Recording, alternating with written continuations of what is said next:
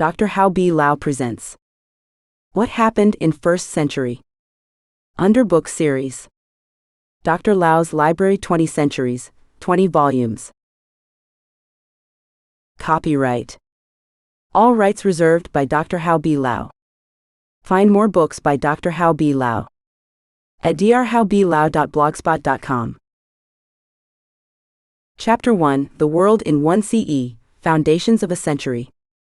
The year 1 CE marked not merely the beginning of a new calendar era, but the dawn of an unprecedented age of imperial stability that would define the ancient world for generations. As the first century opened, two colossal empires dominated the civilized world: the newly consolidated Roman Empire under Augustus in the west, and the established Han Dynasty under Emperor Ping in the east. Between them stretched the Parthian Empire, serving as both buffer and bridge along the emerging Silk Road trade networks. This triumvirate of imperial power created a framework of stability that had been absent from the world for centuries. The Roman Revolution complete, Augustus and the New Order. In the West, the transformation was nothing short of revolutionary. Gaius Octavius, now bearing the title Augustus, the Revered One, had spent the previous 3 decades methodically constructing a new form of government that would endure for half a millennium.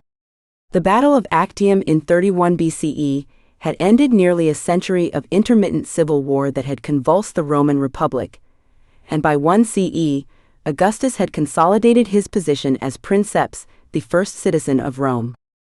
The genius of Augustus lay not in the destruction of republican institutions, but in their careful preservation within a new imperial framework. The Senate continued to meet, consuls were still elected, and the forms of republican government remained intact.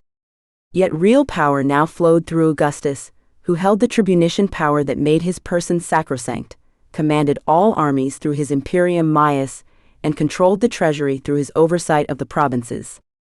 This constitutional settlement, known as the Principate, represented a masterful compromise between republican tradition and imperial necessity. The effects of this new stability were immediately visible throughout the Mediterranean world. After decades of civil war, trade routes that had been disrupted by conflict now flourished under imperial protection.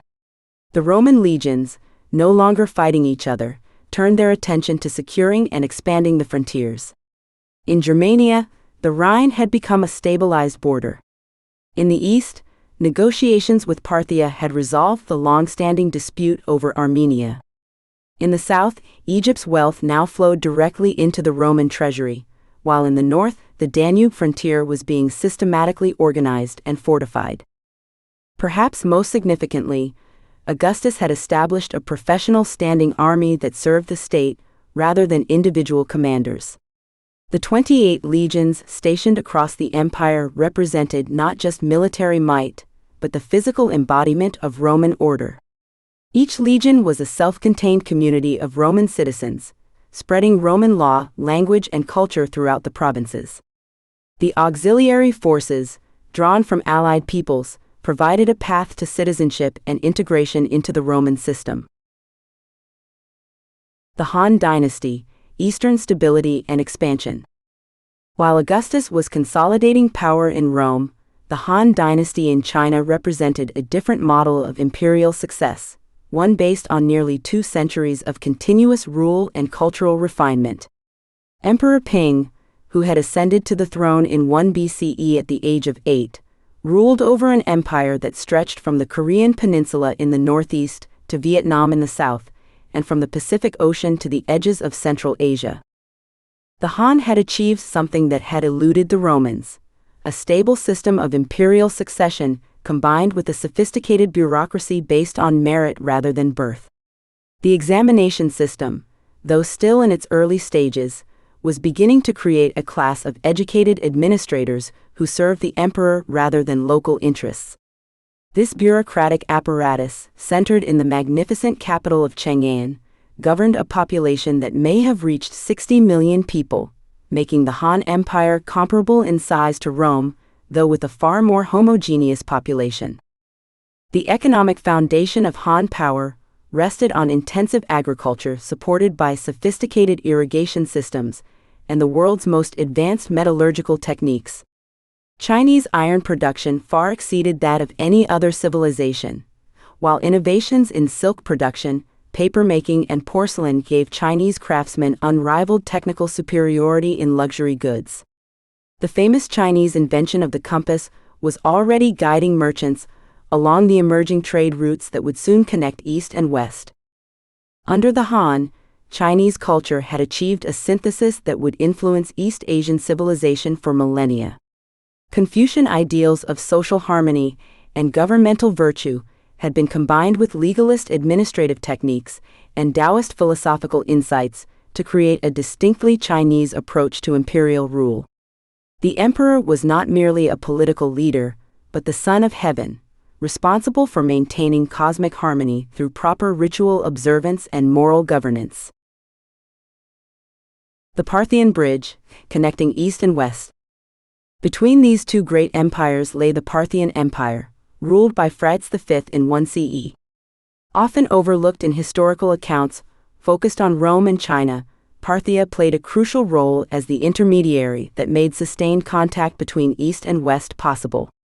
The Parthian Empire controlled the central portions of what would become known as the Silk Road, the network of trade routes that carried not only goods, but ideas, technologies, and diseases across Eurasia.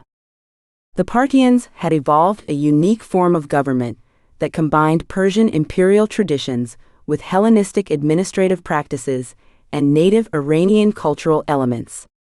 Their military, based on heavily armored cavalry, had proven capable of defeating Roman legions, as demonstrated at the Battle of Carrhae in 53 BCE.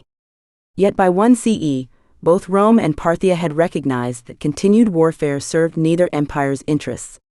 The settlement over Armenia had established a modus vivendi that would generally hold for the next century. Parthian cities like Ctesiphon, Ecbatana, and Merv had become cosmopolitan centers where Roman merchants encountered Chinese silk, Indian spices, and Central Asian horses. The Parthian tolerance for diverse religions and cultures created an environment where Christianity would later spread eastward, Buddhism would encounter Western ideas, and various mystery religions would cross-pollinate across cultural boundaries. Global connections, the emerging world system. By 1 CE, these three empires had created the preconditions for the first truly global trade network in human history. Roman gold and silver flowed eastward in exchange for Chinese silk and Indian spices. Technical innovations spread along these same routes. Chinese inventions like paper and the compass would eventually reach the Mediterranean, while Hellenistic scientific knowledge traveled eastward. The standardization of weights, measures, and currencies within each empire facilitated long-distance trade, while the maintenance of roads and the suppression of piracy made such trade safer than ever before. The demographic implications of this new stability were profound. Urban populations were growing throughout the civilized world as agricultural surpluses freed labor for craft production and trade. Rome itself had become the first city in human history to exceed 1 million inhabitants, while Chang'an rivaled it in size and sophistication. Smaller cities throughout both empires were experiencing unprecedented growth, creating new markets for both local and long-distance trade. Seeds of transformation. Yet even as this new world order consolidated itself, the seeds of profound transformation were already present. In the eastern provinces of the Roman Empire, a small Jewish sect was beginning to spread the teachings of a recently executed teacher named Jesus of Nazareth. Though Christianity remained largely invisible to imperial authorities in 1 CE, its message of universal salvation would prove surprisingly compatible with the cosmopolitan environment of the Roman Empire. In China, the Han Dynasty's very success was creating new challenges. Population growth was straining agricultural resources, while the costs of maintaining the extensive frontier fortifications were mounting.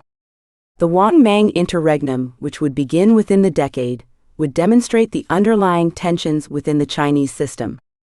Similarly, the Roman Empire's rapid expansion had created its own problems.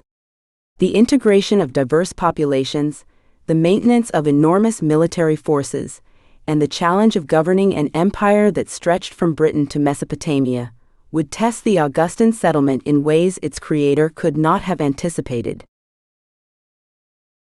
Conclusion: a world poised for change.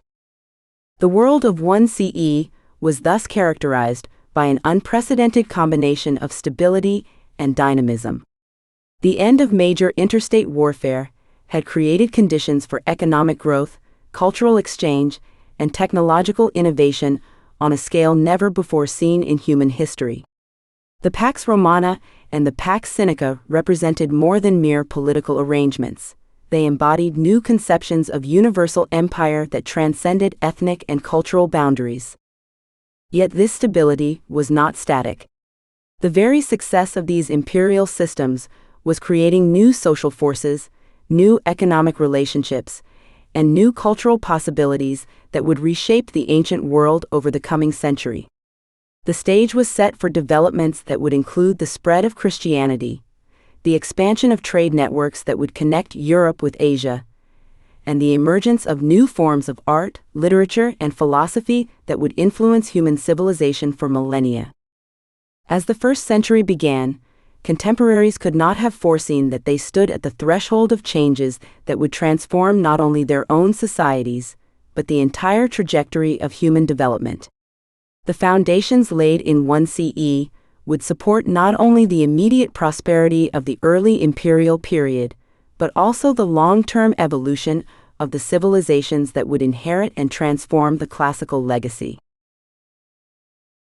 Chapter 2: Master Timeline, Key Events and Transformations, 1–100 CE. The year 1 CE marked not merely the beginning of a new calendar era, but the dawn of an unprecedented age of imperial stability that would define the ancient world for generations. As the first century opened, two colossal empires dominated the civilized world: the newly consolidated Roman Empire under Augustus in the west, and the established Han Dynasty under Emperor Ping in the east. Between them stretched the Parthian Empire, serving as both buffer and bridge along the emerging Silk Road trade networks. This triumvirate of imperial power created a framework of stability that had been absent from the world for centuries. The Roman Revolution complete, Augustus and the New Order. In the West, the transformation was nothing short of revolutionary. Gaius Octavius, now bearing the title Augustus, the Revered One, had spent the previous 3 decades methodically constructing a new form of government that would endure for half a millennium. The Battle of Actium in 31 BCE had ended nearly a century of intermittent civil war that had convulsed the Roman Republic, and by 1 CE, Augustus had consolidated his position as princeps, the first citizen of Rome. The genius of Augustus lay not in the destruction of republican institutions, but in their careful preservation within a new imperial framework. The Senate continued to meet, consuls were still elected, and the forms of republican government remained intact. Yet real power now flowed through Augustus, who held the tribunician power that made his person sacrosanct, commanded all armies through his imperium maius, and controlled the treasury through his oversight of the provinces. This constitutional settlement, known as the Principate, represented a masterful compromise between republican tradition and imperial necessity. The effects of this new stability were immediately visible throughout the Mediterranean world. After decades of civil war, trade routes that had been disrupted by conflict now flourished under imperial protection. The Roman legions, no longer fighting each other, turned their attention to securing and expanding the frontiers. In Germania, the Rhine had become a stabilized border. In the east, negotiations with Parthia had resolved the long-standing dispute over Armenia. In the south, Egypt's wealth now flowed directly into the Roman treasury, while in the north, the Danube frontier was being systematically organized and fortified. Perhaps most significantly, Augustus had established a professional standing army that served the state rather than individual commanders. The 28 legions stationed across the empire represented not just military might, but the physical embodiment of Roman order. Each legion was a self-contained community of Roman citizens, spreading Roman law, language, and culture throughout the provinces. The auxiliary forces, drawn from allied peoples, provided a path to citizenship and integration into the Roman system. The Han Dynasty, Eastern stability and expansion. While Augustus was consolidating power in Rome, the Han Dynasty in China represented a different model of imperial success, one based on nearly 2 centuries of continuous rule and cultural refinement. Emperor Ping, who had ascended to the throne in 1 BCE at the age of 8, ruled over an empire that stretched from the Korean peninsula in the northeast to Vietnam in the south, and from the Pacific Ocean to the edges of Central Asia. The Han had achieved something that had eluded the Romans: a stable system of imperial succession combined with a sophisticated bureaucracy based on merit rather than birth. The examination system, though still in its early stages, was beginning to create a class of educated administrators who served the emperor rather than local interests. This bureaucratic apparatus, centered in the magnificent capital of Chang'an, governed a population that may have reached 60 million people, making the Han Empire comparable in size to Rome, though with a far more homogeneous population. The economic foundation of Han power rested on intensive agriculture supported by sophisticated irrigation systems and the world's most advanced metallurgical techniques. Chinese iron production far exceeded that of any other civilization, while innovations in silk production, papermaking, and porcelain gave Chinese craftsmen unrivaled technical superiority in luxury goods. The famous Chinese invention of the compass was already guiding merchants along the emerging trade routes that would soon connect East and West. Under the Han, Chinese culture had achieved a synthesis that would influence East Asian civilization for millennia. Confucian ideals of social harmony and governmental virtue had been combined with legalist administrative techniques and Taoist philosophical insights to create a distinctly Chinese approach to imperial rule. The emperor was not merely a political leader, but the son of heaven, responsible for maintaining cosmic harmony through proper ritual observance and moral governance. The Parthian Bridge, connecting East and West. Between these two great empires lay the Parthian Empire, ruled by Phraates V in 1 CE. Often overlooked in historical accounts focused on Rome and China, Parthia played a crucial role as the intermediary that made sustained contact between East and West possible. The Parthian Empire controlled the central portions of what would become known as the Silk Road, the network of trade routes that carried not only goods, but ideas, technologies, and diseases across Eurasia. The Parthians had evolved a unique form of government that combined Persian imperial traditions with Hellenistic administrative practices and native Iranian cultural elements. Their military, based on heavily armored cavalry, had proven capable of defeating Roman legions, as demonstrated at the Battle of Carrhae in 53 BCE. Yet by 1 CE, both Rome and Parthia had recognized that continued warfare served neither empire's interests. The settlement over Armenia had established a modus vivendi that would generally hold for the next century. Parthian cities like Ctesiphon, Ecbatana, and Merv had become cosmopolitan centers where Roman merchants encountered Chinese silk, Indian spices, and Central Asian horses. The Parthian tolerance for diverse religions and cultures created an environment where Christianity would later spread eastward, Buddhism would encounter Western ideas, and various mystery religions would cross-pollinate across cultural boundaries. Global connections, the emerging world system. By 1 CE, these three empires had created the preconditions for the first truly global trade network in human history. Roman gold and silver flowed eastward in exchange for Chinese silk and Indian spices. Technical innovations spread along these same routes. Chinese inventions like paper and the compass would eventually reach the Mediterranean, while Hellenistic scientific knowledge traveled eastward.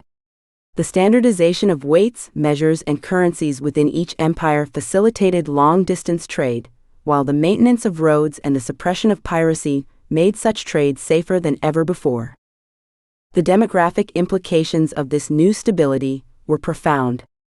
Urban populations were growing throughout the civilized world as agricultural surpluses freed labor for craft production and trade. Rome itself had become the first city in human history to exceed 1 million inhabitants, while Chang'an rivaled it in size and sophistication. Smaller cities throughout both empires were experiencing unprecedented growth, creating new markets for both local and long-distance trade. Seeds of transformation. Yet even as this new world order consolidated itself, the seeds of profound transformation were already present. In the eastern provinces of the Roman Empire, a small Jewish sect was beginning to spread the teachings of a recently executed teacher named Jesus of Nazareth. Though Christianity remained largely invisible to imperial authorities in 1 CE, its message of universal salvation would prove surprisingly compatible with the cosmopolitan environment of the Roman Empire. In China, the Han Dynasty's very success was creating new challenges. Population growth was straining agricultural resources, while the costs of maintaining the extensive frontier fortifications were mounting. The Wang-Mang interregnum, which would begin within the decade, would demonstrate the underlying tensions within the Chinese system. Similarly, the Roman Empire's rapid expansion had created its own problems. The integration of diverse populations, the maintenance of enormous military forces, and the challenge of governing an empire that stretched from Britain to Mesopotamia would test the Augustan settlement in ways its creator could not have anticipated. Conclusion: a world poised for change. The world of 1 CE was thus characterized by an unprecedented combination of stability and dynamism. The end of major interstate warfare had created conditions for economic growth, cultural exchange, and technological innovation on a scale never before seen in human history. The Pax Romana and the Pax Sinica represented more than mere political arrangements. They embodied new conceptions of universal empire that transcended ethnic and cultural boundaries. Yet this stability was not static. The very success of these imperial systems was creating new social forces, new economic relationships, and new cultural possibilities that would reshape the ancient world over the coming century. The stage was set for developments that would include the spread of Christianity, the expansion of trade networks that would connect Europe with Asia, and the emergence of new forms of art, literature, and philosophy that would influence human civilization for millennia. As the first century began, contemporaries could not have foreseen that they stood at the threshold of changes that would transform not only their own societies, but the entire trajectory of human development.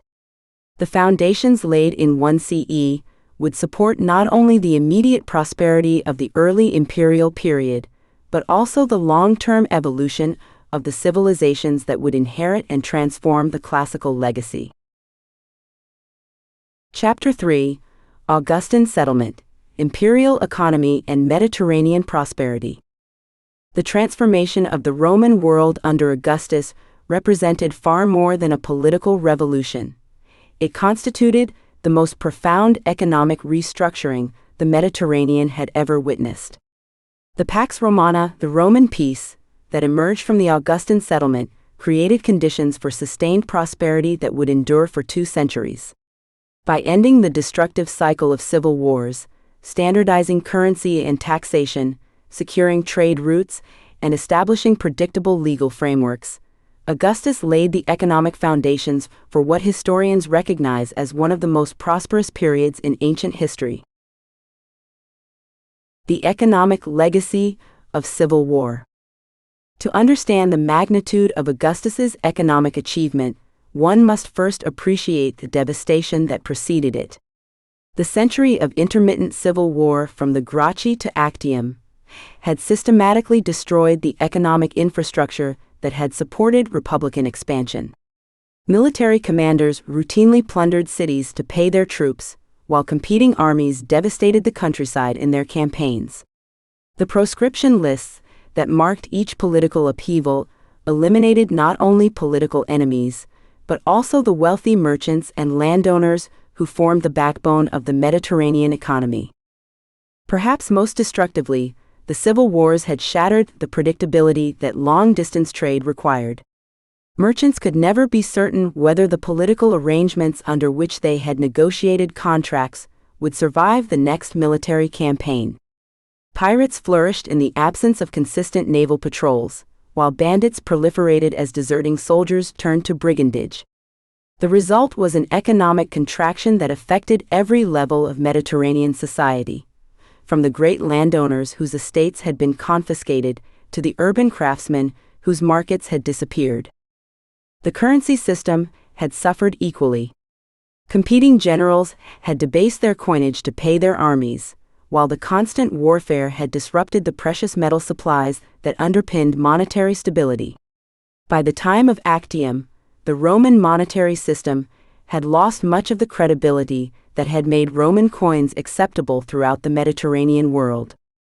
This monetary chaos compounded the broader economic crisis by making long-term planning virtually impossible. The Augustan Economic Revolution. Augustus's economic policies addressed each of these fundamental problems with systematic thoroughness. The cornerstone of his approach was the recognition that political stability and economic prosperity were inseparable. By ending civil war and establishing a predictable succession system, Augustus created the basic preconditions for economic recovery. However, his achievement went far beyond merely restoring peace. He constructed entirely new economic institutions that would support sustained growth for centuries. The monetary reforms implemented by Augustus rank among the most successful currency stabilizations in ancient history. The establishment of the imperial mint system created standardized coinage that was accepted from Britain to Mesopotamia. The gold aureus, silver denarius, and bronze sestertius became the foundation of a monetary system whose stability would not be seriously challenged until the 3rd century crisis. This standardization eliminated the confusion of competing currencies that had plagued the late Republic, while providing merchants with reliable media of exchange for long-distance transactions. Equally important was Augustus's systematic approach to taxation and public finance. The establishment of the military treasury, aerarium militare, in 6 CE created a dedicated fund for veteran pensions, eliminating one of the primary sources of political instability during the Republic. The reorganization of provincial taxation, with its emphasis on predictable assessments rather than arbitrary exactions, provided both the imperial government and provincial populations with the certainty necessary for long-term economic planning. The census system that Augustus refined became the foundation for rational tax policy throughout the empire. By conducting regular population and property assessments, the imperial administration could adjust tax burdens to reflect actual economic capacity while ensuring adequate revenue for imperial administration. This systematic approach contrasted sharply with the haphazard fiscal policies of the late Republic and provided the stable revenue base that enabled sustained imperial expansion and urban development. Infrastructure and economic integration. Perhaps no aspect of the Augustan settlement had more profound economic consequences than the massive infrastructure investments that accompanied the establishment of the Principate. The construction and maintenance of roads, harbors, aqueducts, and public buildings created both immediate employment opportunities and long-term foundations for economic growth. The famous boast that Augustus found Rome brick and left it marble reflected not mere vanity, but a systematic program of urban development that established Rome as the economic as well as political center of the Mediterranean world. The road system that reached its mature form under Augustus represented the ancient world's most sophisticated transportation network. By connecting every major city in the empire with reliable all-weather routes, these roads reduced transportation costs and travel times to levels that would not be matched again until the modern era. The economic significance of this achievement cannot be overstated. Reduced transportation costs made possible the long-distance trade in bulk commodities that supported urban populations throughout the empire. The development of harbors and maritime infrastructure proved equally transformative. The construction of new ports at Ostia, Caesarea, and numerous other locations, combined with systematic anti-piracy operations, made Mediterranean shipping safer and more efficient than ever before. The elimination of piracy, one of Augustus's most underappreciated achievements, removed a major cost from maritime trade while enabling the development of regular shipping schedules that connected distant markets. The aqueduct systems that supplied Roman cities represented perhaps the most capital-intensive infrastructure projects in ancient history. The 11 aqueducts that supplied Rome alone required engineering expertise and financial resources that only an imperial government could mobilize.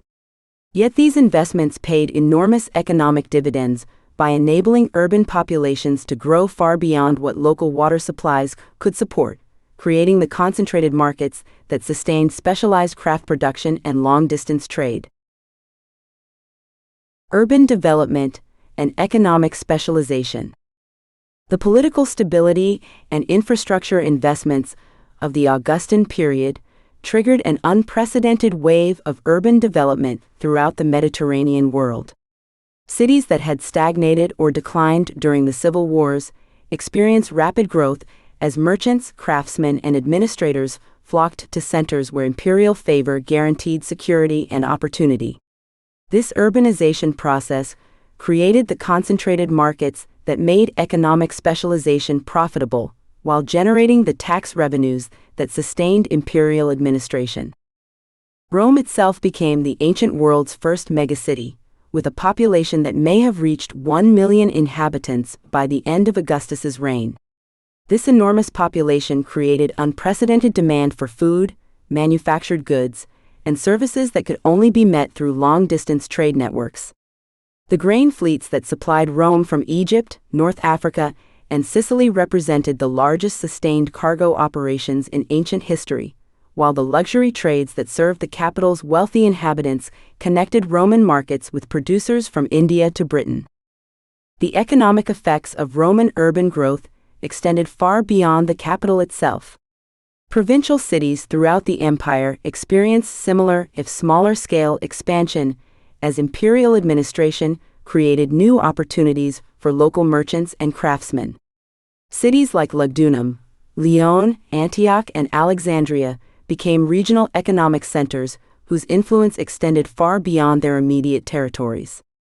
This urban network created the integrated market system that enabled regional specialization and long-distance trade on an unprecedented scale. The development of specialized manufacturing centers represented one of the most significant economic innovations of the Augustan period. The pottery workshops of Gaul, the metalworking centers of Spain, and the textile industries of Asia Minor emerged as suppliers to markets throughout the empire. This specialization, made possible by the transportation networks and monetary stability that Augustus had created, generated efficiencies of scale that reduced costs while improving quality. Trade networks and economic integration. The Augustan Settlement created the preconditions for the most extensive trade networks the ancient world had ever seen. The elimination of internal tariffs within the empire, combined with standardized weights, measures, and currencies, reduced transaction costs to levels that made long-distance commerce profitable even in relatively low-value goods. The result was an integrated Mediterranean economy that connected producers and consumers across vast distances while generating unprecedented levels of prosperity. The luxury trades that connected the Roman Empire with distant Asia represented the most visible aspect of this commercial expansion. Roman gold and silver flowed eastward along the Silk Road in exchange for Chinese silk, Indian spices, and Central Asian horses. Roman merchants established permanent colonies in Indian ports, while Chinese goods became common in the markets of Rome and other major cities. This transcontinental trade required the kind of political stability and monetary predictability that only the Augustan settlement had achieved. More significant in terms of total economic impact was the expansion of trade in bulk commodities. The grain fleets that supplied Rome represented only the most visible aspect of a trading system that moved enormous quantities of basic goods throughout the empire. Spanish silver, Gallic textiles, German amber, and British metals flowed through trade networks that connected every province with distant markets. This bulk trade created the prosperity that sustained urban populations while generating the tax revenues that financed imperial administration. The development of banking and credit systems represented another crucial innovation of the Augustan period. The political stability that Augustus had established enabled Roman bankers to develop sophisticated credit instruments that facilitated long-distance trade. Letters of credit issued in Rome were honored in Alexandria, while Syrian merchants could secure financing for trading ventures that extended to India and beyond. This financial infrastructure reduced the risks and costs of long-distance commerce while enabling larger and more complex trading operations. Agricultural revolution and rural prosperity. While the urban and commercial aspects of Augustan prosperity receive the most attention from historians, the agricultural foundations of this economic expansion were equally significant. The establishment of veteran colonies throughout the empire introduced Roman agricultural techniques to regions that had previously relied on less intensive farming methods. The result was increased agricultural productivity that supported larger populations while generating surpluses for urban markets. The development of villa agriculture represented one of the most important innovations of the Augustan period. These large estates, worked by slave labor and managed according to scientific principles, achieved levels of productivity that supported both their owners' wealth and the urban populations that consumed their products. The agricultural treatises of Columella and other writers codified farming techniques that maximized yields while minimizing costs, creating the knowledge base that sustained rural prosperity throughout the early empire.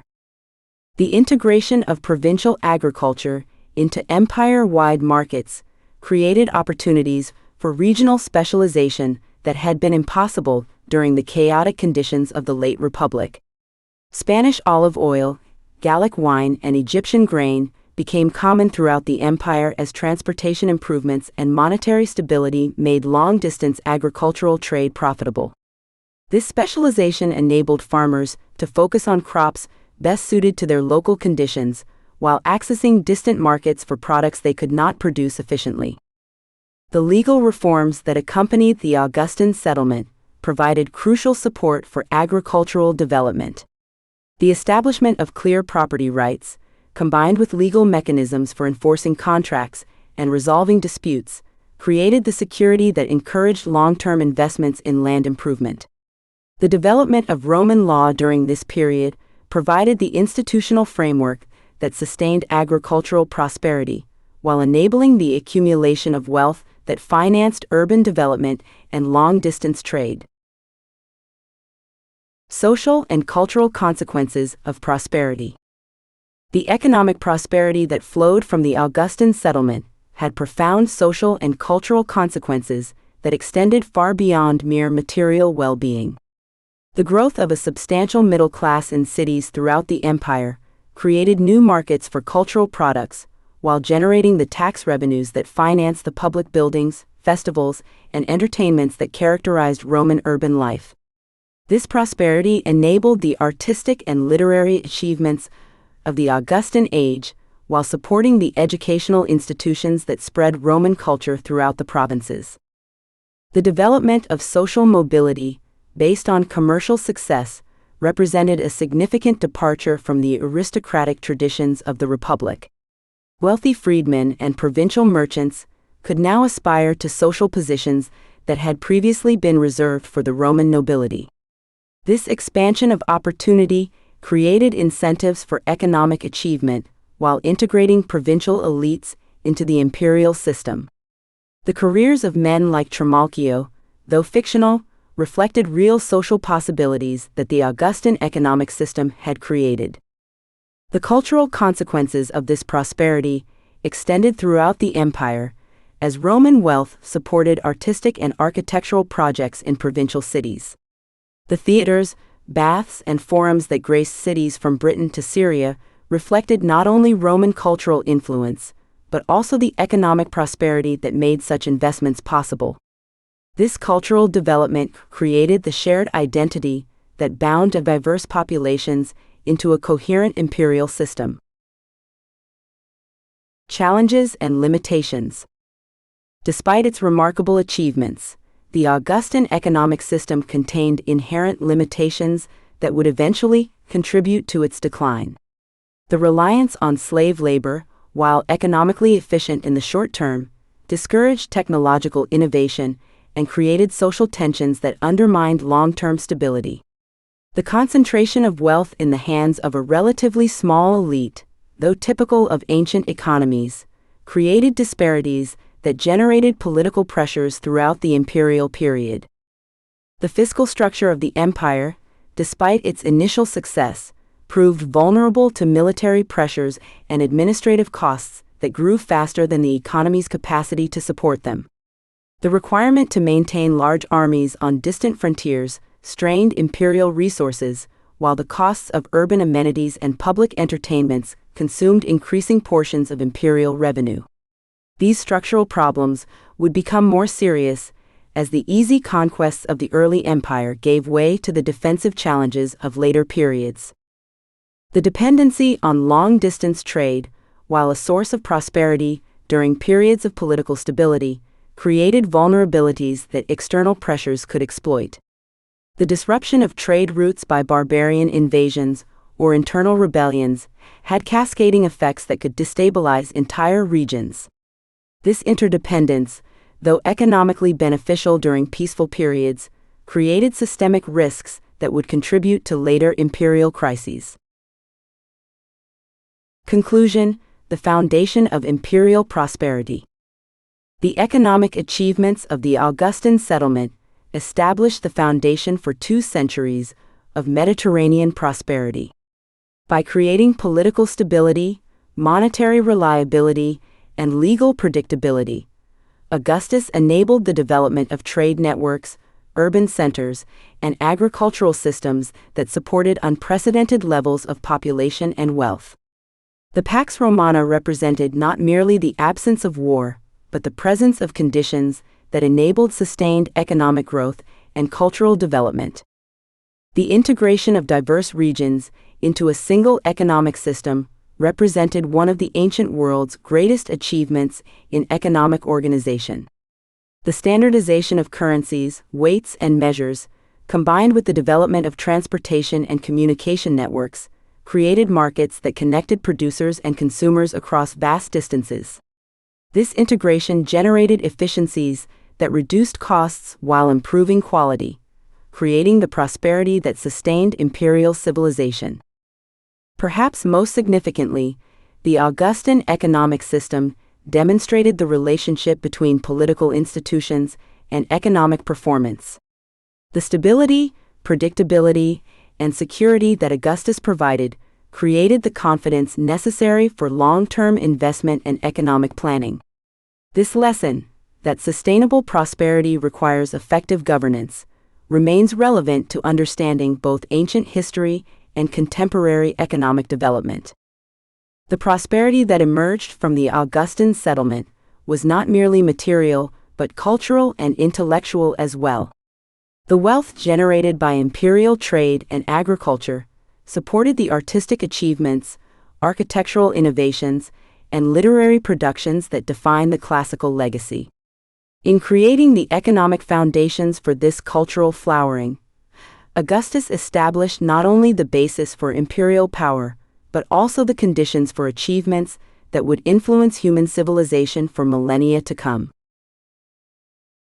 Chapter 4: Han Empire Consolidation, Chinese Expansion and Administrative Innovation. While Augustus was establishing the Pax Romana in the Mediterranean, an equally remarkable imperial consolidation was occurring in East Asia under the Han Dynasty. The Chinese Empire that emerged from the Wang-Mang interregnum in 23 CE represented a different but parallel model of imperial success, one built on sophisticated bureaucratic administration, state economic control, and systematic expansion into Central Asia. The restoration of the Han under Emperor Guangwu and his successors created conditions for Chinese prosperity and territorial expansion that would influence East Asian civilization for centuries to come. The Han achievement was in many ways more remarkable than its Roman counterpart. Where Rome had unified a culturally diverse Mediterranean world through military conquest and political accommodation, China had created a unified empire from what had been a collection of warring kingdoms, imposing not only political unity, but cultural and linguistic standardization across vast territories.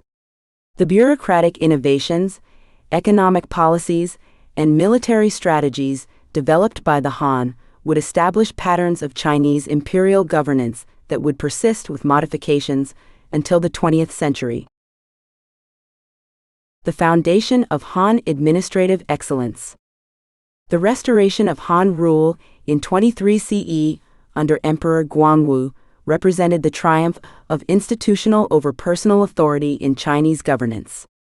Unlike the Roman Empire, where imperial power depended heavily on the personal charisma and military support of individual emperors, the Han system had evolved mechanisms for maintaining governmental continuity even during periods of dynastic weakness.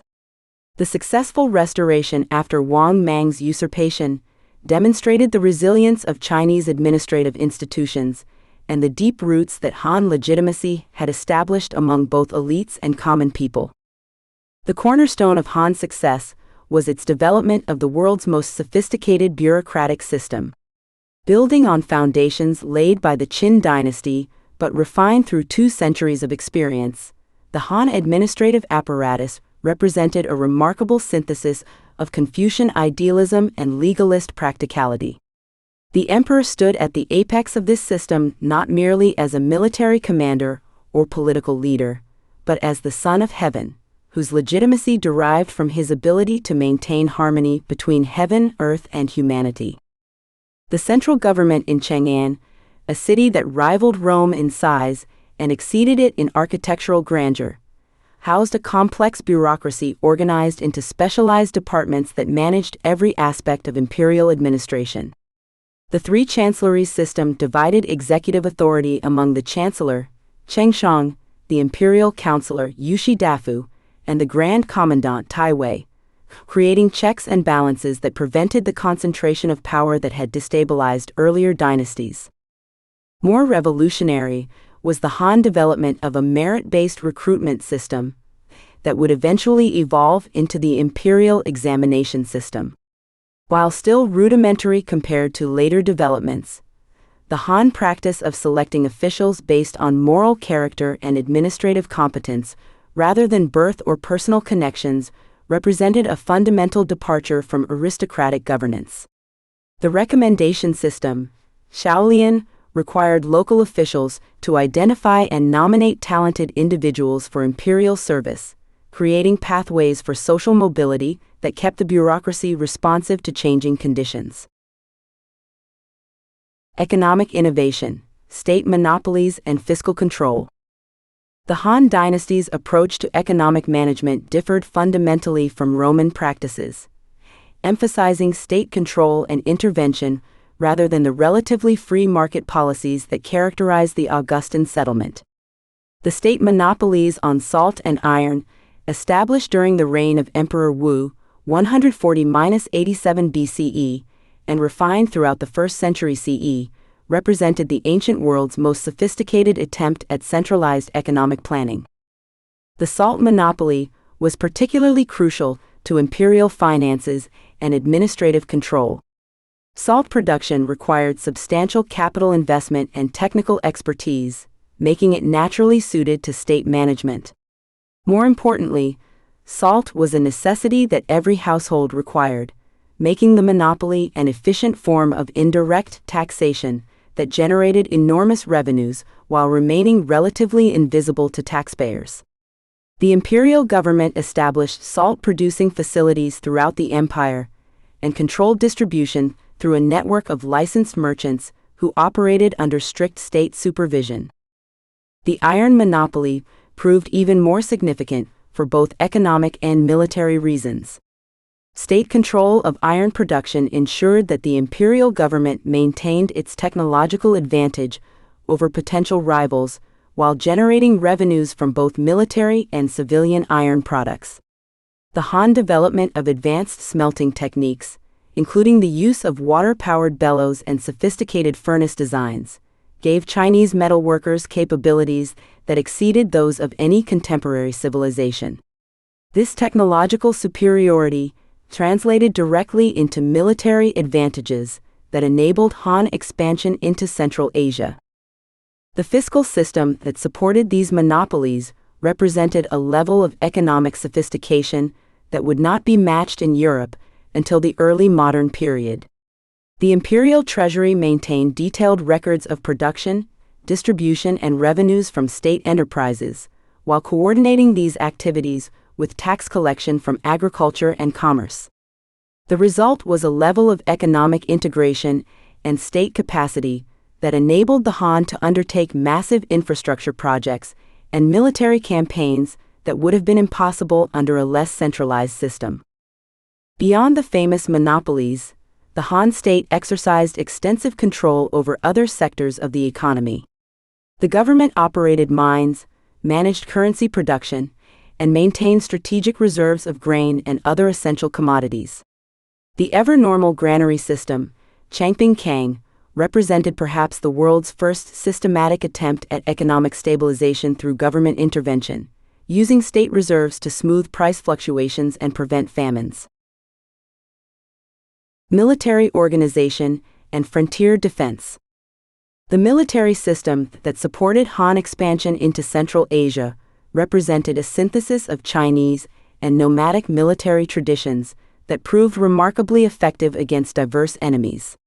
Unlike the Roman legions, which were organized as heavy infantry forces designed for set-piece battles, the Han military emphasized mobility and adaptability, incorporating extensive cavalry forces and specialized units trained for specific types of warfare. The core of the Han military remained the conscript infantry, drawn from the farming population and trained in both agricultural and military duties. These soldiers served in rotating units that maintained agricultural production while providing a trained reserve for military campaigns.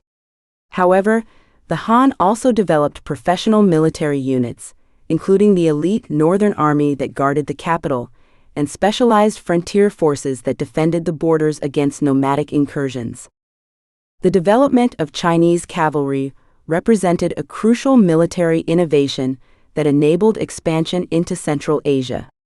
Learning from their nomadic enemies, the Han developed heavy cavalry units equipped with iron armor and weapons that could match the mobility of steppe warriors, while maintaining the discipline and organization that gave Chinese forces their advantages.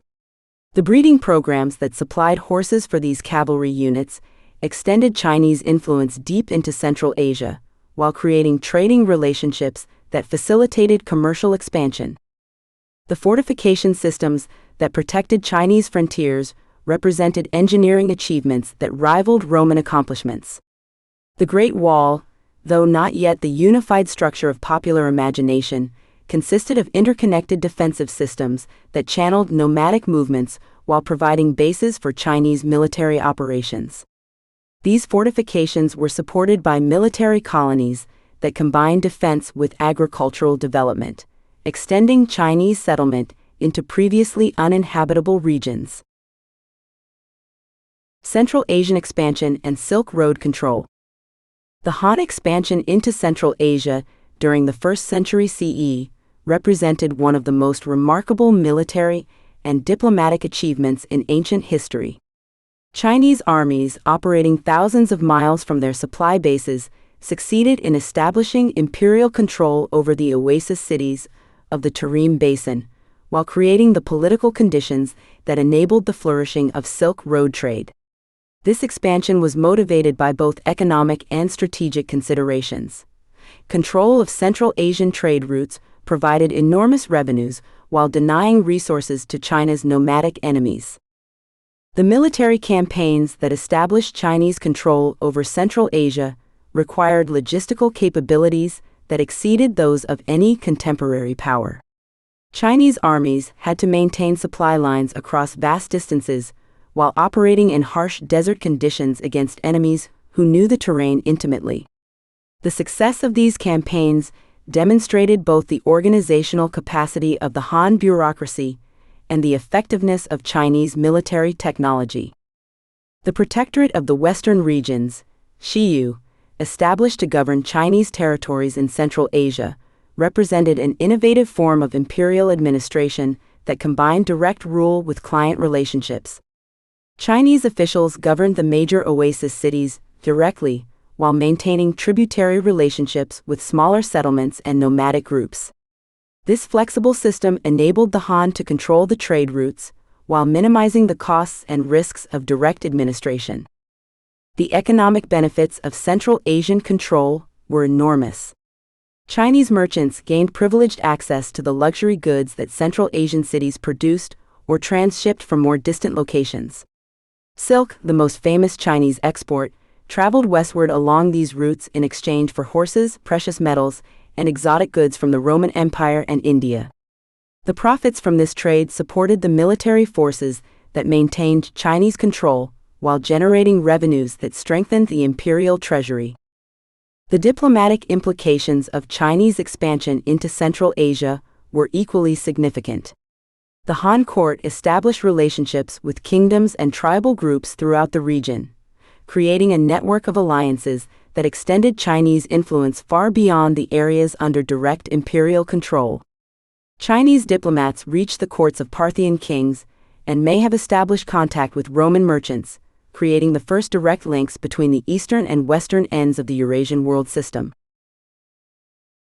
Technological innovation and cultural development.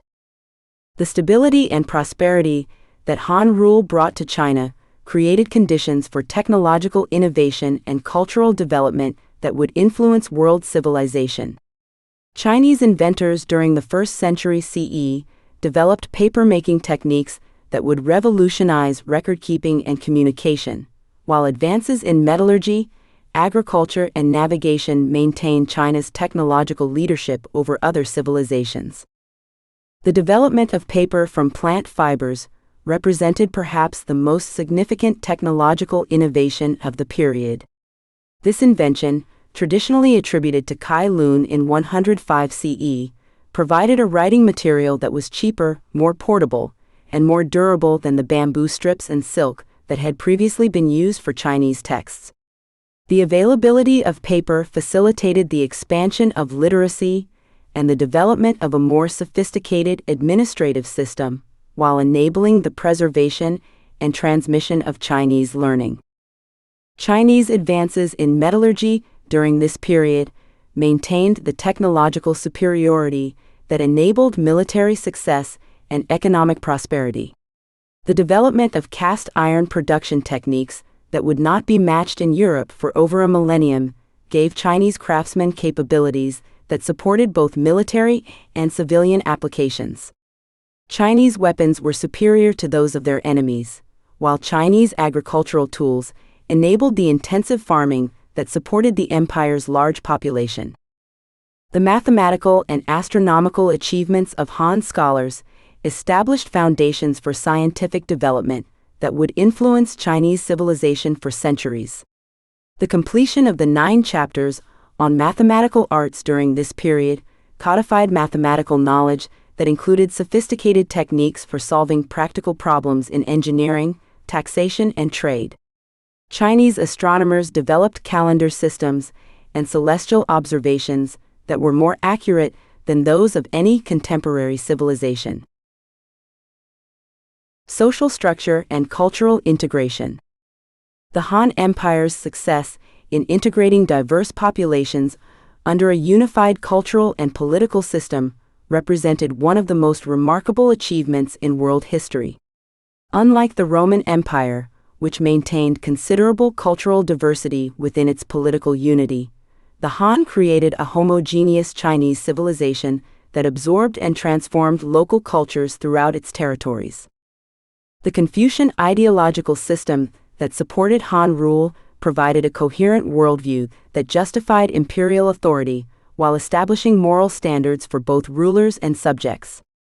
The concept of the mandate of heaven created a theoretical framework for legitimate government that could accommodate dynastic changes while maintaining institutional continuity. This ideological sophistication gave the Han system a resilience and adaptability that enabled it to survive crises that might have destroyed less coherent imperial systems. The social hierarchy that supported Han rule was more complex and fluid than the aristocratic systems that characterized other ancient civilizations. While social mobility was limited by contemporary standards, the bureaucratic system created opportunities for advancement based on merit and education rather than birth alone. This meritocratic element kept the system responsive to talent while creating incentives for cultural assimilation and political loyalty. The development of Chinese writing as a unifying force throughout the empire represented a crucial cultural innovation. Unlike alphabetic writing systems that closely reflect spoken languages, Chinese characters could be read by speakers of different dialects and languages, creating a shared literate culture that transcended local variations. This writing system became a vehicle for spreading Chinese values and administrative practices throughout the empire, while enabling communication across vast distances. Challenges and adaptations. Despite its remarkable achievements, the Han system faced significant challenges that required constant adaptation and innovation. The costs of maintaining frontier defenses and Central Asian territories strained imperial resources, while population growth created pressures on agricultural resources that threatened social stability. The court politics that surrounded imperial succession created periodic crises that tested the system's resilience. The relationship between the imperial court and local elites represented a constant challenge for Han administrators. While the bureaucratic system created mechanisms for integrating talented individuals into imperial service, powerful local families could still challenge central authority when imperial control weakened. The balance between centralization and local autonomy required constant adjustment as conditions changed throughout the empire. The economic costs of empire represented perhaps the most serious long-term challenge to Han stability. The military forces needed to defend the frontiers and control Central Asia consumed enormous resources, while the bureaucratic apparatus required to administer the empire generated significant costs. The state monopolies and taxation system provided substantial revenues, but the costs of empire grew as territories expanded and administrative needs became more complex. Conclusion: the Han model of imperial success. The Han Dynasty's achievements during the 1st century CE established a model of imperial governance that would influence Chinese civilization for 2 millennia. The combination of bureaucratic efficiency, economic control, and military effectiveness that characterized Han rule created conditions for prosperity and cultural development that rivaled anything achieved in the ancient world. The expansion into Central Asia and control of Silk Road trade routes established China as a major player in the emerging world economy, while demonstrating the effectiveness of Chinese military and administrative systems. The Han synthesis of Confucian idealism and legalist practicality created an approach to imperial governance that balanced moral authority with administrative efficiency. This system proved more durable than the Roman model, surviving not only the immediate challenges of the 1st century, but also the longer-term pressures that would eventually fragment the Roman Empire. The bureaucratic traditions, economic policies, and cultural patterns established during the Han period would continue to influence Chinese civilization long after the dynasty itself had disappeared. Perhaps most significantly, the Han Empire demonstrated an alternative model of imperial success that differed fundamentally from Roman approaches while achieving comparable results. Where Rome unified diverse peoples through military conquest and cultural accommodation, China created unity through bureaucratic integration and cultural assimilation. Where Rome relied on relatively free markets and private enterprise, China emphasized state control and economic planning. These different approaches achieved similar outcomes: political stability, economic prosperity, and cultural achievement that established the foundations for lasting civilization. The parallel development of Roman and Chinese imperial systems during the 1st century CE created the stable framework that enabled the first truly global trade networks, while establishing the political and cultural foundations that would influence world history for centuries to come. The Han achievement in China was no less remarkable than Augustus's transformation of Rome. And together these imperial systems created the conditions for an unprecedented period of human prosperity and cultural development. Chapter 5: Imperial Roads, Roman Infrastructure and Global Trade Integration. The Roman road network represented the ancient world's most ambitious infrastructure project and the physical embodiment of imperial unity.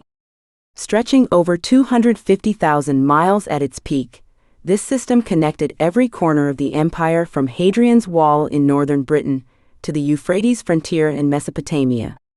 While conceived primarily for military and administrative purposes, the roads became the skeleton upon which the imperial economy developed, facilitating trade integration on a scale not seen again until the modern era. The famous saying that all roads lead to Rome reflected not merely the centralized nature of Roman power, but the economic reality that these engineered highways had created the world's first truly integrated continental market. Strategic origins, military necessity and administrative control. The Roman road system emerged from the practical requirements of imperial conquest and governance rather than any grand vision of economic integration. From the earliest days of Roman expansion, military commanders had recognized that rapid troop movement was essential for maintaining control over conquered territories. The Via Appia, begun in 312 BCE, established the template for Roman road construction, engineered highways that prioritized durability and all-weather accessibility over economy of construction. The military logic of Roman road building was straightforward and ruthless in its efficiency.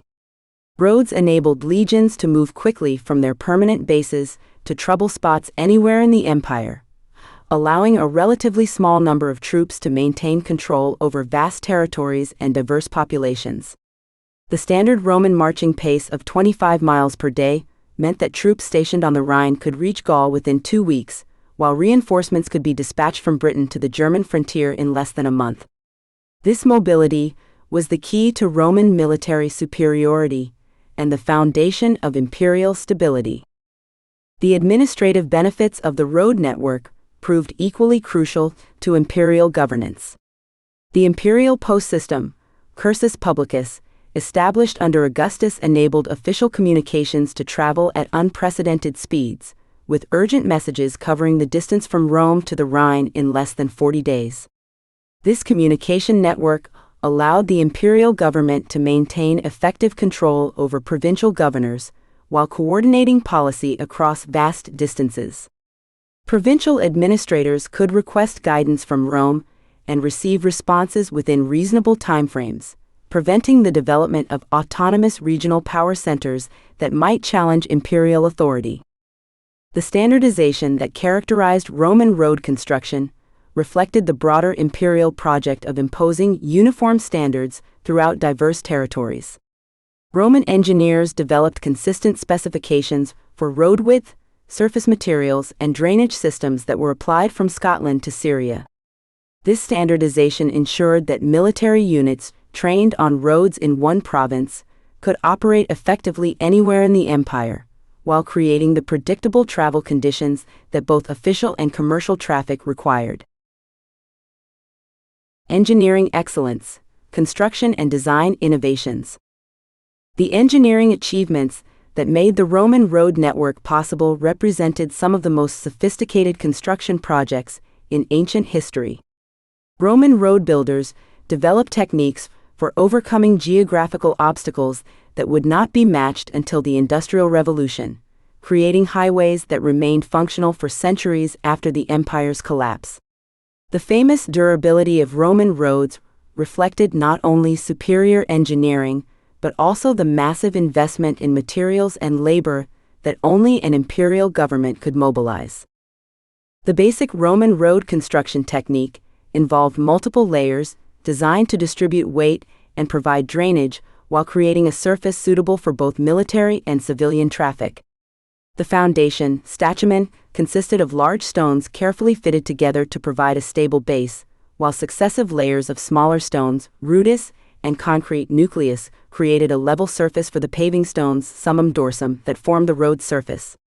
This multi-layer construction, though expensive, created roads that could support heavy military equipment while remaining functional in all weather conditions.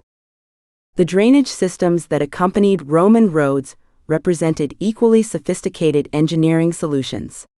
Roman engineers understood that water was the primary enemy of road construction, developing comprehensive systems of ditches, culverts, and camber that channeled water away from road surfaces. The slight crown that characterized Roman roads ensured that rainwater flowed to the edges, while strategically placed drainage ditches carried excess water away from the roadbed. These systems required ongoing maintenance, but enabled Roman roads to function effectively in climates ranging from the deserts of North Africa to the rain-soaked hills of Britain. Bridge construction represented perhaps the most impressive aspect of Roman road engineering.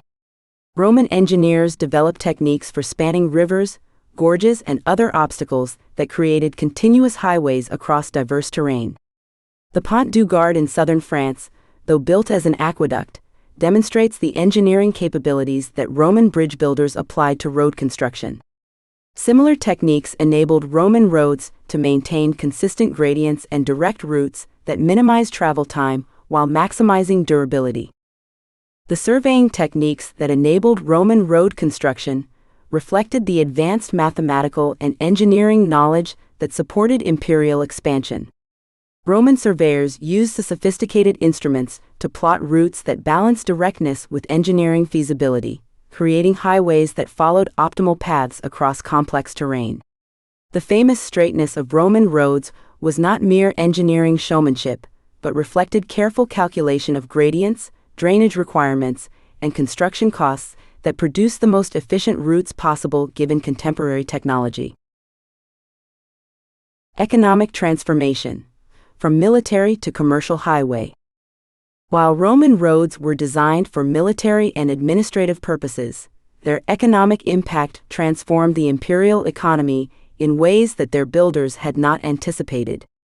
The reduced transportation costs and increased security that Roman roads provided made possible the long-distance trade in bulk commodities that supported urban populations throughout the empire.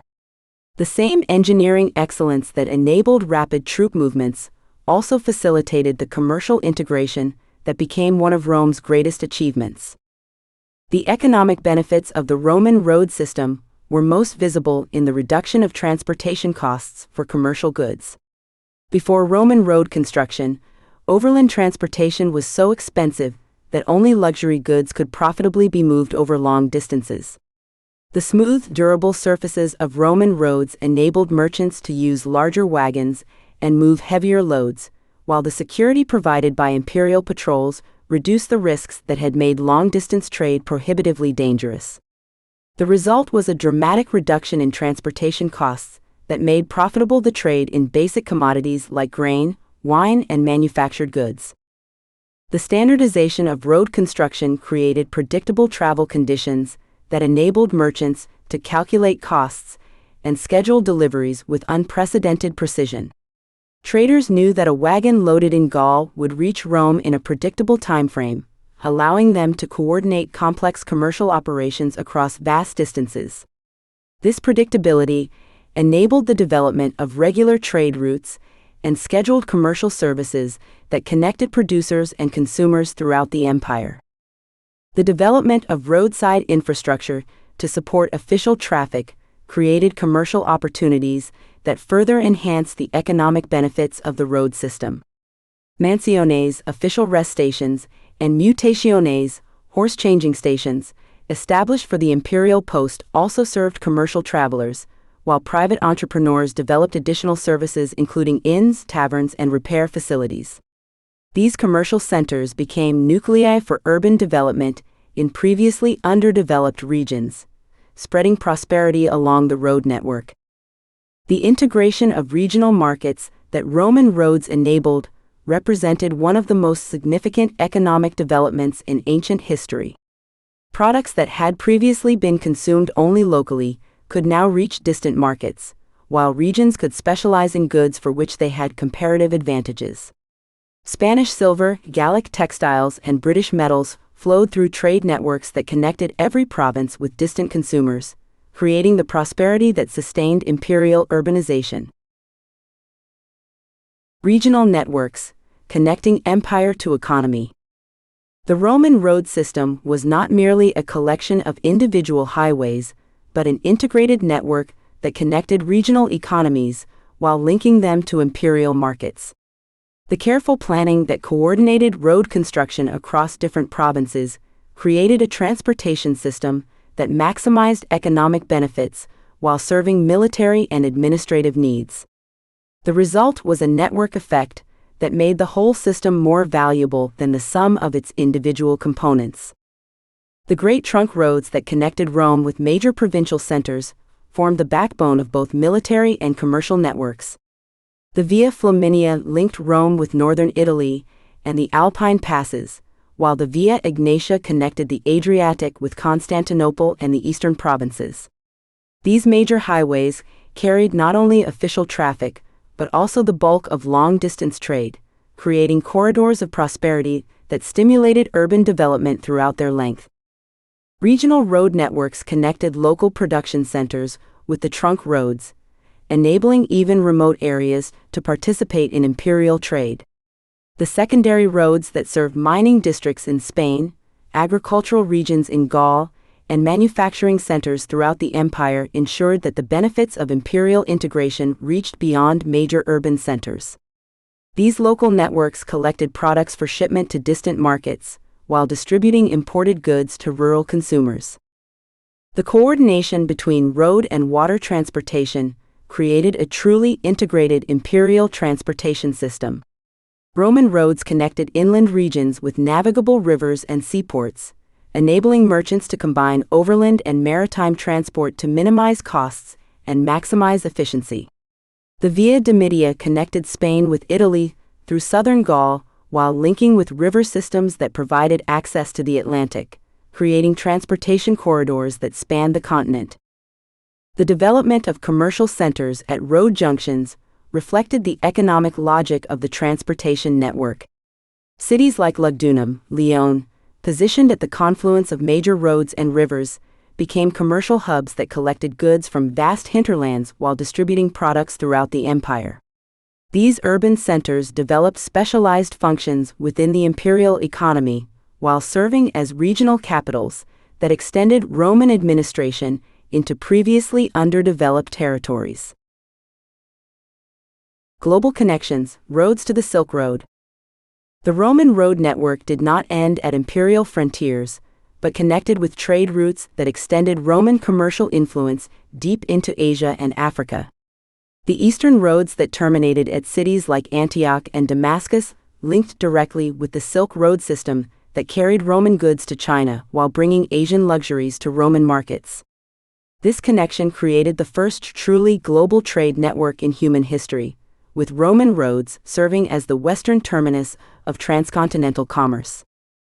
The Black Sea roads that connected the Danube frontier with Caucasian passes enabled Roman merchants to bypass Parthian intermediaries in their trade with Central Asia and India. These northern routes carried not only commercial goods, but also diplomatic communications that connected Rome with distant kingdoms and tribal confederations. The political relationships that developed along these trade routes extended Roman influence far beyond the areas under direct imperial control. The African roads that extended Roman control into the Sahara created connections with trans-Saharan trade routes that brought sub-Saharan gold and exotic goods to Mediterranean markets.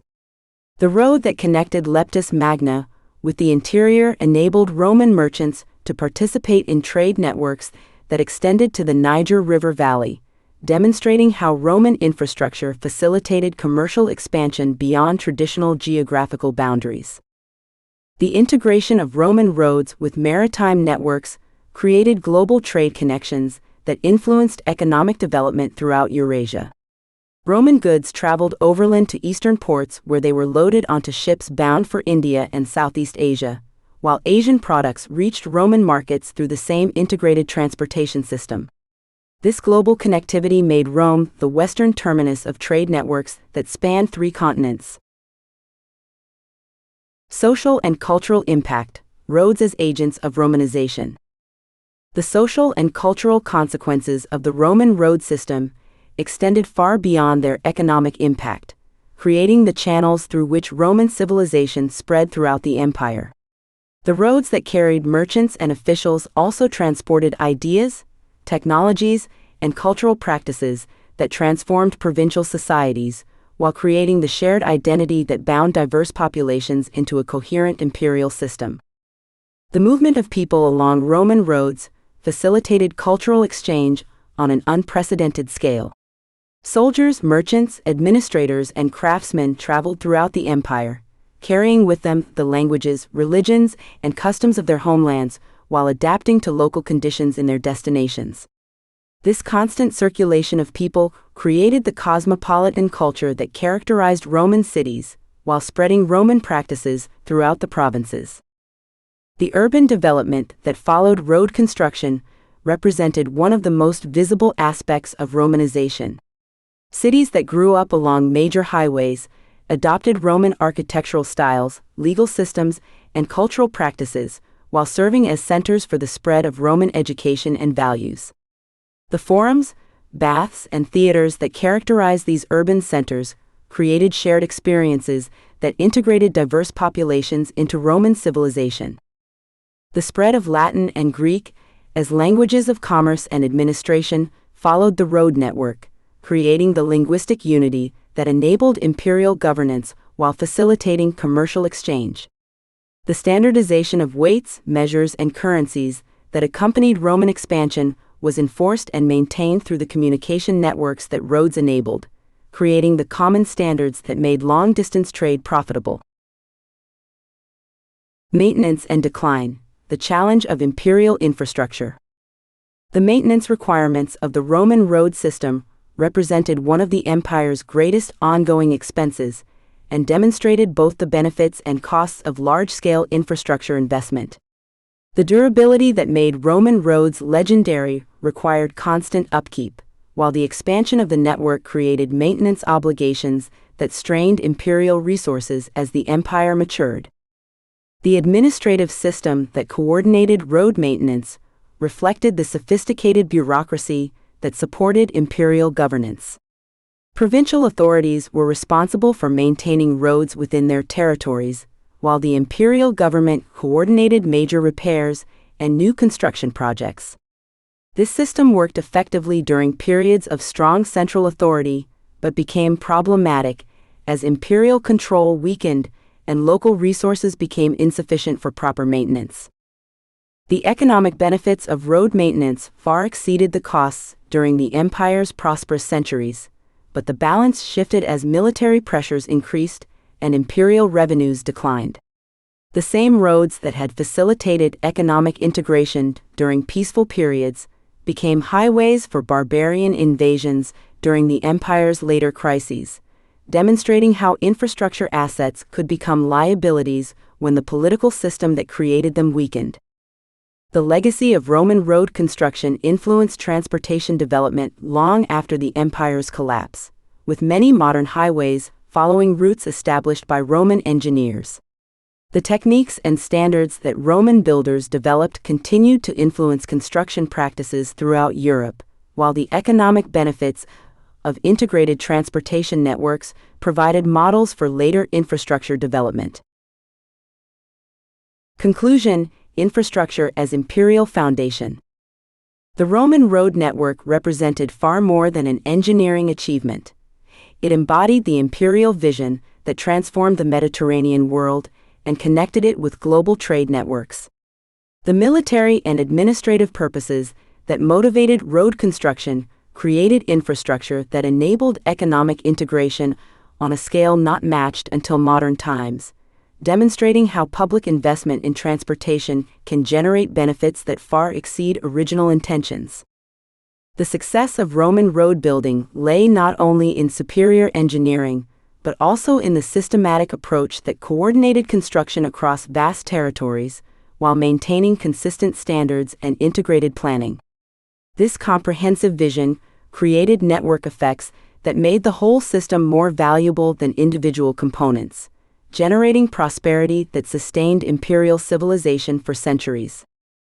Perhaps most significantly, the Roman road system demonstrated the relationship between infrastructure investment and economic development that remains relevant to contemporary policy discussions. The massive upfront costs of Roman road construction generated centuries of economic benefits, while creating the physical foundations for cultural and political integration. The roads that began as military highways became the arteries of an imperial economy that connected 3 continents while spreading the civilization that created them.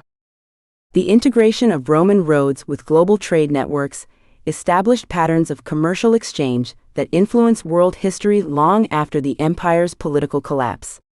The same routes that carried Roman legions to distant frontiers also brought Chinese silk, Indian spices, and African gold to European markets, creating the economic connections that would eventually evolve into the modern world system. In building roads to serve their immediate military and administrative needs, the Romans had inadvertently created the infrastructure for the first global economy. Chapter 6: Germanic Frontier, Tribal Confederation and Roman Settlement. The formation of the Roman frontier in northern Europe represented one of the most consequential strategic decisions in ancient history, establishing boundaries that would influence European development for over 4 centuries. The Rhine and Danube rivers became not merely geographical features, but civilizational fault lines that separated the ordered world of Roman provinces from the tribal societies of Germania. This frontier emerged not from rational planning, but from the traumatic encounter between Roman expansionism and Germanic resistance, culminating in the catastrophic defeat at the Teutoburg Forest in 9 CE that fundamentally altered imperial strategy and European history. The Germanic frontier differed fundamentally from Rome's other boundaries. Unlike the desert frontiers of Africa or the diplomatic frontiers with Parthia, the Germanic border faced societies that were neither too weak to resist Roman expansion nor sufficiently organized to negotiate as equals. The result was a dynamic, often violent relationship that combined trade and diplomacy with persistent military tension, creating the conditions for cultural exchange alongside intermittent warfare that would ultimately transform both Roman and Germanic civilizations. Early encounters: Caesar and the Germanic tribes. Roman awareness of Germanic peoples began with Julius Caesar's Gallic campaigns, which brought Roman armies into direct contact with tribes living east of the Rhine. Caesar's account in his Commentary de Bello Gallico provided the first systematic Roman description of Germanic society, portraying the tribes as fierce warriors living in primitive conditions but possessing military capabilities that demanded Roman respect. This initial encounter established patterns of Roman-Germanic interaction that would persist for centuries, a mixture of fascination and contempt, attraction and fear. Caesar's expeditions across the Rhine in 55 and 53 BCE were deliberately symbolic demonstrations of Roman power rather than serious attempts at conquest.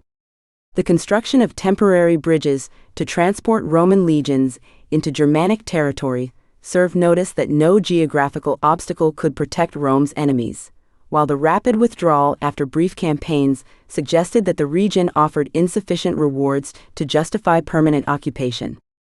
This early Roman strategy treated the Rhine as a convenient boundary rather than an absolute barrier, establishing the principle of Roman dominance while avoiding the costs of permanent occupation. The Germanic response to these initial Roman contacts revealed both the military potential and political fragmentation that would characterize tribal society throughout the imperial period. Individual tribes proved capable of fierce resistance to Roman incursions, while the absence of centralized political authority prevented the formation of sustained coalitions that could challenge Roman power systematically. This fragmentation encouraged Roman confidence in their ability to manage Germanic peoples through divide-and-rule tactics that had proven successful elsewhere. The economic relationships that developed alongside military contacts created mutual dependencies that complicated simple narratives of Roman barbarian hostility. Germanic tribes developed appetites for Roman luxury goods, weapons, and wine, while Roman merchants discovered markets for their products in tribal territories. The archaeological evidence of Roman goods in Germanic settlements demonstrates the extent of these commercial relationships, which created influential pro-Roman factions within tribal societies, while generating Roman economic interests in maintaining peaceful relations. Augustus and the Germanic offensive.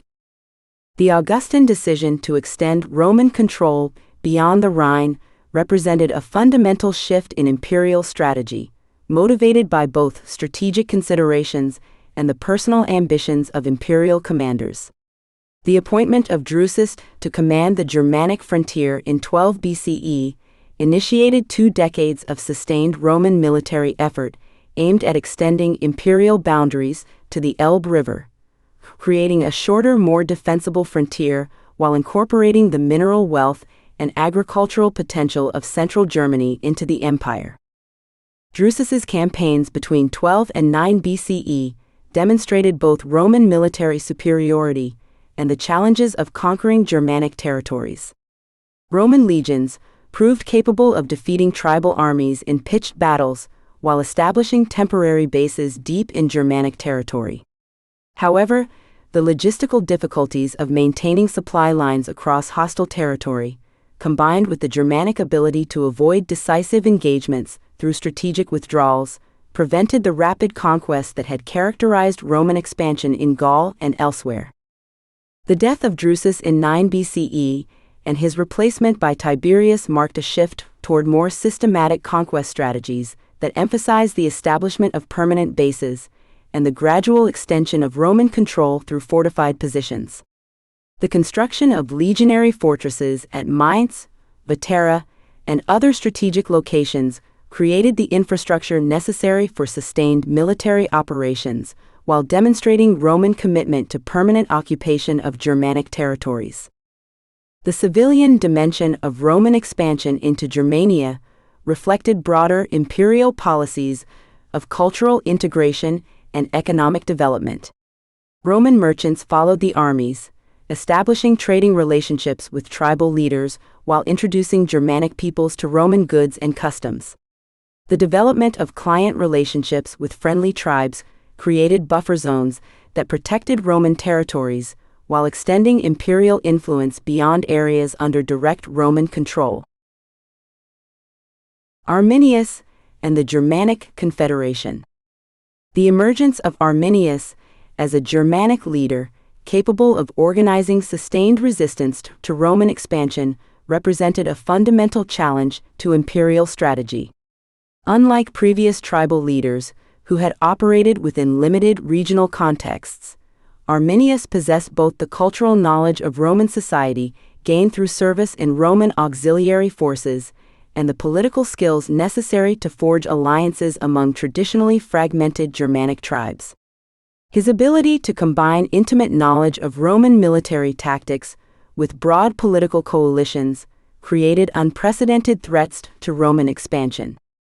Arminius's background as a Roman auxiliary commander provided crucial insights into Roman military organization and tactics that enabled him to devise effective counter-strategies. His service under Roman command had taught him how Roman armies operated, how they established camps, and how they coordinated complex military operations. This knowledge, combined with his understanding of Germanic terrain and tribal capabilities, enabled him to plan military operations that exploited Roman weaknesses while maximizing Germanic advantages. The political achievement of creating a coalition among Cherusci, Marsi, Chatti, and other traditionally hostile tribes represented perhaps Arminius's greatest accomplishment. Germanic society's emphasis on tribal autonomy and warrior culture made sustained cooperation extremely difficult, while personal rivalries and traditional enmities created obstacles to political unity. Arminius's success in overcoming these divisions, even temporarily, demonstrated exceptional diplomatic skills while creating military capabilities that could challenge Roman power. The economic dimensions of Germanic resistance reflected the broader social tensions that Roman expansion had created within tribal societies. The influx of Roman goods and the development of client relationships with Roman authorities had enriched some tribal leaders while undermining traditional social structures. Arminius's coalition drew much of its support from segments of Germanic society that felt threatened by Roman cultural and economic penetration, creating a resistance movement that combined military opposition with cultural preservation. The Teutoburg Forest, Catastrophe and Transformation.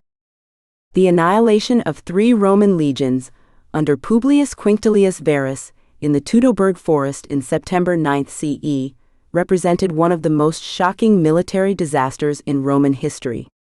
The loss of approximately 20,000 Roman soldiers and auxiliaries in a single campaign eliminated nearly 10% of the imperial army, while demonstrating that even the most disciplined and experienced Roman forces could be completely destroyed by barbarian enemies. The psychological impact of this defeat reverberated throughout the empire, challenging assumptions about Roman military invincibility while forcing fundamental reassessments of imperial strategy.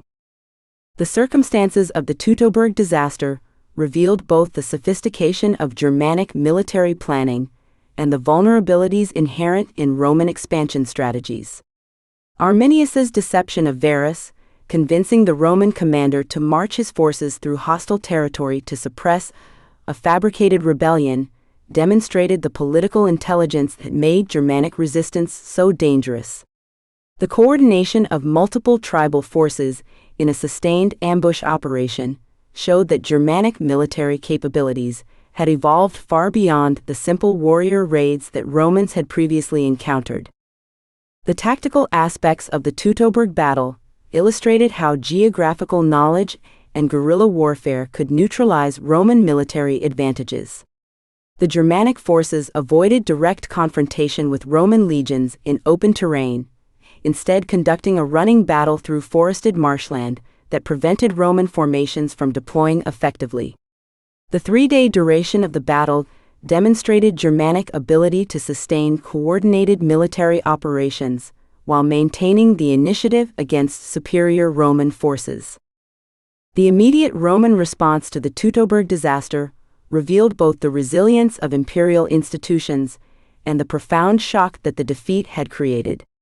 Tiberius's emergency mission to restore the Rhine frontier succeeded in preventing further Germanic advances while rebuilding Roman military strength in the region. However, the defensive nature of these operations marked a fundamental shift from the expansionist policies that had characterized Augustan strategy, establishing the principle that some frontiers represented permanent boundaries rather than temporary stopping points. Strategic reorientation, from expansion to consolidation. The Germanic crisis forced a comprehensive reassessment of imperial strategy that extended far beyond the immediate military situation. Augustus's famous deathbed advice to his successors to maintain existing boundaries rather than seeking further expansion reflected the lessons learned from the Germanic experience. The costs of conquering and integrating hostile populations had proven greater than anticipated, while the military risks of expansion had demonstrated that Roman power, though formidable, was not unlimited. The decision to establish the Rhine and Danube rivers as permanent frontiers represented a revolutionary change in Roman strategic thinking. Previous Roman expansion had typically continued until natural barriers or organized resistance forced temporary halts, with the expectation that expansion would eventually resume.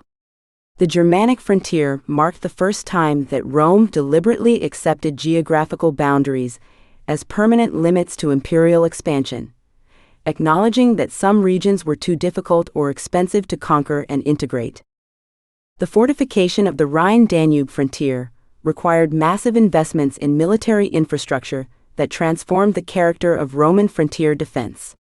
The construction of permanent legionary fortresses, auxiliary forts, and connecting roads created a defensive system that could accommodate approximately 150,000 soldiers while supporting the civilian populations that served military needs. This infrastructure represented one of the largest construction projects in ancient history, demonstrating imperial commitment to permanent frontier defense. The economic implications of frontier fortification created new patterns of imperial expenditure and regional development. The concentration of military forces along the Germanic frontier generated enormous demand for food, equipment, and services that stimulated economic development throughout the region. The Rhine became not only a military boundary, but also a major commercial highway that connected Britain with the Mediterranean, while supporting thriving urban centers that served both military and civilian needs. Frontier society, Romans and Germans in contact. The establishment of permanent frontiers created conditions for sustained cultural and economic exchange that transformed both Roman and Germanic societies. The frontier zones became laboratories for cultural experimentation, where Roman and Germanic practices combined to create hybrid societies that belonged fully to neither tradition. The archaeological evidence from frontier regions reveals the extent of this cultural mixing, with Roman artifacts appearing in Germanic settlements, while Germanic influences penetrated Roman military and civilian communities. The military communities that developed along the Germanic frontier represented a unique form of Roman society that adapted imperial institutions to frontier conditions. Legionary fortresses became permanent cities that housed not only soldiers but also their families, while auxiliary units recruited from Germanic tribes brought barbarian military traditions into Roman service. The result was a frontier military culture that combined Roman discipline with Germanic martial values, creating hybrid institutions that served imperial needs while accommodating local conditions. The economic relationships that developed across the frontier created mutual dependencies that complicated simple narratives of Roman barbarian hostility. Germanic tribes became suppliers of agricultural products, raw materials, and military recruits to Roman markets, while Roman merchants provided manufactured goods, luxury items, and technical knowledge to tribal societies. These commercial relationships created influential constituencies on both sides of the frontier that favored peaceful coexistence over military confrontation. The diplomatic protocols that governed Roman-Germanic relations reflected the complex political realities of frontier management. Roman authorities recognized tribal leaders as client kings while providing them with subsidies, military support, and prestigious appointments that enhanced their authority within tribal societies. This system of managed dependency enabled Rome to exercise influence over Germanic territories without the costs of direct occupation, while providing tribal leaders with resources that strengthened their positions against internal rivals. Military innovation and adaptation. The Germanic frontier experience forced significant adaptations in Roman military organization and tactics that influenced imperial defense strategies throughout the empire. The challenges of fighting mobile enemies in difficult terrain required modifications to traditional legionary tactics, while encouraging the development of specialized auxiliary units that could operate effectively in frontier conditions. These military innovations demonstrated Roman institutional flexibility, while creating military capabilities that would prove crucial in later conflicts. The increased reliance on Germanic auxiliary forces represented one of the most significant military adaptations of the frontier period. Germanic warriors possessed fighting skills and knowledge of local conditions that complemented Roman military capabilities, while providing cost-effective alternatives to expensive legionary forces. The integration of barbarian soldiers into Roman armies created military units that combined Roman discipline with Germanic fighting spirit, generating hybrid military cultures that proved remarkably effective. The development of new fortification techniques reflected lessons learned from Germanic warfare and the requirements of permanent frontier defense. Roman engineers developed fortress designs that could accommodate larger garrisons while providing better protection against siege warfare, creating defensive systems that could withstand sustained attacks while serving as bases for offensive operations. These architectural innovations influenced Roman military construction throughout the empire while establishing models for medieval fortress design. The evolution of frontier strategy toward defensive depth rather than linear fortification reflected growing understanding of Germanic military capabilities and political organization. Rather than attempting to create impermeable barriers, Roman commanders developed layered defense systems that used client tribes, fortified positions, and mobile reserves to provide multiple lines of resistance against barbarian incursions. This strategic approach proved more flexible and cost-effective than earlier attempts at comprehensive territorial control. Long-term consequences: frontier as civilizational boundary. The Germanic frontier, established during the 1st century CE, became one of the most enduring boundaries in European history, influencing political and cultural development long after the Roman Empire's collapse. The Rhine-Danube line separated regions that experienced centuries of Roman rule from territories that remained under Germanic control, creating cultural and institutional differences that persisted through the medieval period and beyond. This frontier became a civilizational boundary that shaped European development for over a millennium. The demographic consequences of frontier establishment created lasting patterns of population distribution and cultural identity that influenced European ethnogenesis. The concentration of Roman military and civilian populations along the frontier created Romanized zones that served as centers for the spread of Roman culture, while Germanic territories beyond the frontier maintained traditional social structures. These different developmental paths created the cultural foundations for later medieval kingdoms and modern European states. The economic integration that developed across the Germanic frontier established trade patterns and commercial relationships that continued long after political boundaries changed. Roman luxury goods continued to flow into Germanic territories through established commercial networks, while Germanic agricultural and raw material exports supported Roman frontier communities. These economic relationships created interests in peaceful coexistence that often transcended political conflicts, while establishing the commercial foundations for later European development. The military traditions that emerged from Roman-Germanic frontier interactions influenced European warfare for centuries after the empire's collapse. Germanic warriors who served in Roman armies carried Roman military knowledge back to their tribal societies, while Roman military units adopted Germanic fighting techniques and cultural practices. This military cross-fertilization created hybrid warrior cultures that would prove influential in the formation of post-Roman Germanic kingdoms. Conclusion: the frontier's historical legacy.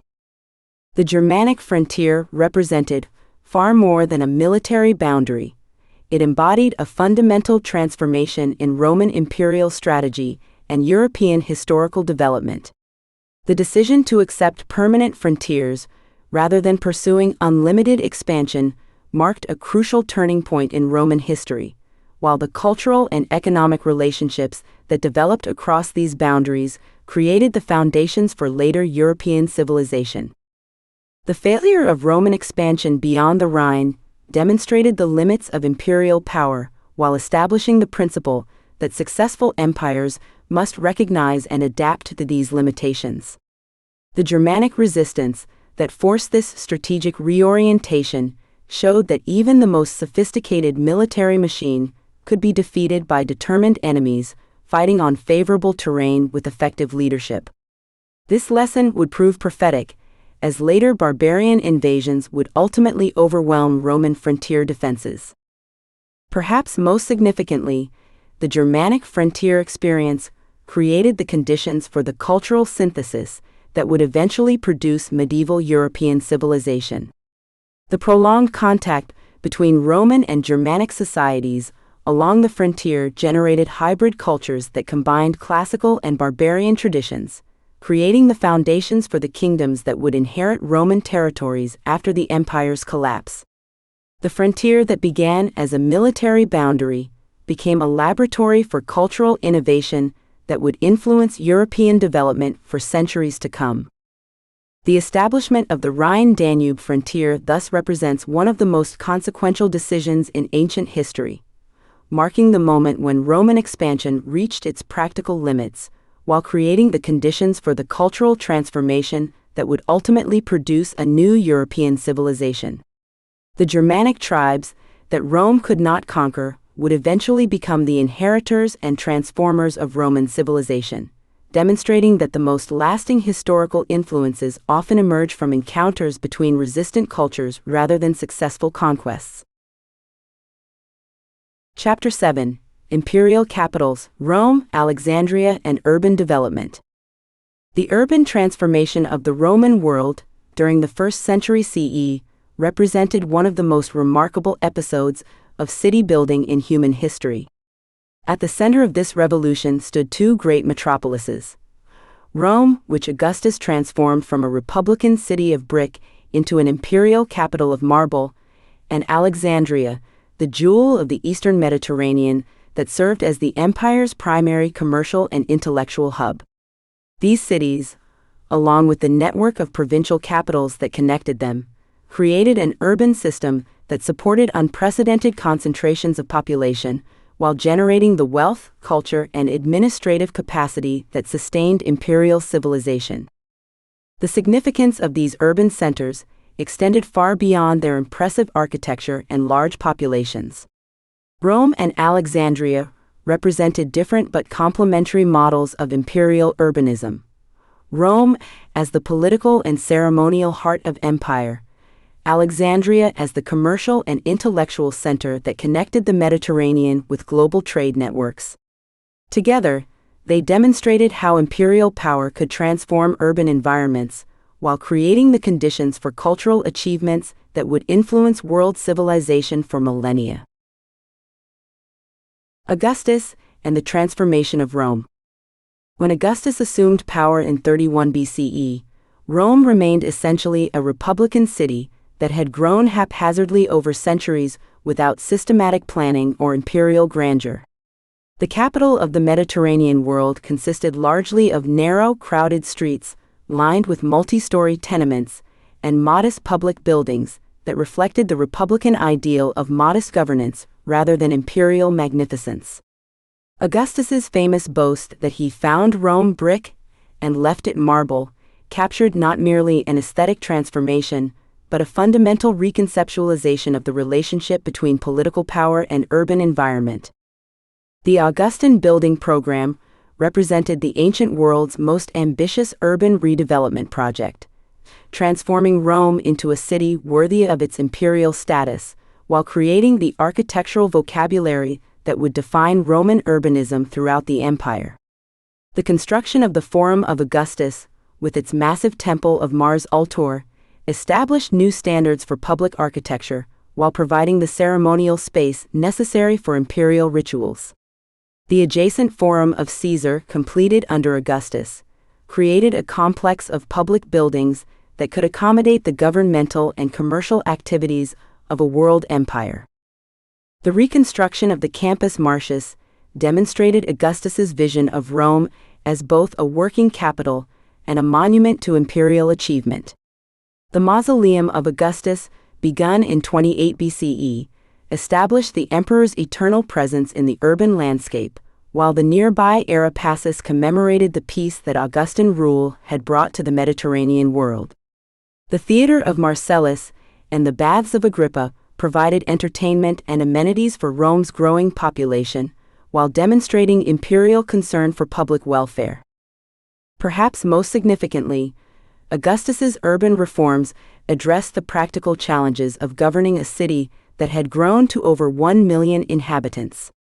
The creation of 14 administrative regions, regiones, provided systematic governance for a population that had previously been managed through ad hoc arrangements inherited from the Republic. The establishment of urban cohorts for police functions, combined with the vigiles who served as firefighters, created public safety systems that enabled urban life on an unprecedented scale. The economic implications of Augustan construction extended far beyond the immediate building projects. The employment generated by massive construction works provided income for thousands of skilled craftsmen, laborers, and suppliers, while creating markets for materials from throughout the empire.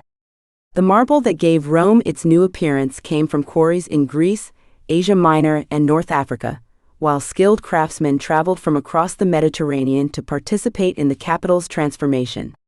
This construction boom stimulated economic activity throughout the empire, while establishing Rome as the ultimate market for luxury goods and artistic services.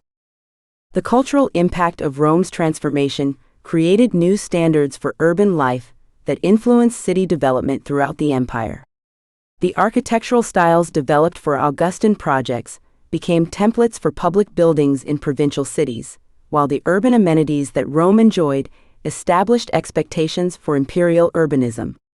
Provincial elites sought to replicate Roman architectural achievements in their own cities, creating a network of little Romes that spread imperial culture while demonstrating local loyalty to the emperor. The logistics of imperial urbanism. The transformation of Rome into a city of over 1 million inhabitants required logistical innovations that represented some of the ancient world's most impressive achievements in urban management. The challenge of feeding, housing, and governing such an enormous population had no precedent in human history, forcing Roman administrators to develop systems that combined public and private resources in unprecedented ways. The grain supply system that fed Rome represented perhaps the most complex logistical operation in the ancient world. The annona, initially established during the Republic but systematized under Augustus, coordinated the shipment of hundreds of thousands of tons of grain annually from Egypt, North Africa, and Sicily. The harbor installations at Ostia, rebuilt and expanded during the 1st century, could accommodate the largest merchant vessels while providing storage facilities for the grain that sustained the capital's population. This supply system required coordination between imperial officials, provincial governors, ship owners, and local administrators across 3 continents. The water supply system that served Rome demonstrated equally impressive engineering capabilities and administrative coordination. The 11 aqueducts that brought water from distant sources required continuous maintenance, while the distribution system that carried water throughout the city involved complex negotiations between public and private interests.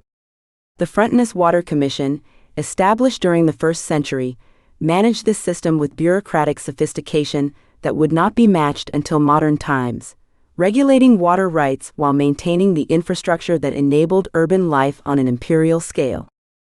The construction industry that transformed Rome's physical appearance required organizational capabilities that coordinated materials, labor, and expertise from throughout the Mediterranean world. The marble quarries that supplied Rome's buildings operated under imperial control, while specialized craftsmen formed collegia that regulated training and maintained quality standards. The brick industry that provided basic building materials developed mass production techniques that enabled construction on unprecedented scales, while maintaining architectural standards worthy of an imperial capital. The waste management systems that made urban life possible for over 1 million people represented hidden but crucial achievements in public administration. The cloaca maxima and other sewage systems required constant maintenance, while refused collection and disposal created employment for thousands of workers. These systems, though rarely mentioned in literary sources, were essential for preventing the epidemic diseases that could devastate urban populations while maintaining the sanitary conditions that enabled Imperial Rome to function. Alexandria, gateway between East and West. While Rome served as the political heart of the empire, Alexandria remained the Mediterranean world's greatest commercial and intellectual center, connecting Roman territories with the trade networks that extended to India, Central Asia, and sub-Saharan Africa. Founded by Alexander the Great and developed by the Ptolemies, Alexandria had achieved a unique position as the interface between the Greco-Roman world and the ancient civilizations of Asia and Africa, making it indispensable to imperial prosperity despite its location outside the traditional Roman heartland. The commercial significance of Alexandria derived from its strategic position at the intersection of Mediterranean sea routes and the trade networks that connected the Roman world with distant Asia. The city's harbors could accommodate the largest merchant vessels, while its position at the mouth of the Nile provided access to African trade routes that brought gold, ivory, and exotic goods to Mediterranean markets. The monsoon trade that connected Alexandria with Indian Ocean commerce made the city the western terminus of trade networks that extended to China and Southeast Asia. The Alexandrian merchant community represented one of the most cosmopolitan business networks in the ancient world, including Greek, Jewish, Egyptian, Arab, and Indian traders who maintained commercial relationships throughout the known world. These merchants possessed the linguistic skills, cultural knowledge, and financial resources necessary for long-distance trade, while their international connections enabled Alexandria to serve as an information center where commercial intelligence from 3 continents converged. The banking houses that financed this trade developed sophisticated credit instruments that facilitated commercial operations across vast distances. The industrial infrastructure that supported Alexandrian commerce included some of the ancient world's most advanced manufacturing facilities. The papyrus industry that supplied writing material throughout the Roman world was centered in Alexandria, while the city's craftsmen produced luxury goods that competed with products from India and China. The glassmaking industry that flourished in Alexandria developed techniques that were considered superior to those of any contemporary civilization, while textile production created products that were sought after in markets from Britain to Central Asia. The intellectual traditions that made Alexandria the ancient world's premier center of learning created cultural capital that enhanced the city's commercial importance while contributing to the broader development of Greco-Roman civilization. The Great Library, though past its classical peak, remained a center for scholarly research that attracted intellectuals from throughout the Mediterranean world. The museum continued to function as a research institution that supported scientific investigation, while the city's schools trained administrators, physicians, and engineers who served throughout the Roman Empire. The Alexandrian model of urban diversity. Alexandria's success as a commercial and intellectual center depended on its ability to accommodate and integrate diverse populations while maintaining the civic order necessary for large-scale urban life. The city's population included Greeks, who dominated commercial and intellectual activities, Jews who constituted perhaps the largest Jewish community in the ancient world, Egyptians who provided much of the labor force, and traders from throughout Africa and Asia who maintained the international connections that made Alexandria prosperous. The governance of this diverse population required administrative innovations that balanced the autonomy necessary for different communities to maintain their distinct identities with the coordination necessary for urban management. The system of ethnic quarters allowed different groups to maintain their own religious and cultural institutions while participating in the broader civic life of the city. This model of managed diversity enabled Alexandria to benefit from the skills and connections of different populations while avoiding the ethnic conflicts that disrupted other multi-ethnic cities. The religious diversity that characterized Alexandria created a unique environment for theological and philosophical development that influenced the broader evolution of Mediterranean culture. The city hosted major Jewish, Christian, Egyptian, and Greco-Roman religious communities, while serving as a center for mystery religions and philosophical schools that attracted adherents from throughout the known world. This religious pluralism created conditions for intellectual exchange that contributed to developments in theology, philosophy, and science that would influence world civilization. The educational institutions that flourished in Alexandria's diverse environment created some of the ancient world's most important centers of learning and cultural transmission. The city's schools attracted students from throughout the Mediterranean world, while its scholars made contributions to mathematics, astronomy, medicine, and geography that advanced human knowledge. The intellectual traditions established in Alexandria influenced the development of both Christian theology and Islamic science, while creating cultural connections that transcended political boundaries. Provincial-urban networks. The urban transformation that characterized the 1st century CE extended far beyond Rome and Alexandria to create a network of provincial cities that served as regional centers for imperial administration, commerce, and culture. Cities like Antioch, Ephesus, Lugdunum, Lyon, and Cordoba became major urban centers that replicated imperial architectural styles while adapting them to local conditions and traditions. These provincial capitals served crucial functions in the imperial system, providing administrative centers for regional governance while creating markets for local products and services. The forums, theaters, baths, and temples that characterized these cities established imperial presence in distant provinces while providing amenities that attracted local elites and demonstrated the benefits of Roman rule. The standardization of urban amenities throughout the empire created shared experiences that helped integrate diverse populations under imperial authority. The economic networks that connected provincial cities with Rome and Alexandria created an integrated urban system that facilitated trade while spreading prosperity throughout the empire. Cities specialized in different products and services, while maintaining commercial connections that enabled regional exchange and long-distance trade. This urban network created markets for agricultural products while providing manufactured goods and services to rural populations, generating the prosperity that sustained imperial civilization. The cultural influence of provincial cities extended imperial civilization into regions that had previously lacked major urban centers, while creating local variations that enriched the broader imperial culture.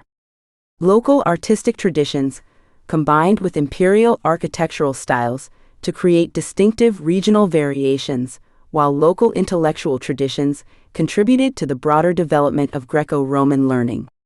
This cultural diversity within imperial unity created the conditions for cultural innovations that would continue to influence European and Mediterranean civilization.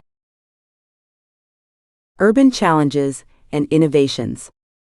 The unprecedented scale of Roman urban development created challenges that required innovative solutions in public administration, engineering, and social organization. The concentration of large populations in urban centers generated problems in public health, social order, and resource management that had no historical precedents, forcing Roman administrators to develop new approaches to urban governance.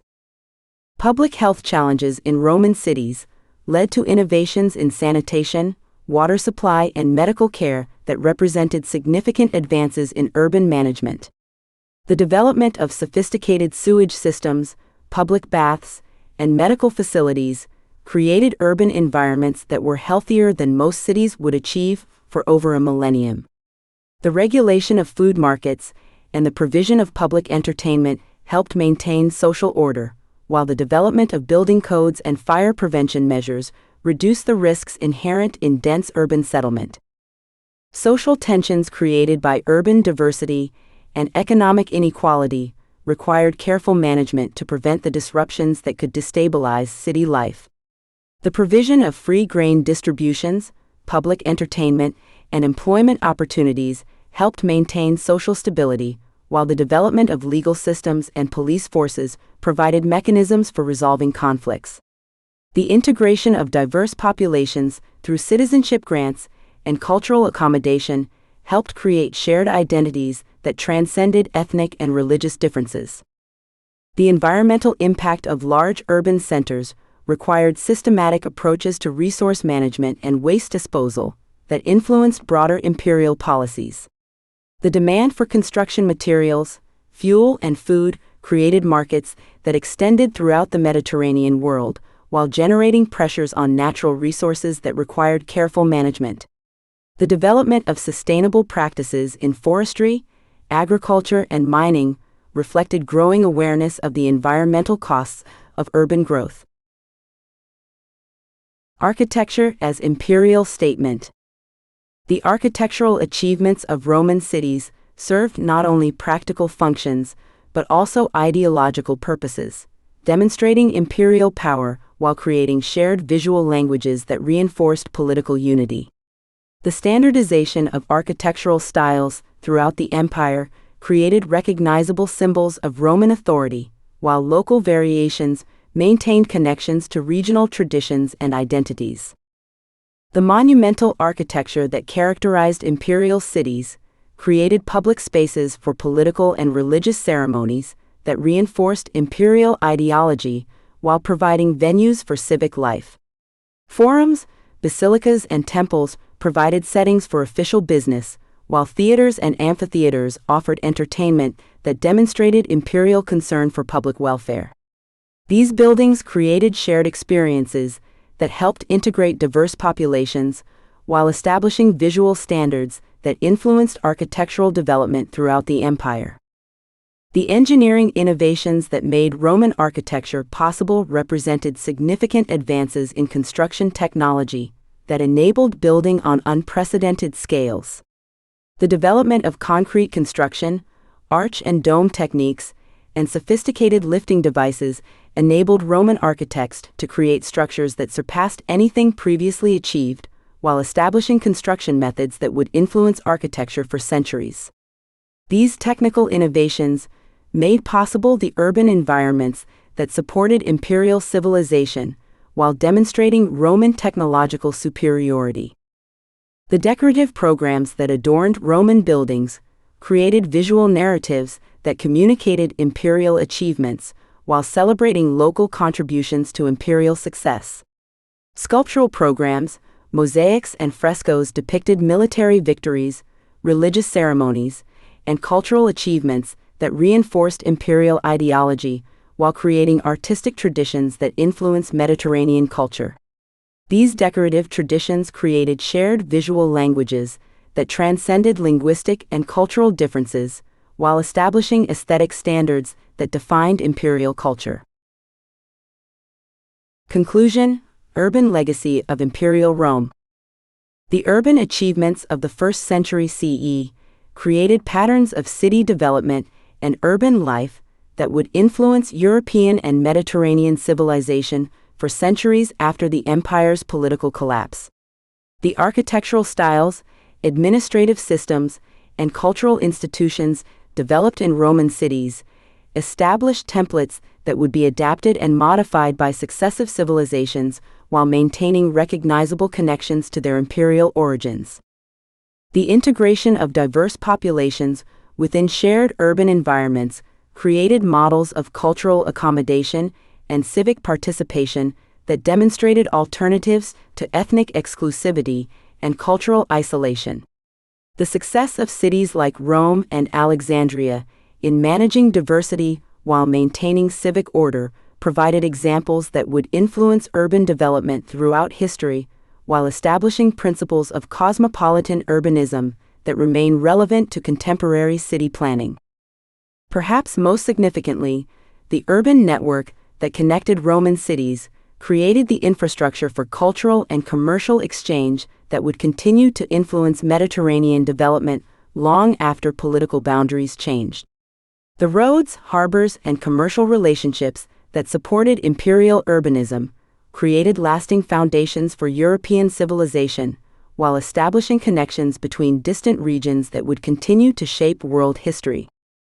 The transformation of Rome from brick to marble, and the continued prosperity of Alexandria as a commercial and intellectual center, represented more than architectural achievements. They embodied a vision of human possibility that demonstrated how political organization, economic prosperity, and cultural achievement could combine to create urban environments that enhanced human potential while creating lasting contributions to world civilization. The cities that Augustus and his successors created established standards for urban life that would inspire emulation and adaptation for centuries to come. Chapter 8: Agricultural Revolution, Latifundia, Tenant Farming, and Rural Production. The agricultural transformation of the Roman world during the 1st century CE represented one of the most profound economic revolutions in ancient history. The development of large-scale commercial farming through slave-staffed estates, latifundia, and the parallel emergence of tenant farming, colonate, created agricultural systems that could feed urban populations exceeding 1 million while generating the surpluses that sustained imperial prosperity. This rural revolution fundamentally altered the relationship between land, labor, and capital throughout the Mediterranean world, establishing patterns of agricultural production that would influence European development for centuries. The significance of this agricultural transformation extended far beyond rural communities to reshape the entire imperial economy. The ability to produce agricultural surpluses on an unprecedented scale enabled the urbanization that characterized imperial civilization, while creating the wealth that supported monumental construction, military expansion, and cultural achievement. The social structures that emerged from new forms of agricultural organization influenced class relationships, legal development, and political arrangements throughout the empire, demonstrating how changes in rural production could transform entire civilizations.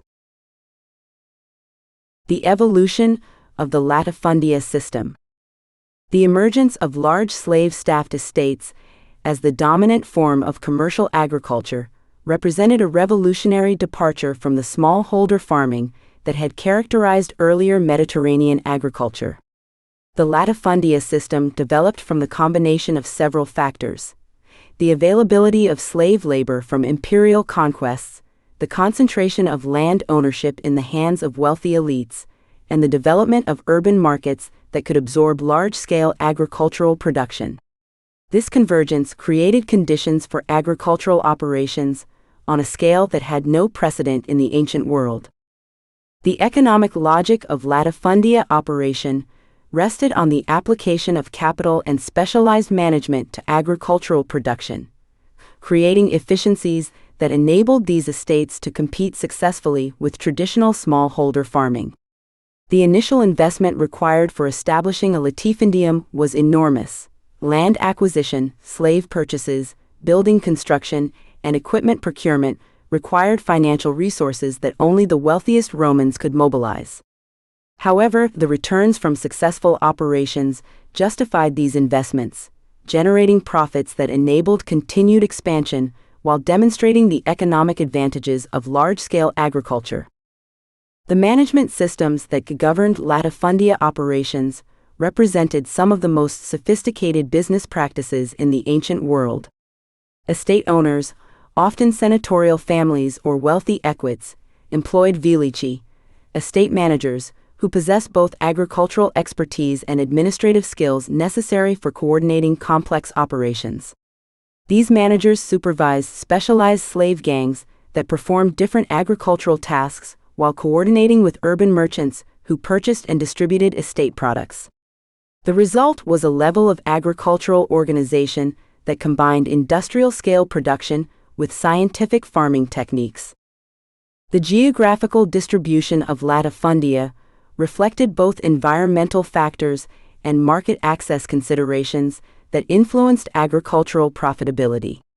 The great estates of Sicily, Sardinia, and North Africa specialized in grain production for urban markets, taking advantage of favorable climate conditions and proximity to shipping routes. The vineyards of Gaul and Spain produced wine for markets throughout the empire, while the olive groves of Baetica supplied oil to consumers from Britain to Egypt. This regional specialization created an integrated agricultural system that maximized productivity while serving diverse consumer needs. The technological innovations that characterized latifundia agriculture demonstrated how capital investment could improve agricultural productivity through better tools, techniques, and infrastructure.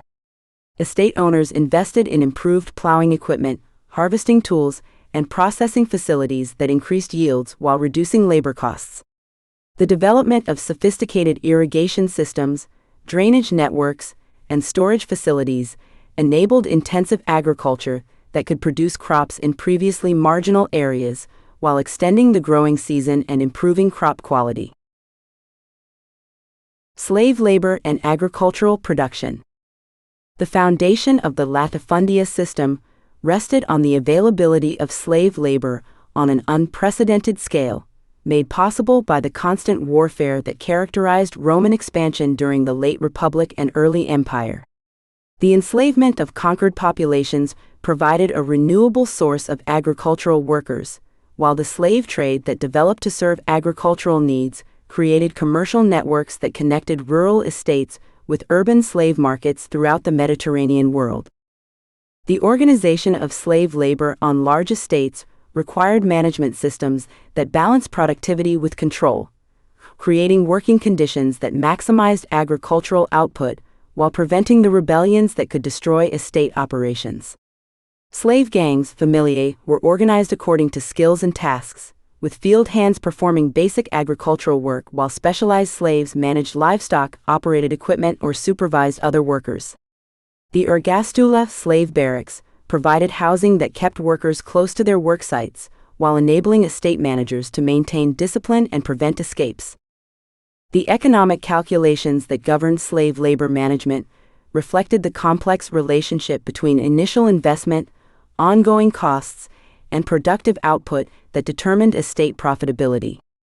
Slave purchases represented significant capital investments that had to be amortized over the working lives of individual slaves, while the costs of housing, feeding, and supervising slave workers reduced the apparent economies of slave labor. However, the absence of wages and the complete control over worker time that slavery provided enabled estate operators to achieve levels of productivity that free labor could not match. The social dynamics of slave agriculture created complex relationships between masters, managers, and workers that influenced broader patterns of rural life throughout the empire. The promotion of trusted slaves to supervisory positions created hierarchies within slave communities, while providing incentives for cooperation with estate management. The practice of allowing slaves to maintain small plots, peculium, for their own use created limited economic independence, while encouraging agricultural innovation. The possibility of manumission for exceptional service provided motivation for productive work, while creating a class of freedmen who often continued to work for their former masters.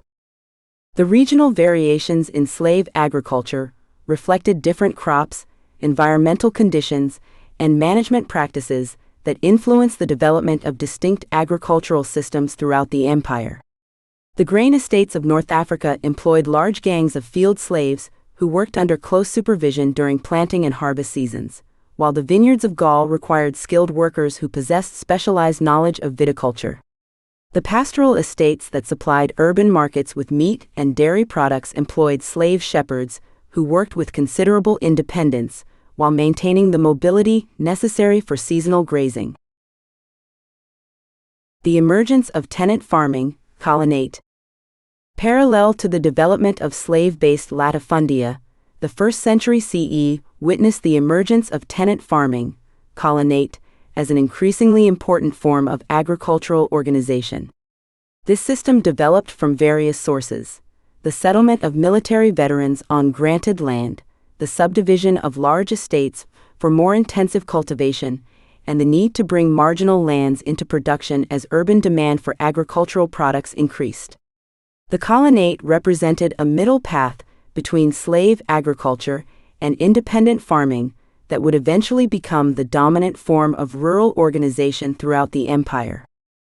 The economic advantages of tenant farming for landowners included reduced capital requirements, shared agricultural risks, and access to motivated labor that possessed incentives for productive work. Rather than investing enormous sums in slave purchases and estate infrastructure, landowners could divide their properties among tenant farmers, coloni, who provided their own labor while paying rents in cash, crops, or services. This arrangement enabled landowners to develop agricultural properties with reduced financial risk, while maintaining income streams that could adjust to changing market conditions. The legal framework that governed tenant relationships evolved throughout the 1st century as Roman law adapted to accommodate new forms of agricultural organization. Tenant contracts, locationes, specified rental obligations, land use restrictions, and the division of responsibilities between landlords and tenants, while establishing dispute resolution mechanisms that protected both parties' interests. The development of standardized contract terms created predictable legal environments that encouraged investment in agricultural improvements while protecting tenant rights to the fruits of their labor. The social implications of colonate development created new categories of rural inhabitants who occupied positions between slave and free that reflected the complex stratification of imperial society. Tenant farmers possessed legal freedom and could own property, marry, and pursue legal remedies, but their economic dependence on landlords limited their practical autonomy while binding them to specific agricultural locations. This intermediate status created social flexibility that enabled upward mobility for successful tenants, while providing security for landowners concerned about labor stability. The agricultural innovations that emerged from tenant farming reflected the different incentives that motivated tenant farmers compared to slave laborers. Tenants who could retain portions of increased production had incentives to improve agricultural techniques, while their local knowledge and long-term residence enabled them to develop farming practices adapted to specific environmental conditions. The result was often more intensive and innovative agriculture that improved productivity while maintaining environmental sustainability. Regional specialization and market integration. The development of large-scale commercial agriculture enabled regional specialization that created an integrated imperial food system connecting diverse production areas with distant consumer markets. This specialization reflected both environmental advantages and transportation networks that made possible the profitable movement of agricultural products across vast distances, creating economic relationships that bound the empire together through commercial interdependence. The grain-producing regions of North Africa, Egypt, and Sicily became the empire's breadbasket, supplying the wheat that fed Rome and other major urban centers. The favorable climate conditions, fertile soils, and proximity to Mediterranean shipping routes enabled these regions to produce grain surpluses that could profitably be transported to distant markets. The development of specialized harbor facilities, storage systems, and shipping networks created infrastructure that supported this intercontinental grain trade while generating prosperity for the regions involved. The wine industry that flourished in Gaul, Spain, and other regions demonstrated how agricultural specialization could create luxury markets that connected rural producers with wealthy urban consumers throughout the empire. The development of viticulture required significant initial investments in vineyard establishment and winemaking facilities, but successful operations generated substantial profits that attracted elite investment while creating employment for rural populations.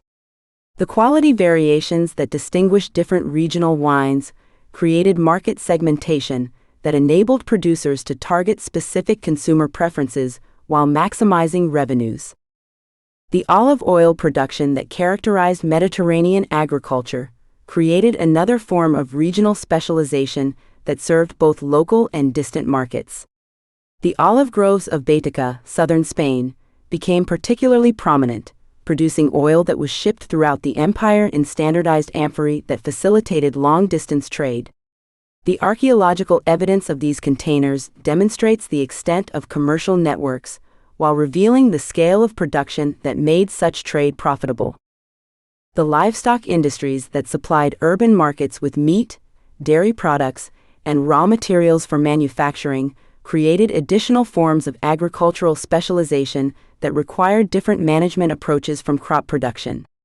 The pastoral estates that raised cattle, sheep, and pigs often combined agriculture with manufacturing, processing animal products into leather, textiles, and preserved foods that could be transported to distant markets. The seasonal movements required for pasture-based agriculture created mobile communities that maintained connections across vast territories while adapting to environmental variations. Technological innovation and agricultural science. The 1st century CE witnessed significant innovations in agricultural technology and scientific farming that improved productivity while reducing labor requirements. These developments reflected both practical experience accumulated through large-scale agricultural operations and theoretical knowledge derived from Greek and Roman agricultural writers who systematized farming practices for educated landowners and estate managers. The agricultural treatises of Columella, Pliny the Elder, and other writers represented the ancient world's most sophisticated attempts to apply scientific principles to farming practices. These works combined practical advice based on extensive experience with theoretical discussions of soil types, crop rotation, animal breeding, and estate management that established agriculture as a subject worthy of intellectual attention. The circulation of these treatises among educated landowners created shared knowledge that improved agricultural practices throughout the empire. The development of improved agricultural tools and equipment reflected the capital investment that large-scale agriculture made possible while demonstrating Roman engineering capabilities applied to rural production.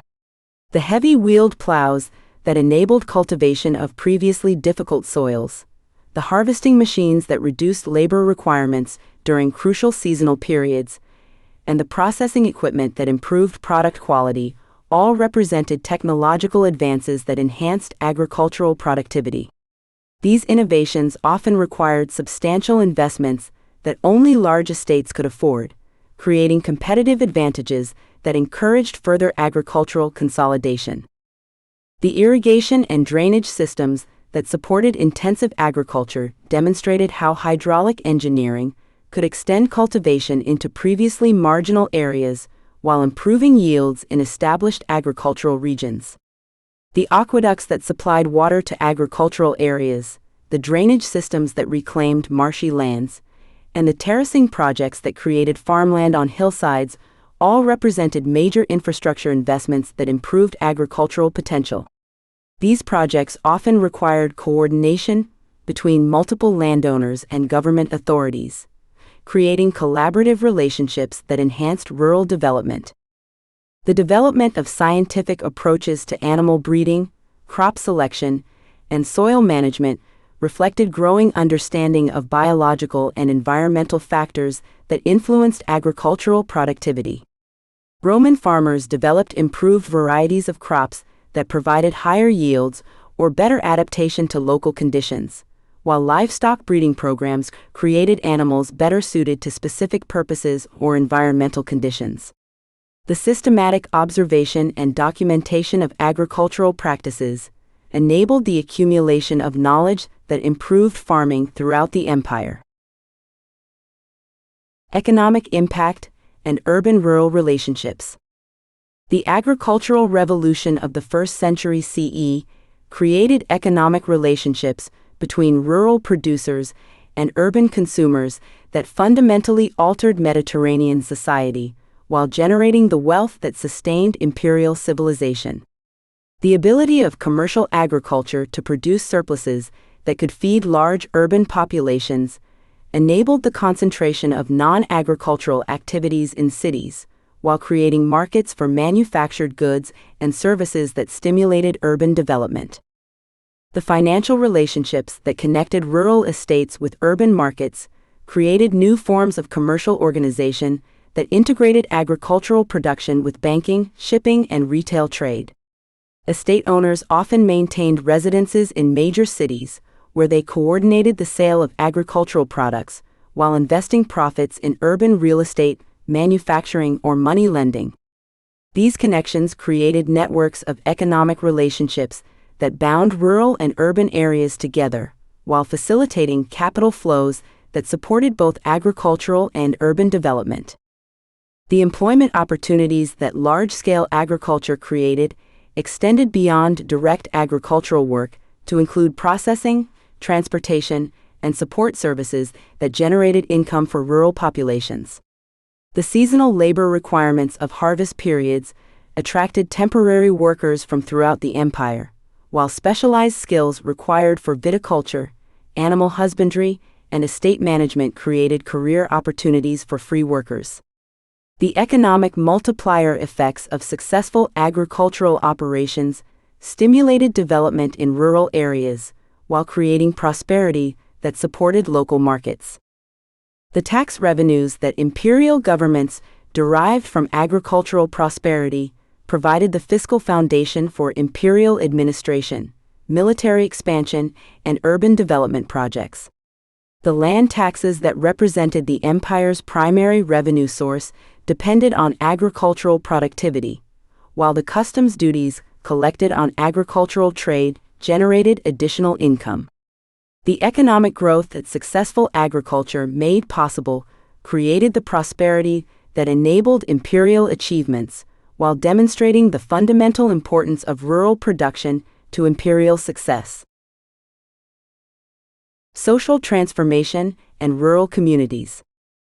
The changes in agricultural organization that characterized the 1st century CE created new social structures and community relationships that transformed rural life throughout the empire. The development of large estates altered traditional patterns of rural settlement, while creating new forms of social hierarchy that reflected the economic relationships inherent in commercial agriculture. The villa system that housed estate owners and managers created new forms of rural architecture that combined residential, administrative, and productive functions, while demonstrating the wealth that successful agriculture could generate. These elaborate rural residences featured sophisticated amenities that rivaled urban housing, while providing centers for estate management and social interaction. The architectural elaboration of rural villas reflected the social aspirations of agricultural entrepreneurs, while creating cultural centers that spread urban amenities into rural areas.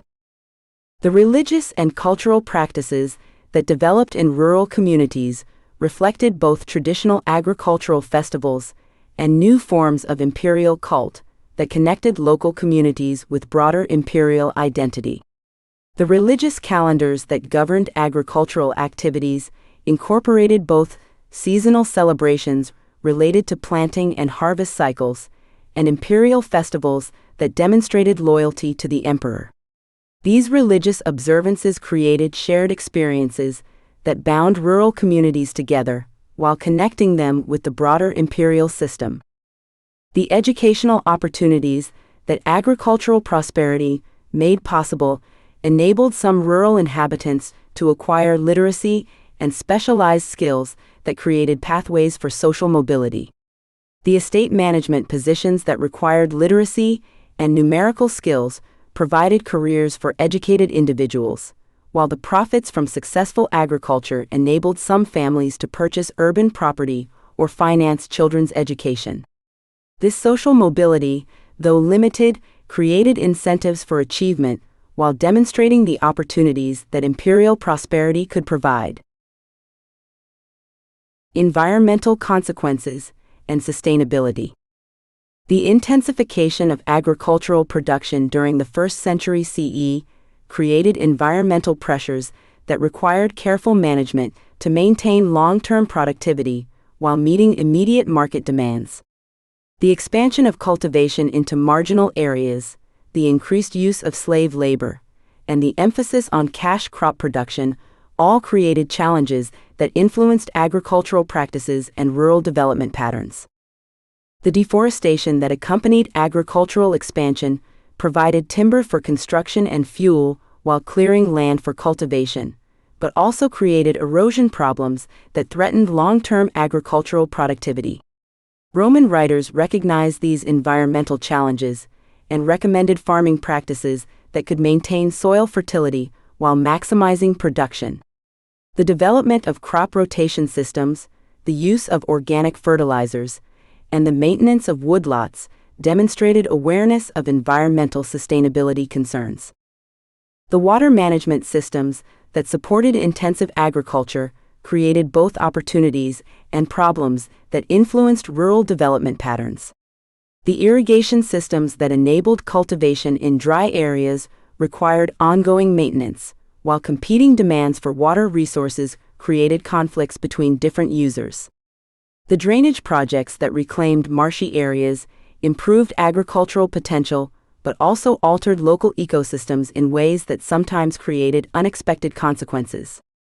The soil management practices that maintained agricultural productivity reflected growing understanding of the relationship between farming methods and long-term land fertility.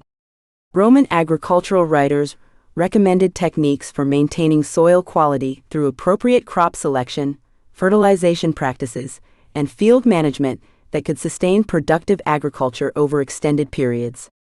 These practices demonstrated sophisticated understanding of agricultural science while providing practical guidance for estate managers. Conclusion: the foundation of imperial prosperity. The agricultural revolution of the 1st century CE created the economic foundation upon which imperial Roman civilization rested, demonstrating how innovations in rural production could transform entire societies while generating the wealth that sustained urban development, military expansion, and cultural achievement. The development of latifundia and colonate systems established patterns of agricultural organization that would influence European development for centuries, while creating the prosperity that enabled the imperial achievements that defined classical civilization. The integration of specialized regional agriculture with urban markets created economic relationships that bound the empire together through commercial interdependence, while demonstrating how efficient resource allocation could generate prosperity that benefited both rural producers and urban consumers. The technological innovations and scientific approaches that improved agricultural productivity established precedents for rational resource management, while creating knowledge that would influence agricultural development long after the empire's political collapse. Perhaps most significantly, the social structures that emerged from new forms of agricultural organization created the wealth concentration and labor arrangements that characterized imperial society, while establishing patterns of rural-urban relationships that would persist through subsequent historical periods. The agricultural systems that fed Rome's million inhabitants and generated surpluses for export throughout the Mediterranean demonstrated the productive capacity that made imperial civilization possible, while creating the economic foundations for cultural achievements that would influence world history. The transformation of Mediterranean agriculture during the 1st century CE thus represented far more than changes in farming practices. It embodied a fundamental restructuring of economic relationships that created new forms of wealth, new patterns of social organization, and new possibilities for human achievement that would define the character of imperial civilization and influence the development of European society for centuries to come. Chapter 9: Julio-Claudian Court, Imperial Family, Freedmen, and Aristocratic Hierarchy. The establishment of the Roman Empire under Augustus created an entirely new political system that fundamentally altered the distribution of power in the ancient world. The Principate represented not merely the rule of one man, but the emergence of a complex court society that elevated the imperial family to unprecedented heights while creating new avenues for political influence through the emperor's freedmen and household staff. This transformation generated profound tensions with the traditional senatorial aristocracy, whose republican privileges were gradually subordinated to the requirements of imperial administration. The resulting political structure combined elements of monarchy, bureaucracy, and aristocratic participation in ways that had no precedent in ancient politics. The Julio-Claudian court, that evolved over the 1st century CE, became the template for imperial governance that would influence European political development for centuries. The concentration of power within the imperial household, the professionalization of administration through skilled freedmen, and the careful management of aristocratic ambitions created a system that proved remarkably durable despite periodic crises and succession disputes. Understanding this political transformation is essential for comprehending not only Roman imperial history, but also the broader evolution of governmental institutions in the ancient world. The imperial family as political institution. The transformation of the Roman imperial family from a private household into a political institution represented one of the most significant innovations of the Augustan Settlement. Unlike republican magistrates, who exercised power as individuals within constitutional frameworks, the emperor ruled as the head of a family whose members shared in imperial authority, while creating networks of influence that extended throughout the empire. The Domus Augusta became not merely the emperor's residence, but the nerve center of imperial government, where family relationships determined political hierarchies and marriage alliances shaped imperial policy. Augustus's careful orchestration of his family's public role established precedents that would define imperial politics for centuries. The elevation of Livia to unprecedented prominence as Augusta created a new form of female political authority that had no republican precedent, while the adoption of Tiberius and the promotion of other family members demonstrated how kinship ties could legitimize political succession. The tragic fates of Augustus's designated heirs, Gaius and Lucius Caesar, illustrated both the importance of family connections and the fragility of dynastic planning in imperial politics. The public presentation of the imperial family through coins, statues, and ceremonial appearances created new forms of political communication that emphasized dynastic continuity while personalizing imperial authority. Unlike republican leaders, who had emphasized their temporary tenure and constitutional limitations, imperial propaganda celebrated the eternal nature of the ruling dynasty while presenting the emperor's family as the embodiment of Roman values and achievements. This dynastic imagery became a crucial tool for legitimizing imperial authority while creating emotional connections between subjects and rulers. The legal innovations that supported imperial family authority transformed Roman jurisprudence while creating new categories of political privilege. The Maiestas laws that protected imperial dignity extended to family members, while special legal procedures governed disputes involving imperial relatives. The development of imperial priesthoods and religious honors for living and deceased family members created sacred dimensions of political authority that transcended traditional Roman religious practices, while establishing the imperial household as mediator between gods and people. The economic resources controlled by the imperial family dwarfed the wealth of any private individuals, while creating new forms of patronage that influenced every aspect of Roman society. The imperial patrimony that passed from emperor to emperor included vast landed estates, industrial enterprises, and commercial investments that generated revenues exceeding those of entire provinces. The distribution of this wealth through gifts, dowries, and inheritances created networks of dependency that bound the aristocracy to imperial service, while demonstrating the material benefits of loyalty to the ruling dynasty. Women and imperial power. The emergence of powerful women within the imperial court represented a dramatic departure from republican traditions that had excluded women from formal political roles.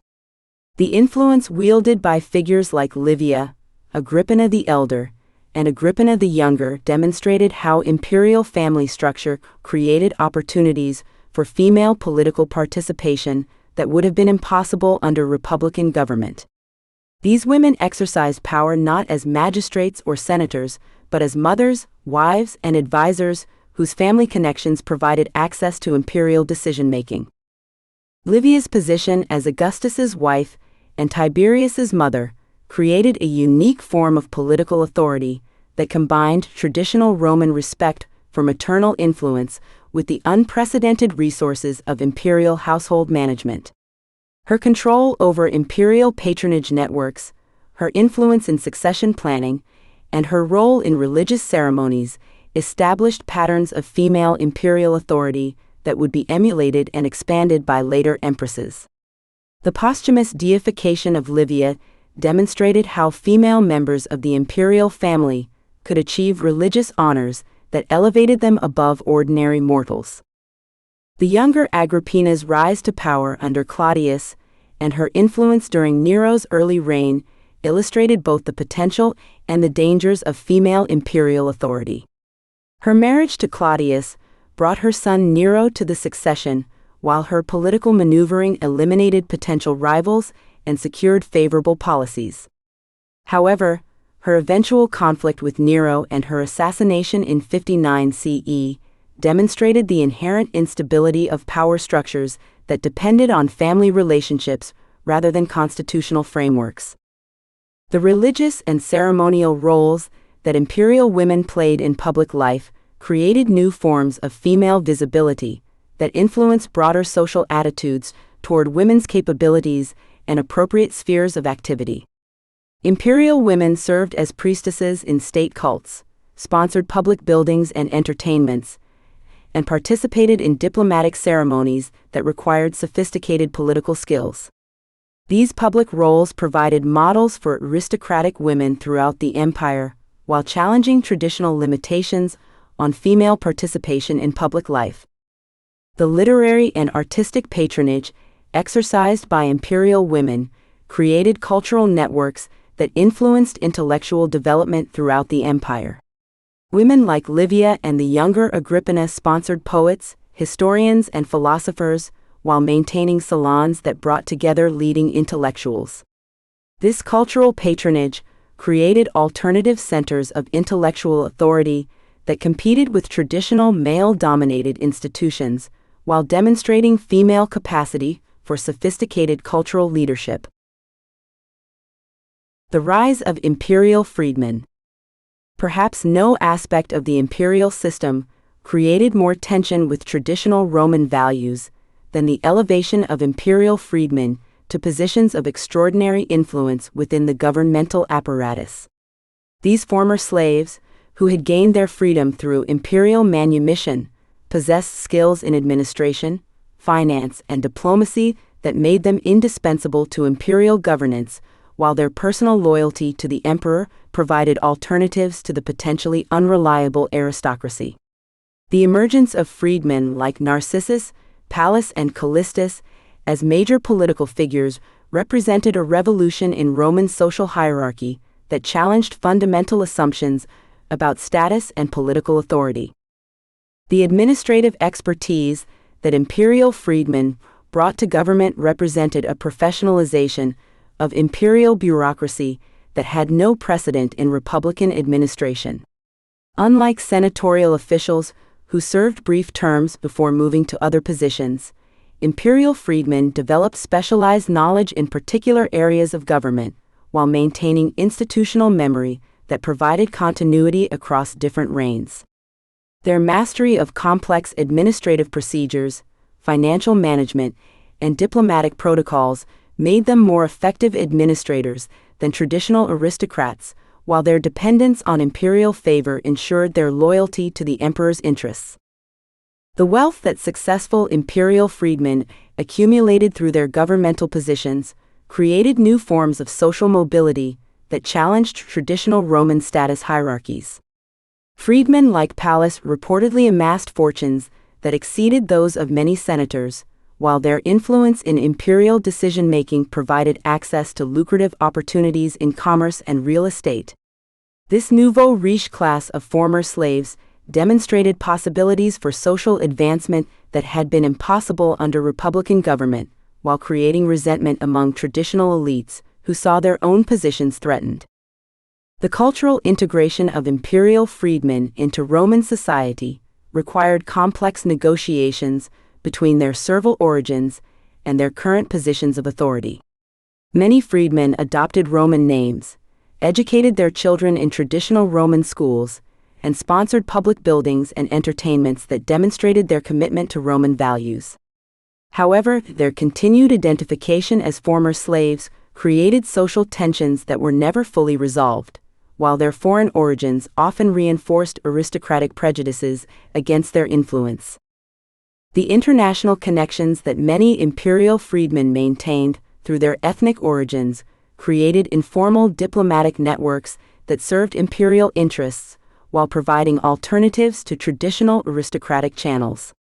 Greek freedmen maintained relationships with intellectual centers in the Eastern Mediterranean, while freedmen of other origins provided access to communities throughout the empire. These informal networks often proved more effective than formal diplomatic procedures, while creating alternative sources of information and influence that enhanced imperial decision-making capabilities. Senatorial aristocracy in the imperial system. The transformation of the Roman Senate from the governing body of the Republic into an advisory council under imperial authority represented one of the most complex political adaptations of the early empire.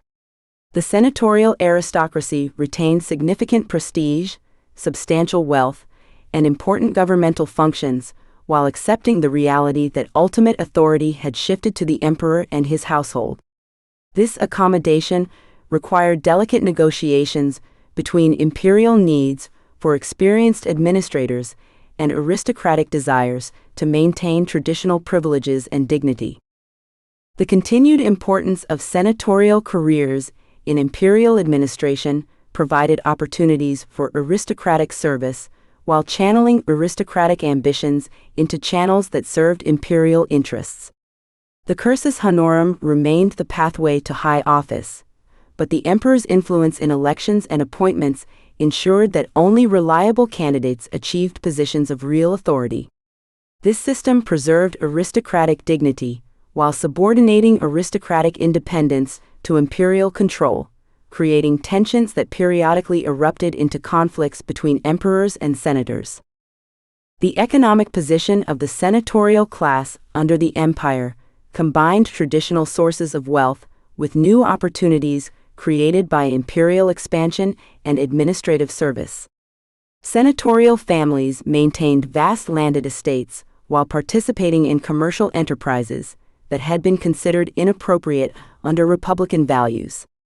The wealth qualification for senatorial status increased under the empire, while imperial gifts and inheritances provided new sources of aristocratic fortune that created dependencies on imperial favor.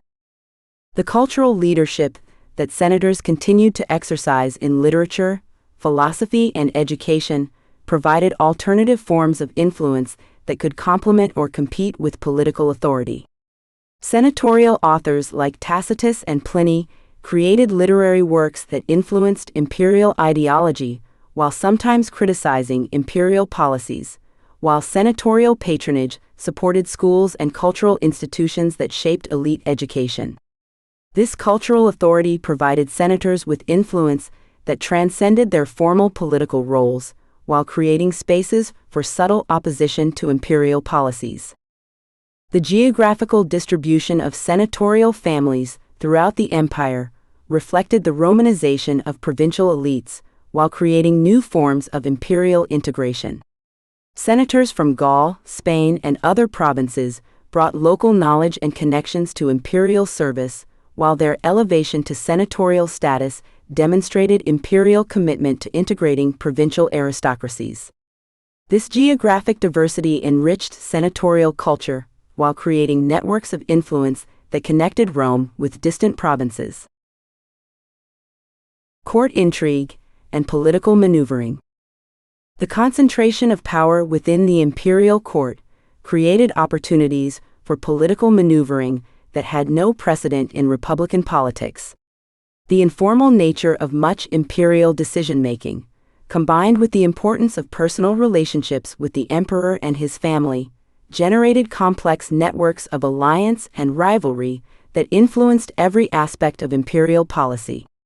Court intrigue became a specialized form of political activity that required skills in personal diplomacy, family politics, and bureaucratic maneuvering that differed significantly from traditional republican political techniques. The succession crises that periodically disrupted imperial politics demonstrated both the strengths and weaknesses of court-based government. The lack of constitutional procedures for imperial succession created opportunities for different factions to advance their preferred candidates, while generating instability that could paralyze government during transition periods.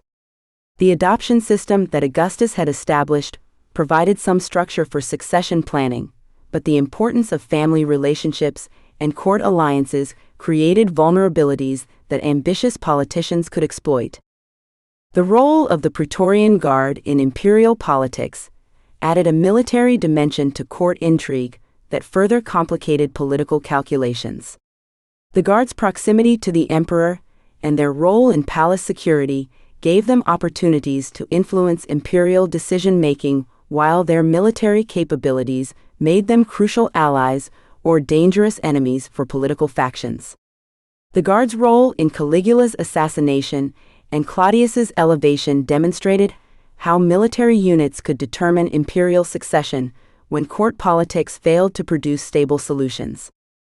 The information networks that connected the imperial court with provinces throughout the empire created new forms of political intelligence while generating opportunities for manipulation and misinformation. Imperial correspondence, diplomatic reports, and commercial communications provided the emperor with information about conditions throughout the empire, while creating opportunities for provincial governors and other officials to influence imperial perceptions. The management of information flows became a crucial aspect of imperial administration, while providing skilled operators with tools for advancing their political interests. The ceremonial aspects of court life created symbolic dimensions of political authority that required careful choreography and sophisticated understanding of Roman cultural traditions. Imperial banquets, religious ceremonies, and public appearances provided opportunities for displaying favor or disfavor, while creating shared experiences that reinforced hierarchical relationships. The etiquette of imperial court required specialized knowledge and social skills that created barriers to access, while rewarding those who could navigate complex social protocols. Economic foundations of imperial authority. The massive economic resources controlled by the imperial court provided the material foundation for political authority, while creating new forms of economic organization that influenced development throughout the empire. The imperial treasury, fiscus, that managed the emperor's personal wealth, operated alongside traditional state finances, while imperial estates, commercial enterprises, and tribute payments generated revenues that dwarfed traditional Roman public finances. This concentration of economic resources enabled imperial largesse, while creating dependencies that reinforced political hierarchies. The patronage networks that distributed imperial wealth created complex relationships of obligation and loyalty that extended throughout Roman society. Imperial gifts to senators, freedmen, soldiers, and provincial cities demonstrated imperial generosity while creating expectations of reciprocal loyalty and service. The scale of imperial patronage far exceeded anything possible under republican government, while creating new forms of social mobility for those who could gain imperial favor. The commercial enterprises that generated imperial revenues included mining operations, agricultural estates, and manufacturing facilities that operated throughout the empire. Imperial freedmen often managed these enterprises while developing expertise in commercial law, accounting procedures, and international trade that made them valuable advisors on economic policy. The profits from imperial commercial activities provided revenues that supported governmental operations, while demonstrating alternative models of economic organization that influenced private enterprise.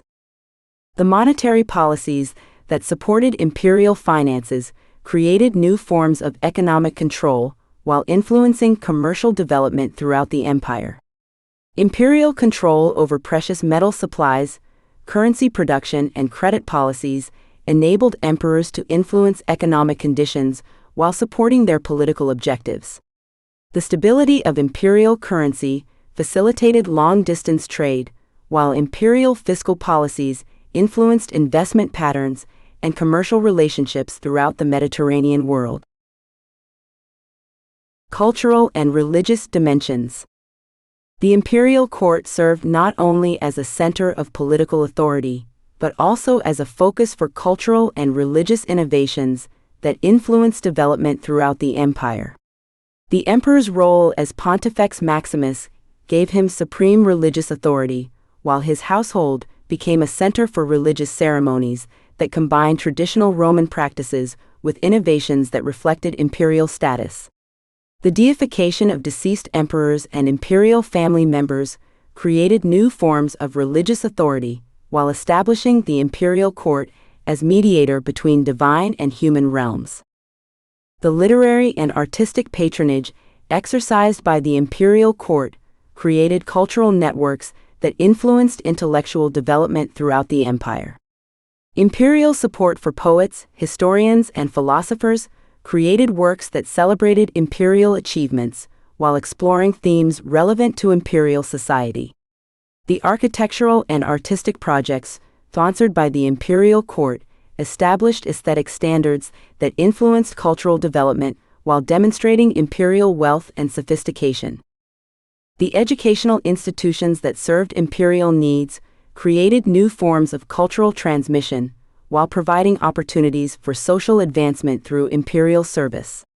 The training of imperial freedmen, the education of aristocratic youth for imperial careers, and the development of specialized skills required for imperial administration created educational systems that influenced cultural development throughout the empire.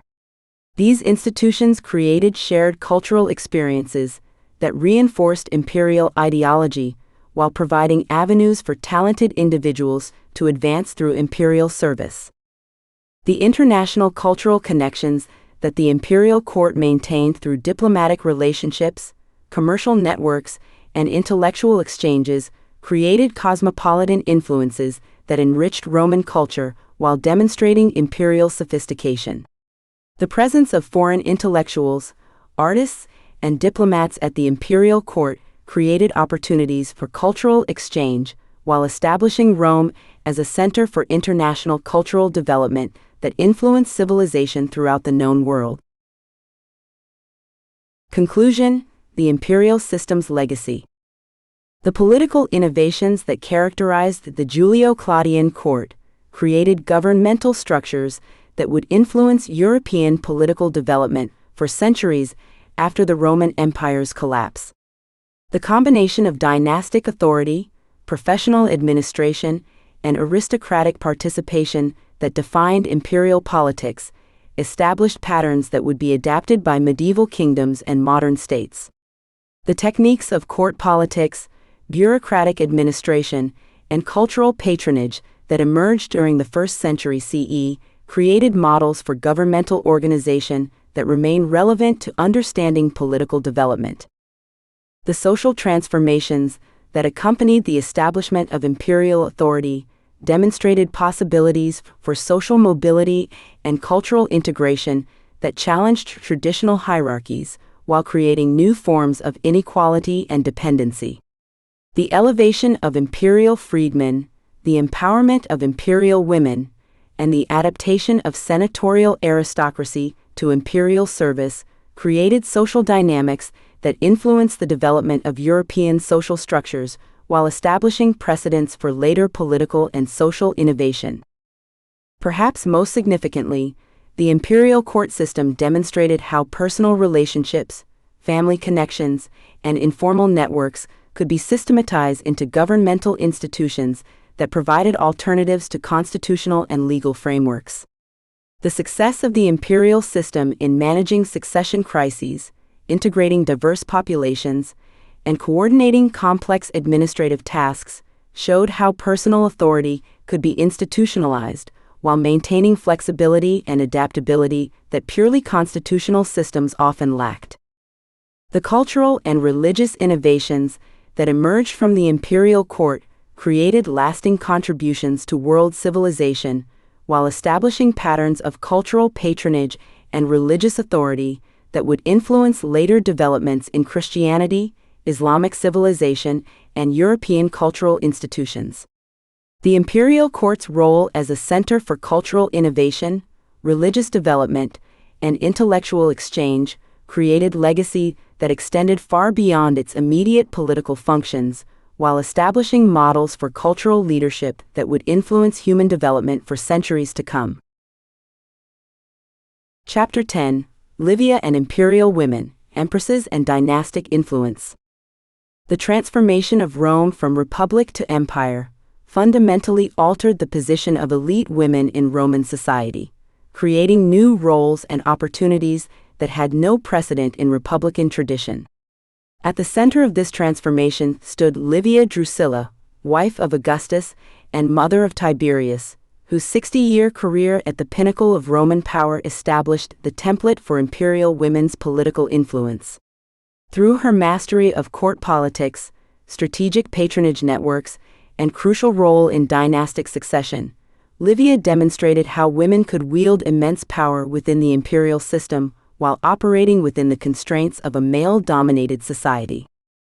The emergence of powerful imperial women represented more than individual achievement. It reflected the structural changes that accompanied the establishment of the Principate. The concentration of power in the imperial household made family relationships politically significant in ways that republican institutions had never permitted, while the dynastical nature of imperial succession gave women unprecedented roles in determining the empire's future. Livia's career illuminated both the possibilities and limitations of female power in the imperial system, establishing patterns that would influence imperial politics for centuries. Livia's rise, from republican matron to imperial partner. Livia's journey to the pinnacle of Roman power began in the chaos of the late Republic, when traditional social structures were breaking down under the pressure of civil war and political revolution. Born around 58 BCE into the patrician Claudi family, she initially followed conventional patterns for elite Roman women, marrying Tiberius Claudius Nero and bearing 2 sons. However, her encounter with Octavian, later Augustus, in 39 BCE, would transform her from a traditional republican matron into the most powerful woman in Roman history. The circumstances of Livia's marriage to Augustus revealed both the opportunities and dangers that the breakdown of republican norms created for women. Her divorce from Tiberius Claudius Nero, arranged to facilitate her marriage to Augustus while she was pregnant with her second son, demonstrated how elite women could become pawns in male political alliances. Yet Livia's ability to transform this arranged marriage into a genuine partnership that lasted over 50 years showed how exceptional women could exploit new political realities to gain unprecedented influence. The early years of Livia's marriage to Augustus coincided with the crucial period when the future emperor was consolidating his power and establishing the constitutional framework of the Principate. Her role during this formative period extended far beyond the ceremonial functions traditionally assigned to elite wives, as she became Augustus's closest advisor and confidant in matters both personal and political. The intimate access to imperial decision-making that this relationship provided gave Livia insights into the functioning of imperial power that she would use to build her own networks of influence. Livia's childlessness with Augustus, despite their long marriage, created both challenges and opportunities for her political influence. While the absence of direct heirs to Augustus complicated succession planning and potentially weakened her position, it also forced her to develop alternative strategies for maintaining power. Her role as stepmother to Augustus's daughter Julia, and her influence over imperial adoption policies, gave her indirect control over succession issues that would prove crucial to her long-term influence. The architecture of female power. Livia's exercise of political power required the development of new models for female influence that could operate within the constraints of Roman cultural expectations while achieving practical political goals. She could not hold magistracies, command armies, or address the Senate directly, yet she became one of the most influential figures in the empire through her mastery of informal power networks and her strategic use of traditional female roles. The imperial household that Livia helped create became the primary venue for her political activities, transforming domestic space into a crucial site of imperial governance. The Domus Augusta on the Palatine Hill served simultaneously as the emperor's residence and the empire's administrative center, while Livia's management of this complex environment gave her access to all aspects of imperial decision-making. Her control over who could meet with Augustus, when important discussions occurred, and how information flowed through the imperial court made her an indispensable intermediary between the emperor and the broader imperial system. Livia's patronage networks represented perhaps her most important source of political influence, enabling her to build relationships throughout the empire while creating obligations that could be converted into political support. She provided financial assistance, legal advocacy, and social advancement for clients throughout the Roman world, creating networks of dependency that extended imperial influence while enhancing her own power. The breadth of her patronage activities, which included support for freedmen, provincial elites, and even foreign dignitaries, demonstrated the global reach of her influence. The religious roles that Livia assumed provided another avenue for exercising political influence while maintaining the appearance of traditional female propriety. Her association with various cults, particularly those connected to fertility and family welfare, gave her public visibility and moral authority that complemented her private political activities. The establishment of the cult of Livia herself after her death reflected the unprecedented public role she had achieved while alive, creating a model for the deification of imperial women that would become standard practice. Dynastic strategy and succession politics. Livia's most significant political achievements centered on her management of imperial succession, where her influence over adoption policies and marriage arrangements shaped the Julio-Claudian dynasty's development for over a century. Her success in advancing her son Tiberius to the succession, despite Augustus's initial preference for other candidates, demonstrated her mastery of dynastic politics while establishing precedents for imperial women's roles in succession planning. The complex maneuvering that brought Tiberius to power revealed Livia's sophisticated understanding of imperial succession dynamics and her ability to exploit changing circumstances to achieve long-term goals. When Augustus's preferred heirs Gaius and Lucius Caesar died prematurely, Livia successfully positioned Tiberius as the logical alternative while managing the political sensitivities created by his previous marriage to Augustus's daughter Julia. Her role in negotiating Tiberius's adoption by Augustus in 4 CE represented the culmination of decades of careful political planning. Livia's influence over imperial marriage policy extended beyond her own family to encompass the broader network of relationships that bound the imperial household together. Her involvement in arranging marriages for Augustus's granddaughters and other female relatives of the imperial family gave her significant control over alliance formation, while enabling her to advance the interests of her own supporters. These marriage arrangements created networks of obligation and mutual interest that strengthened imperial control while enhancing Livia's own influence. The management of imperial women's behavior became another crucial aspect of Livia's dynastic strategy, as the conduct of female family members could have significant political implications for the entire imperial house. Her role in the exile of Julia and other female relatives who had transgressed imperial expectations demonstrated both her authority within the imperial household and her understanding of how female reputation could affect dynastic legitimacy. This policing function gave her significant control over the imperial family, while reinforcing her position as the guardian of imperial moral standards. Economic and cultural patronage. Livia's political influence extended beyond court politics to encompass significant economic and cultural activities that enhanced imperial prestige while creating additional sources of personal power. Her extensive property holdings throughout the empire generated enormous wealth that she used to fund public projects, private benefactions, and cultural activities that enhanced both imperial and personal reputation. The scale of Livia's economic activities rivaled those of male senators and provincial governors, demonstrating how imperial women could accumulate and deploy resources on unprecedented scales.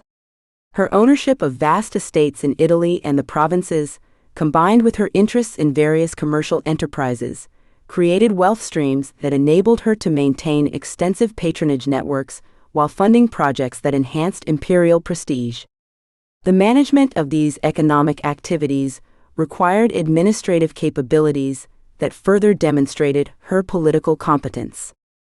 Livia's cultural patronage created another dimension of her public influence, as she supported literary, artistic, and architectural projects that enhanced imperial cultural prestige while advancing her own reputation. Her patronage of poets like Ovid, before his exile, and historians like Livy created literary connections that influenced how imperial achievements were recorded and remembered. Her support for architectural projects, including the restoration of temples and public buildings, provided visible demonstrations of her piety and public spiritedness while enhancing imperial legitimacy. The development of an imperial court culture that centered around Livia's social activities created new opportunities for political networking and alliance formation. The salons, dinners, and other social events that she hosted brought together diverse groups of imperial supporters while providing venues for informal political discussion and negotiation. These social activities became crucial components of imperial governance, creating spaces where political business could be conducted in apparently non-political settings. The model of imperial femininity. Livia's public persona carefully balanced innovation with tradition, creating a model of imperial femininity that maximized her influence while maintaining social acceptability. She presented herself as the embodiment of traditional Roman virtues like modesty, loyalty, and maternal devotion, while using these conventional roles as platforms for unprecedented political activities. This strategic deployment of traditional feminine ideologies enabled her to exercise power while deflecting potential criticism. The visual representation of Livia in official art and architecture reflected the careful construction of her public image, emphasizing traditional virtues while subtly communicating her exceptional status. Statues and portraits of Livia throughout the empire presented her as a model of matronly virtue, while her association with goddesses like Ceres and Venus suggested her quasi-divine status. These artistic representations created a visual language for imperial feminine power that would influence the representation of imperial women for centuries. Livia's literary representation by contemporary authors revealed both the admiration and anxiety that her unprecedented power generated among male elites. Writers like Velleius Paterculus praised her traditional virtues while acknowledging her significant political influence, while later historians like Tacitus portrayed her as a manipulative figure whose power threatened traditional gender hierarchies. These varied literary responses reflected the broader social tensions that powerful imperial women created within traditional Roman society. The development of protocols for imperial women's public appearances and ceremonial roles created new standards for feminine participation in public life that extended beyond the imperial family to influence broader elite society. Livia's participation in religious ceremonies, public dedications, and other official events established precedents for women's public roles while creating opportunities for political networking and influence building. Imperial women beyond Livia. The model of imperial feminine power that Livia established influenced the careers of subsequent imperial women throughout the Julio-Claudian dynasty and beyond. Figures like Agrippina the Elder, Agrippina the Younger, and Messalina built upon Livia's innovations while adapting them to changed political circumstances, demonstrating both the durability and flexibility of the patterns she had established. Agrippina the Elder's career demonstrated how imperial women could use their roles as wives and mothers to build independent political bases while challenging imperial authority. Her opposition to Tiberius and support for her son's imperial ambitions showed how dynastic politics could create conflicts between different branches of the imperial family, while her popular support demonstrated how imperial women could appeal directly to public opinion in ways that their male relatives sometimes could not. Agrippina the Younger's successful maneuvering to place her son Nero on the throne represented perhaps the most dramatic example of imperial feminine political achievement, surpassing even Livia's successes in dynastic management. Her marriage to Claudius and subsequent influence over adoption and succession policies demonstrated how imperial women could exploit their intimate access to imperial decision-making to achieve ambitious political goals, though her eventual conflict with Nero also illustrated the limitations and dangers of such power. The darker examples of imperial women like Messalina revealed the potential for corruption and abuse that unlimited access to imperial power could create, while also demonstrating how traditional gender roles could be exploited for personal gain. These negative examples, though exceptional, contributed to broader anxieties about imperial women's power, while reinforcing the importance of the moral standards that figures like Livia had established. Challenges and limitations. Despite her unprecedented achievements, Livia faced significant constraints and challenges that revealed the limitations of female power within the imperial system. Her influence, however extensive, remained dependent on her relationships with powerful men, while cultural expectations about proper feminine behavior created boundaries that she could push but not entirely transcend. The succession crisis that followed Augustus's death demonstrated both the extent and limits of Livia's power, as she successfully secured Tiberius's accession while facing resistance from other family members and political factions. Her ability to navigate this transition showed her political skills, while the conflicts it generated revealed the inherent instability of a system that depended heavily on personal relationships and informal arrangements. Livia's relationship with Tiberius, after he became emperor, illustrated the complex dynamics between powerful imperial women and their adult sons, as maternal influence could become a source of tension when it conflicted with imperial authority. The geographical and political distance that Tiberius eventually established from his mother reflected the difficulty of maintaining family relationships within the intense political environment of imperial court life. The historiographical tradition that developed around Livia's career revealed the ongoing cultural anxieties that powerful women generated within Roman society, as later writers struggled to reconcile her obvious achievements with traditional gender expectations. The alternately admiring and critical portrayals of her career in ancient sources reflected broader tensions about women's proper roles in public life that would continue to influence discussions of female power for centuries. Legacy and historical significance. Livia's career established patterns for imperial women's political participation that would influence European and Mediterranean politics for over a millennium, creating models for feminine power that could operate within patriarchal systems while achieving substantial political goals.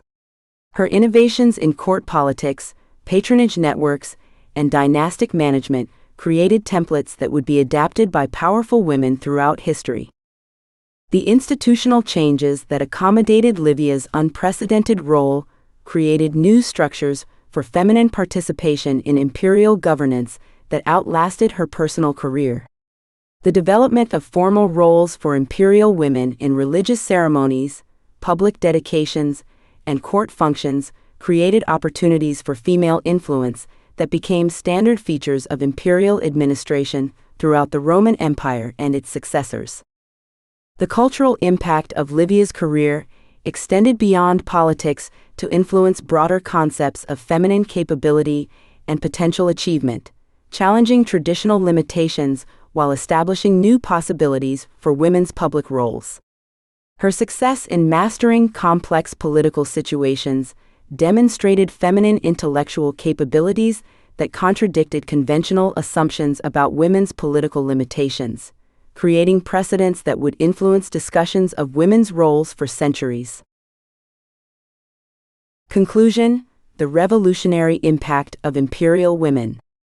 The emergence of figures like Livia as major political players represented one of the most significant but underappreciated transformations that accompanied the establishment of the Roman Empire. The concentration of power in the imperial household created opportunities for women to exercise influence on scales that had been impossible under republican institutions, while the dynastic nature of imperial succession made feminine roles in family politics matters of state importance. Livia's mastery of this new political environment demonstrated how exceptional individuals could exploit structural changes to achieve unprecedented power while operating within traditional cultural constraints. Her career revealed both the possibilities and limitations of feminine political influence in imperial systems, establishing patterns that would be replicated and modified by powerful women throughout history. Perhaps most significantly, the precedents that Livia established for imperial women's political participation created lasting changes in concepts of feminine capability and appropriate female roles in public life. While her influence remained exceptional, her success in achieving substantial political goals through informal networks and strategic relationships demonstrated alternative models of power that would continue to influence women's political participation long after the Roman Empire's collapse. The transformation of Roman imperial politics through the influence of powerful women like Livia thus represents one of the most important but least recognized aspects of the imperial system's development, creating new possibilities for feminine achievement while establishing patterns of female political influence that would echo through subsequent centuries of European and Mediterranean history. Chapter 11: Religious Revolution, Jesus of Nazareth and Christian Origins. The emergence of Christianity from the teachings of Jesus of Nazareth represents one of history's most remarkable transformations. The evolution of a localized Jewish religious movement into a world religion that would eventually reshape the Roman Empire and influence global civilization. This transformation began in the politically volatile province of Judea during the early decades of the 1st century CE, when Roman imperial power intersected with Jewish religious expectations to create conditions that would prove uniquely conducive to the spread of a new form of religious universalism. The historical significance of Jesus' life and ministry extends far beyond its immediate religious impact. The movement that emerged from his teaching and the circumstances of his death created institutional and ideological innovations that would prove remarkably compatible with the cosmopolitan environment of the Roman Empire. What began as a reform movement within Palestinian Judaism evolved into a religious system that transcended ethnic, cultural, and geographic boundaries, ultimately becoming one of the most influential forces in world history. The world of 1st century Judea. The political and religious context in which Jesus lived and taught was shaped by the complex intersection of Roman imperial authority with Jewish religious traditions and national aspirations. Judea in the early 1st century CE existed in a state of persistent tension between accommodation to Roman rule and resistance to foreign domination, creating an environment of religious ferment and political instability that would prove crucial to the emergence of Christianity. The Roman annexation of Judea as a province in 6 CE had fundamentally altered the relationship between religious and political authority in Jewish society. The deposition of Herod Archelaus and the imposition of direct Roman rule eliminated the buffer that client kingship had provided between imperial demands and Jewish religious sensibilities. The census conducted by Quirinius, which Luke's Gospel associates with Jesus' birth, represented more than administrative efficiency. It symbolized the subjugation of the chosen people to foreign taxation and imperial control. The religious landscape of 1st century Judaism was characterized by diversity and debate rather than monolithic orthodoxy. The major Jewish sects, Pharisees, Sadducees, Essenes, and Zealots, represented different approaches to the fundamental questions of how to maintain Jewish identity under foreign rule and how to interpret religious law in changing circumstances. This religious pluralism created an environment where new religious movements could emerge and compete for adherents while drawing upon established Jewish theological traditions. The economic pressures that accompanied Roman rule had created social tensions that influenced religious movements throughout Palestinian society.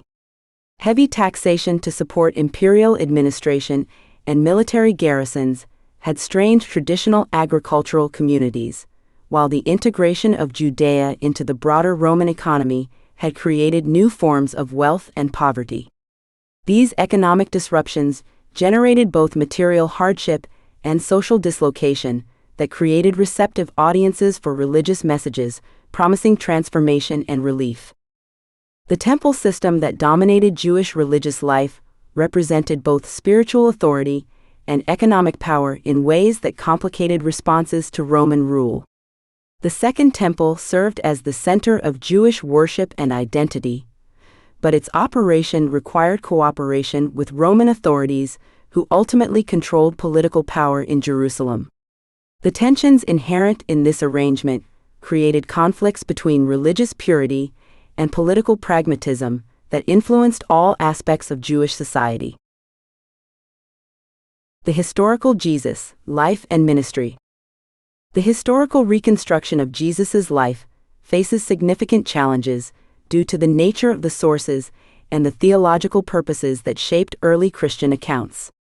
However, scholarly consensus has emerged around certain basic facts that place Jesus within the broader context of 1st century Jewish religious movements, while highlighting the distinctive elements that would prove crucial to Christianity's later development. Jesus was born during the final years of Herod the Great's reign, probably between 6 and 4 BCE, in the Galilean village of Nazareth. His family background appears to have been that of skilled craftsmen, tekton, rather than peasant farmers, suggesting modest prosperity rather than grinding poverty. This social position would have provided Jesus with literacy and familiarity with Jewish religious traditions, while exposing him to the economic and cultural changes that Roman rule had brought to Galilee. The baptism of Jesus by John the Baptist represents the beginning of his public ministry and provides crucial context for understanding his religious message. John's baptism movement represented a form of Jewish renewal that emphasized repentance and preparation for divine intervention in human history. Jesus' association with this movement suggests that his own ministry emerged from broader currents of Jewish religious expectation while developing distinctive theological and social emphases. The geographical focus of Jesus' ministry in Galilee, rather than Judea proper, reflected both practical and theological considerations. Galilee's mixed population of Jews and Gentiles, combined with its distance from the temple establishment in Jerusalem, created conditions more conducive to religious innovation than the more conservative religious environment of Judea. The lakeside towns where Jesus conducted much of his ministry were cosmopolitan commercial centers that exposed local populations to diverse cultural influences while maintaining strong Jewish identities. The core message of Jesus' preaching centered on the concept of the kingdom of God, Basileia to the OU, a theological vision that combined Jewish messianic expectations with distinctive social and ethical teachings. This kingdom theology promised divine intervention to establish justice and righteousness, while emphasizing present spiritual transformation rather than merely future political liberation. The tension between these elements would prove crucial to Christianity's later development and expansion. The social composition of Jesus' followers reflected the diverse constituencies that were attracted to his message. The 12 disciples included fishermen, a tax collector, and a zealot, representing different social and political backgrounds united by commitment to Jesus' teaching. The presence of women among his followers, including Mary Magdalene and others who provided financial support, represented a departure from conventional Jewish practices that would influence later Christian attitudes toward gender and social hierarchy. Teaching and social vision. The distinctive elements of Jesus' teaching that would prove crucial to Christianity's later development emerged from his interpretation of Jewish law and tradition in ways that emphasized universal principles over ethnic exclusivity. His emphasis on love of enemies, care for the marginalized, and forgiveness of sins created a moral vision that transcended traditional boundaries while remaining rooted in Jewish theological traditions. The parable tradition that characterized Jesus' teaching methodology created a distinctive form of religious discourse that made complex theological concepts accessible to ordinary people while challenging conventional religious and social assumptions. These stories drew upon familiar experiences from rural and urban life while conveying messages that often reversed expected social hierarchies and religious priorities. The parable's emphasis on divine grace and human transformation created theological foundations that would prove adaptable to diverse cultural contexts. Jesus' attitude toward Jewish law, halakha, represented a form of reform that maintained reverence for scriptural authority while emphasizing ethical principles over ritual observance. His healing activities on the Sabbath and his association with ritually impure individuals challenged conventional interpretations of religious law while claiming divine authorization for these departures from tradition. This approach created precedents for the later Christian claim that faith in Jesus superseded observance of Jewish law. The economic teachings that emerged from Jesus' ministry addressed the social tensions that Roman rule had created in Palestinian society, while articulating principles that would prove relevant to urban environments throughout the Roman Empire. His warnings about the dangers of wealth, combined with his concern for the poor and marginalized, created a social vision that appealed to diverse constituencies while challenging existing power structures. The eschatological dimension of Jesus' teaching, which emphasized the imminent transformation of existing social and spiritual conditions, provided hope for his followers while creating theological frameworks that could accommodate both present spiritual experience and future historical expectations. This eschatological vision would prove crucial to Christianity's ability to maintain momentum, despite the delay of expected divine intervention. Conflict and crucifixion. The circumstances that led to Jesus' execution reveal the complex political and religious dynamics that characterized Roman rule in Judea, while demonstrating how local conflicts could have world historical consequences. The events of Jesus' final week in Jerusalem brought together the tensions between Roman authority, Jewish religious leadership, and popular expectations in ways that would create the foundational narrative of Christian faith. Jesus' entry into Jerusalem during Passover represented a deliberate symbolic action that invoked Jewish messianic expectations while potentially challenging Roman political authority. The timing of this demonstration during Judaism's most politically charged religious festival, combined with the symbolic elements of Jesus' procession, created conditions for confrontation with both religious and political authorities who were concerned about maintaining order during a volatile period. The cleansing of the temple represented Jesus' most direct challenge to the religious establishment, while raising questions about the relationship between religious purity and political accommodation. His disruption of commercial activities in the temple courts challenged both the economic interests of the religious leadership and the system of cooperation with Roman authorities that enabled the temple to function. This action crystallized opposition to Jesus among those who feared that religious disruption could provoke Roman intervention.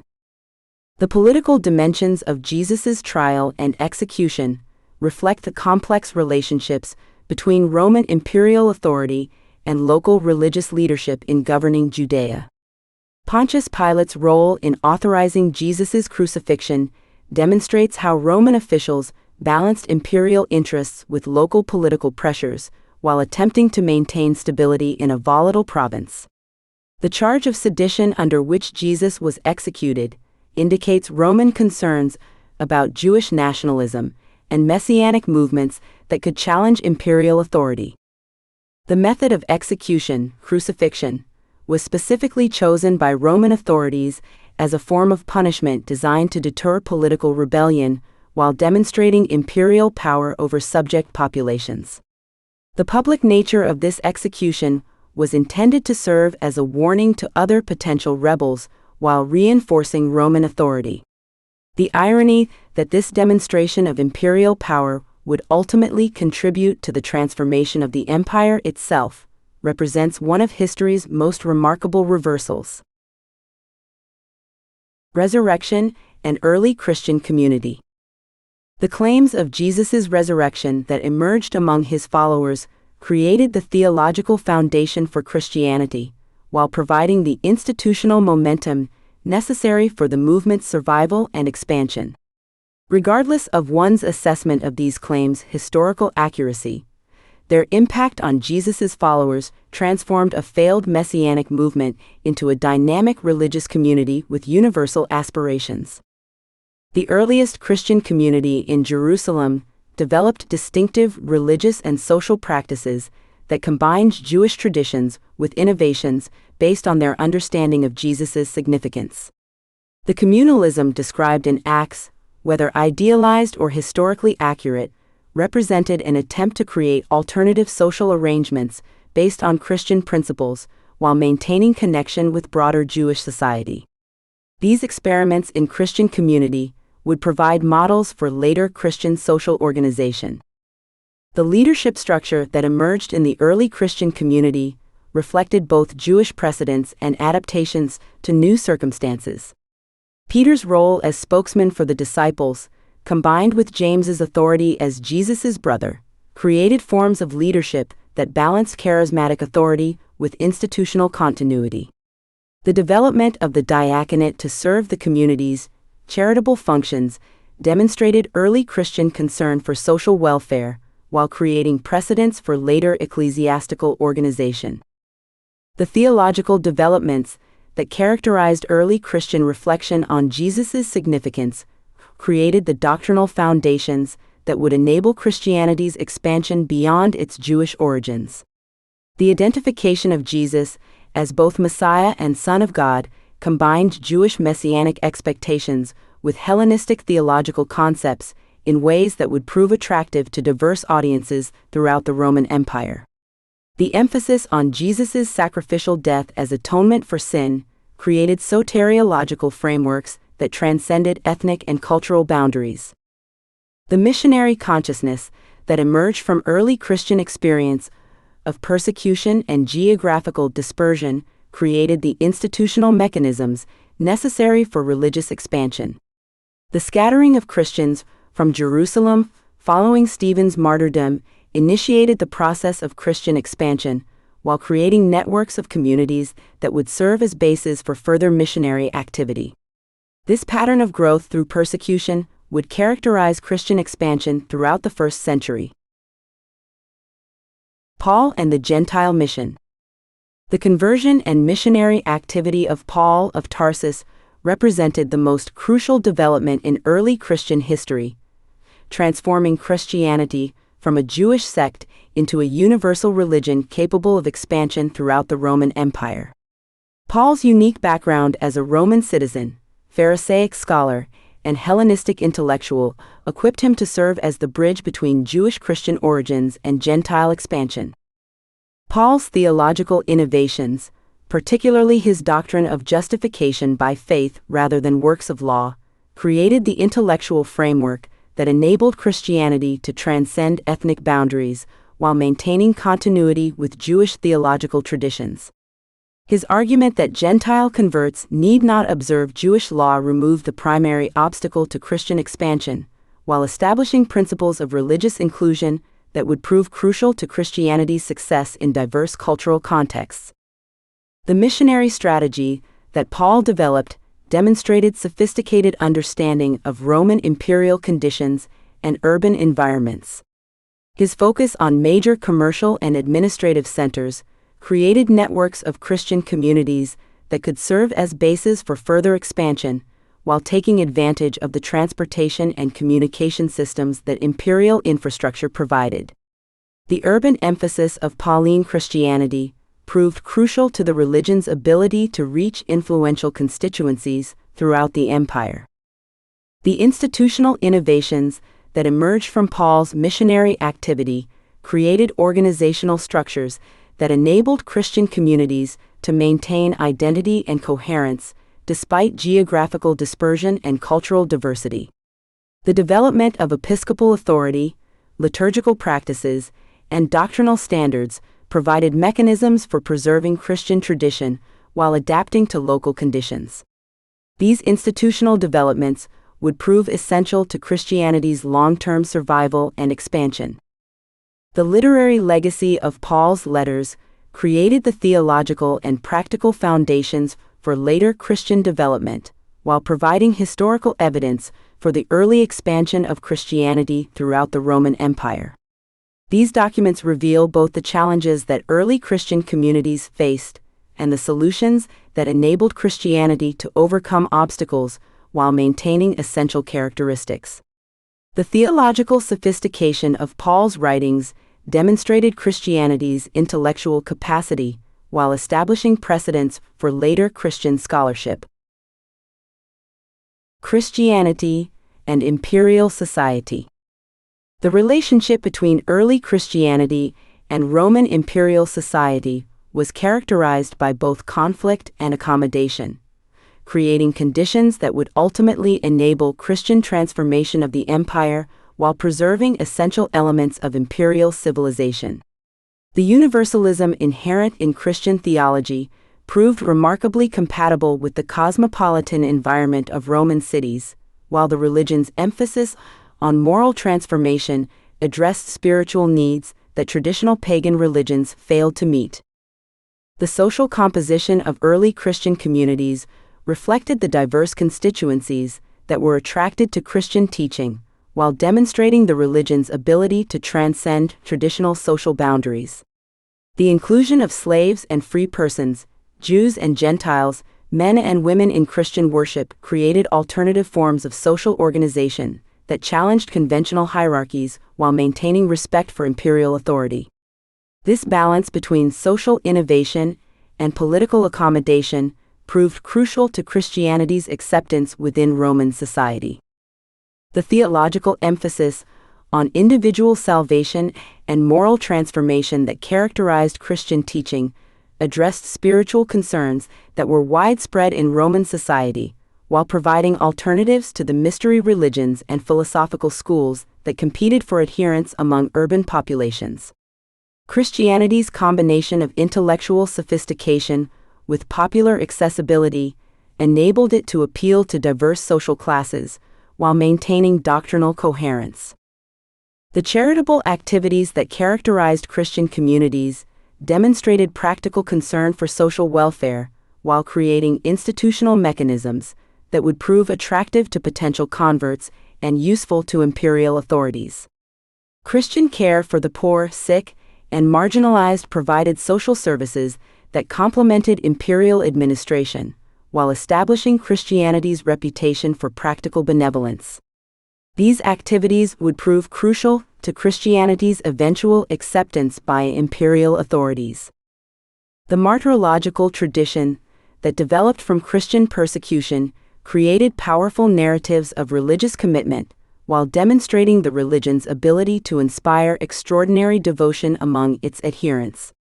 The willingness of Christians to die for their beliefs impressed even hostile observers, while creating models of religious heroism that would inspire later generations. These examples of Christian courage would contribute to the religion's eventual triumph within the empire. Conclusion: from Jewish sect to world religion. The transformation of Christianity from a small Jewish sect centered in Palestine into a world religion capable of converting the Roman Empire represents one of the most remarkable developments in human history. This transformation was made possible by the unique combination of circumstances that characterized the 1st century CE, the political stability of the Pax Romana, the cultural diversity of imperial society, and the spiritual needs that traditional religions failed to address. The historical figure of Jesus of Nazareth provided the foundational inspiration for this transformation, but the success of Christianity depended equally on the institutional and theological innovations developed by his followers in response to changing circumstances.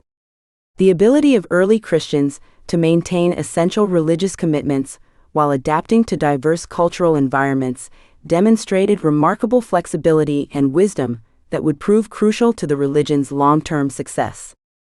Perhaps most significantly, the emergence of Christianity demonstrated how religious movements could transcend their cultural origins to become universal forces for historical change. The religion that began in the villages of Galilee would eventually transform the civilization that had created the conditions for its emergence, illustrating the unpredictable ways in which local developments can acquire global significance. The Christianity that emerged from 1st century developments had created the theological foundations, institutional structures, and cultural adaptations that would enable it to survive imperial persecution and eventually become the dominant religion of the Roman Empire. The revolution that began with Jesus of Nazareth would ultimately transform not only individual lives, but entire civilizations, demonstrating the power of religious vision to reshape human history in ways that purely political or military forces could not achieve. Chapter 12: Classical Literature, Virgil, Ovid, and Golden Age Culture. The reign of Augustus witnessed the flowering of Latin literature that would define Western literary tradition for over 2 millennia. This golden age of Roman poetry and prose emerged not from spontaneous cultural development, but from the deliberate intersection of imperial patronage, artistic genius, and the cultural needs of a new political order. The great poets of the Augustan era, Virgil, Ovid, Horace, and their contemporaries, created works that simultaneously celebrated imperial achievements and explored the human costs of political transformation, establishing literary traditions that would influence European culture long after the empire's collapse. The relationship between imperial power and literary creativity during this period was both symbiotic and tension-filled. Augustus and his cultural advisors, particularly Maecenas, recognized that the new imperial order required not only political institutions, but also cultural legitimacy that could be provided through artistic achievement. The poets who responded to this cultural moment created works of extraordinary sophistication that served imperial propaganda needs, while transcending their immediate political context to achieve lasting artistic significance. The cultural politics of imperial patronage. The Augustan literary renaissance emerged from a carefully orchestrated system of imperial patronage that differed fundamentally from the haphazard support that artists had received during the chaotic final decades of the Republic. Maecenas, Augustus's cultural minister, created what amounted to the ancient world's first systematic arts policy, identifying talented writers and providing them with the financial security and social status necessary for sustained literary creation. This patronage system enabled poets to dedicate themselves to major works, while ensuring that their productions would serve the broader cultural goals of the new regime. The political context that shaped Augustan literature was defined by the need to reconcile republican traditions with imperial realities, while creating cultural narratives that could justify the new political order. The civil wars that had destroyed the republic had also shattered traditional sources of cultural authority, creating both opportunities and obligations for writers who sought to address the cultural crisis that accompanied political transformation. The poets of the Augustan era faced the challenge of creating literature that could speak to both the immediate needs of imperial legitimation and the timeless human experiences that transcend political circumstances. The literary circle that formed around Maecenas represented an unprecedented concentration of poetic talent that included Virgil, Horace, Propertius, and other writers who would define the classical tradition. This community of poets created a cultural environment that encouraged both collaboration and competition, while providing the intellectual stimulation necessary for artistic innovation. The relationships among these writers, documented in their poems and contemporary accounts, reveal the complex dynamics of court culture, where personal friendship, artistic rivalry, and political obligation intersected in ways that influenced literary production. The geographic and social diversity of Augustan poets reflected the broader cultural integration that imperial rule had achieved throughout the Mediterranean world. Virgil came from northern Italy, Horace from the mountains of southern Italy, while Ovid represented the Roman aristocracy. This diversity brought different regional perspectives and cultural traditions into Roman literature, while demonstrating how imperial citizenship could transcend local identities. The synthesis of these diverse influences created a literary culture that was both distinctly Roman and broadly Mediterranean in its appeal and influence. Virgil and the imperial epic. Virgil's Aeneid stands as the supreme achievement of Augustan literature and one of the most influential works in Western culture. Commissioned to provide Rome with a national epic comparable to Homer's Iliad and Odyssey, the Aeneid succeeded in creating a literary work that served immediate imperial propaganda needs, while achieving artistic greatness that transcended its political origins. The poem's complex narrative structure and psychological sophistication created new possibilities for epic poetry, while establishing literary techniques that would influence European literature for centuries. The political dimensions of the Aeneid were both explicit and subtle, celebrating Augustan achievements while exploring the moral complexities of imperial power. The poem's prophecies of Roman greatness, culminating in Augustus's reign, provided divine sanction for imperial rule, while the description of Aeneas's shield depicted contemporary military victories as the fulfillment of ancient destiny. However, Virgil's treatment of these themes was far more complex than simple propaganda, revealing the human costs of imperial expansion while questioning whether political success could compensate for personal suffering.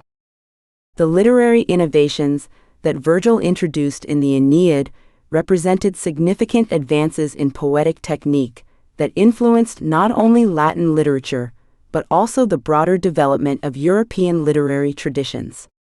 The poem's use of symbolic imagery, psychological characterization, and structural complexity created new standards for epic poetry, while demonstrating how traditional literary forms could be adapted to address contemporary concerns.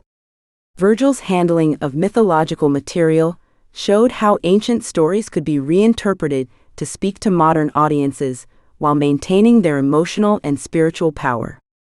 The cultural impact of the Aeneid extended far beyond its immediate Roman context to influence educational curricula, artistic programs, and literary production throughout the empire and beyond.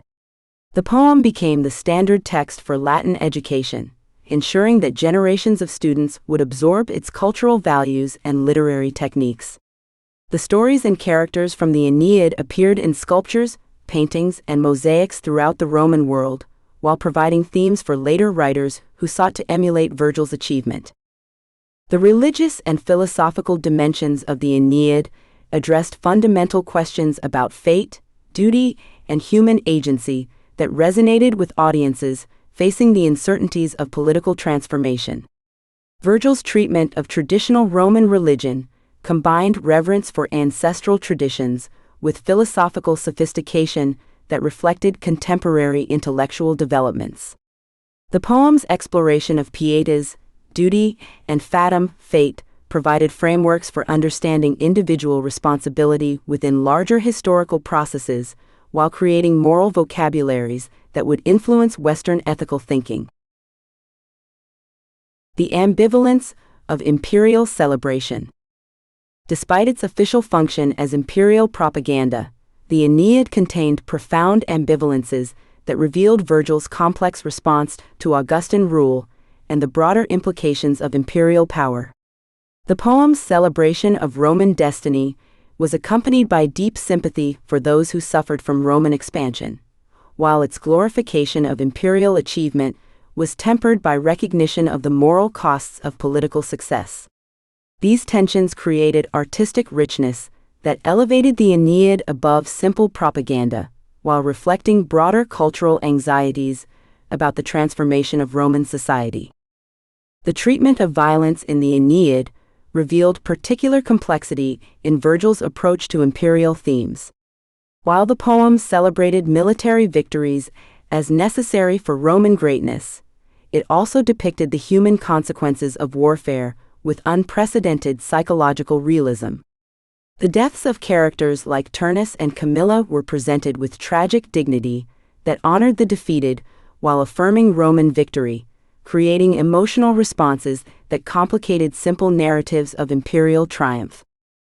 The female characters in the Aeneid served as focal points for exploring the tensions between personal desire and political necessity that characterized imperial culture. Dido's tragic love affair with Aeneas provided one of literature's most powerful treatments of the conflict between individual fulfillment and historical destiny, while characters like Camilla and Lavinia represented different models of feminine virtue within the imperial system. These characterizations revealed Virgil's sensitivity to the human costs of political transformation, while creating literary archetypes that would influence later treatments of similar themes. The poem's treatment of furor, madness, passion, versus ratio, reason, order, established symbolic frameworks that extended beyond immediate political contexts to address fundamental questions about human nature and social organization. Virgil's association of furor with civil war and foreign enemies, while connecting ratio with Augustan peace, created ideological narratives that supported imperial rule. However, the poem's psychological complexity revealed the artificial nature of such distinctions, while suggesting that the capacity for destructive passion existed within supposedly rational political systems. Ovid, elegance and subversion. While Virgil created the official epic of Augustan Rome, Ovid represented a different literary response to imperial culture that combined technical brilliance with subtle subversion of official values. Ovid's poetry celebrated the sophisticated urban culture that imperial prosperity had created, while maintaining ironic distance from the moral seriousness that characterized official imperial ideology. His works revealed alternative possibilities for Roman culture that emphasized pleasure, wit, and artistic sophistication over military virtue and political duty. Ovid's Metamorphoses represented perhaps the most ambitious poetic project of the Augustan era, creating a comprehensive mythological narrative that rivaled the Aeneid in scope while offering fundamentally different perspectives on history, politics, and human nature. The poem's treatment of transformation as a universal principle provided frameworks for understanding change that could be applied to contemporary political developments, while maintaining sufficient mythological distance to avoid direct political confrontation. The work's celebration of artistic creativity and erotic experience offered alternative values to those promoted by official imperial culture. The technical innovations that Ovid introduced in Latin poetry influenced literary development throughout the imperial period and beyond. His mastery of elegiac meter, his development of psychological characterization, and his sophisticated use of mythological material created new possibilities for poetic expression, while demonstrating how traditional literary forms could be adapted to explore contemporary themes. Ovid's influence on later Latin poets was immediate and lasting, while his works would eventually influence medieval and Renaissance literature in ways that exceeded even Virgil's impact. The social world depicted in Ovid's poetry reflected the cosmopolitan urban culture that had emerged under imperial rule, while revealing tensions between traditional Roman values and contemporary social realities. His Ars Amatoria, Art of Love, portrayed Roman society as sophisticated and pleasure-seeking, emphasizing social skills and cultural refinement over military virtue and political duty. This alternative vision of Roman identity challenged official moral programs, while celebrating the cultural achievements that imperial prosperity had made possible.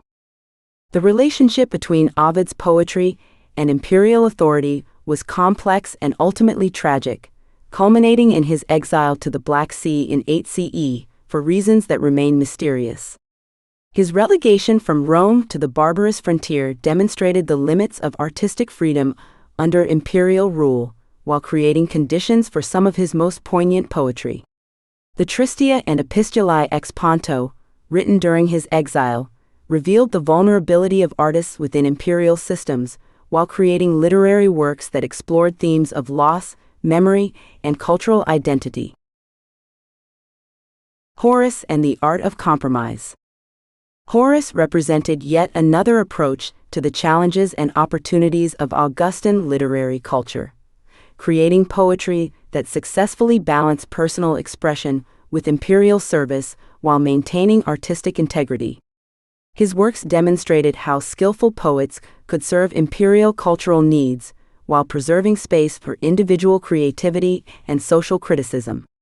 The balance that Horace achieved between public and private themes, between celebration and critique, established models for court poetry that would influence literary production throughout European history.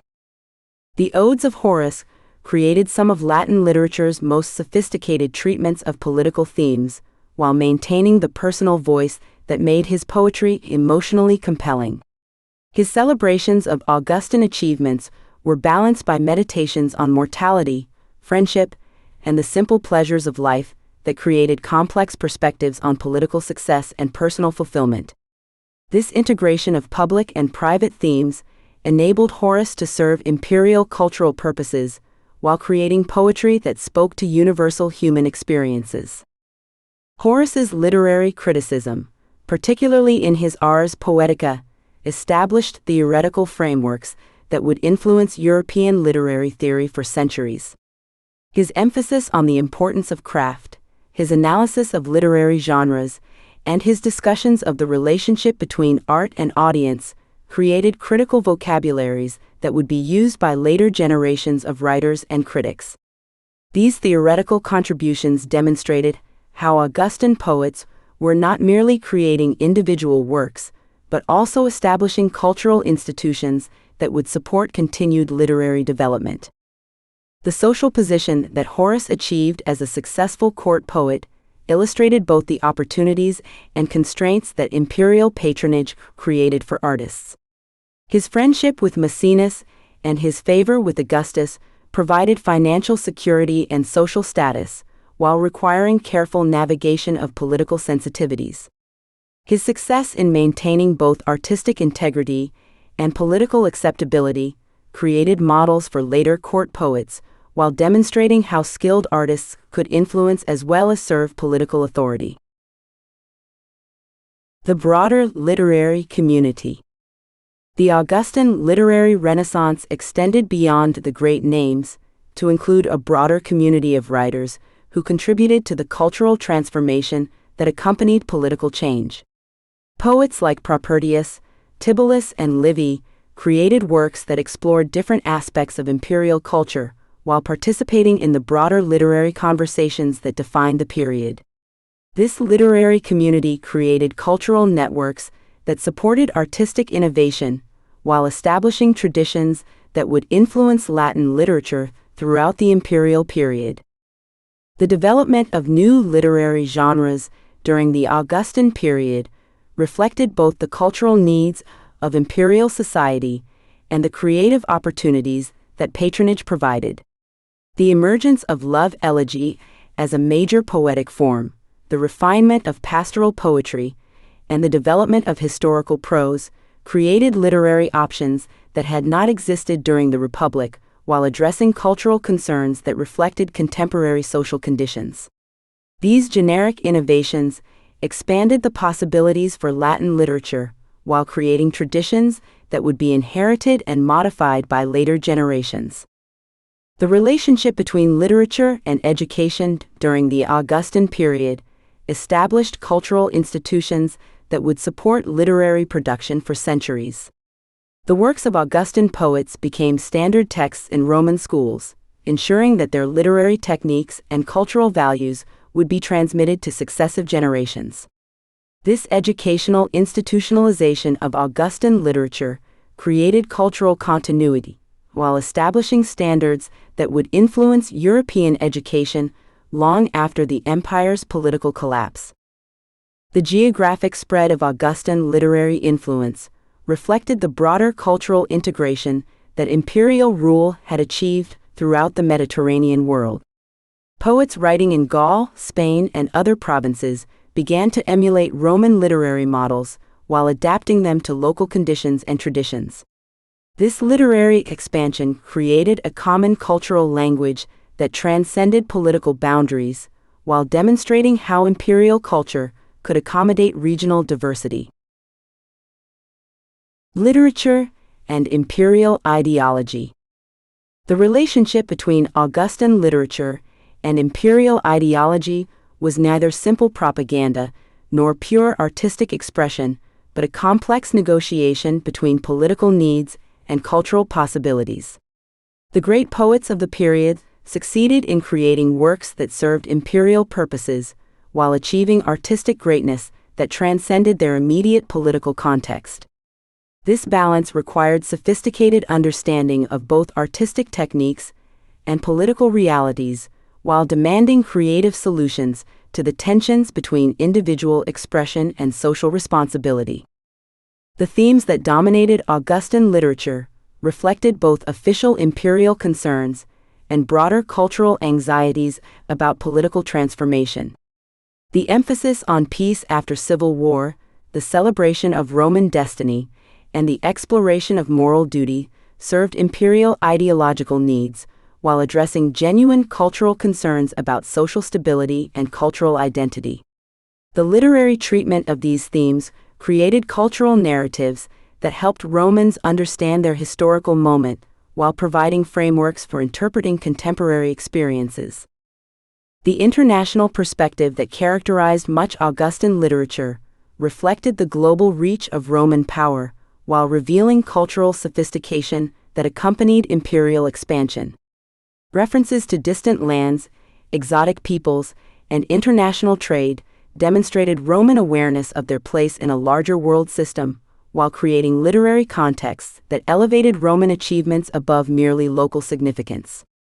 This cosmopolitan perspective created cultural frameworks that would influence European literature long after the specific political circumstances that generated them had disappeared. The tension between traditional values and contemporary realities that appeared throughout Augustan literature reflected broader social changes that accompanied political transformation. The poets of the period were simultaneously celebrants of imperial achievement and critics of its social costs, creating literary works that captured both the excitement and anxiety that characterized their historical moment. This complexity created artistic richness that elevated Augustan literature above simple political propaganda, while providing insights into the human experience of historical change. Conclusion: the literary legacy of imperial culture. The golden age of Latin literature that flourished under Augustus created cultural achievements that would influence European civilization for over 2 millennia. The works of Virgil, Ovid, Horace, and their contemporaries established literary traditions, cultural values, and artistic techniques that would be studied, imitated, and adapted by successive generations of writers throughout Europe and beyond. The synthesis of Greek literary traditions with Roman political experience created new possibilities for artistic expression, while establishing cultural institutions that would support continued literary development. The relationship between political power and artistic creativity that characterized the Augustan literary Renaissance demonstrated both the opportunities and dangers that patronage systems could create for writers. The great poets of the period succeeded in serving imperial cultural needs while maintaining artistic integrity and individual expression, creating works that transcended their immediate political context to achieve lasting significance. However, the fate of Ovid revealed the limits of artistic freedom within imperial systems, while demonstrating the vulnerability of artists who pushed too far against political boundaries. Perhaps most significantly, the Augustan literary achievement created cultural narratives and artistic standards that would influence European identity long after the Roman Empire's political collapse. The vision of civilization that emerged from Augustan poetry provided frameworks for understanding relationships between political power and cultural achievement, while establishing ideals of artistic excellence that would inspire later writers.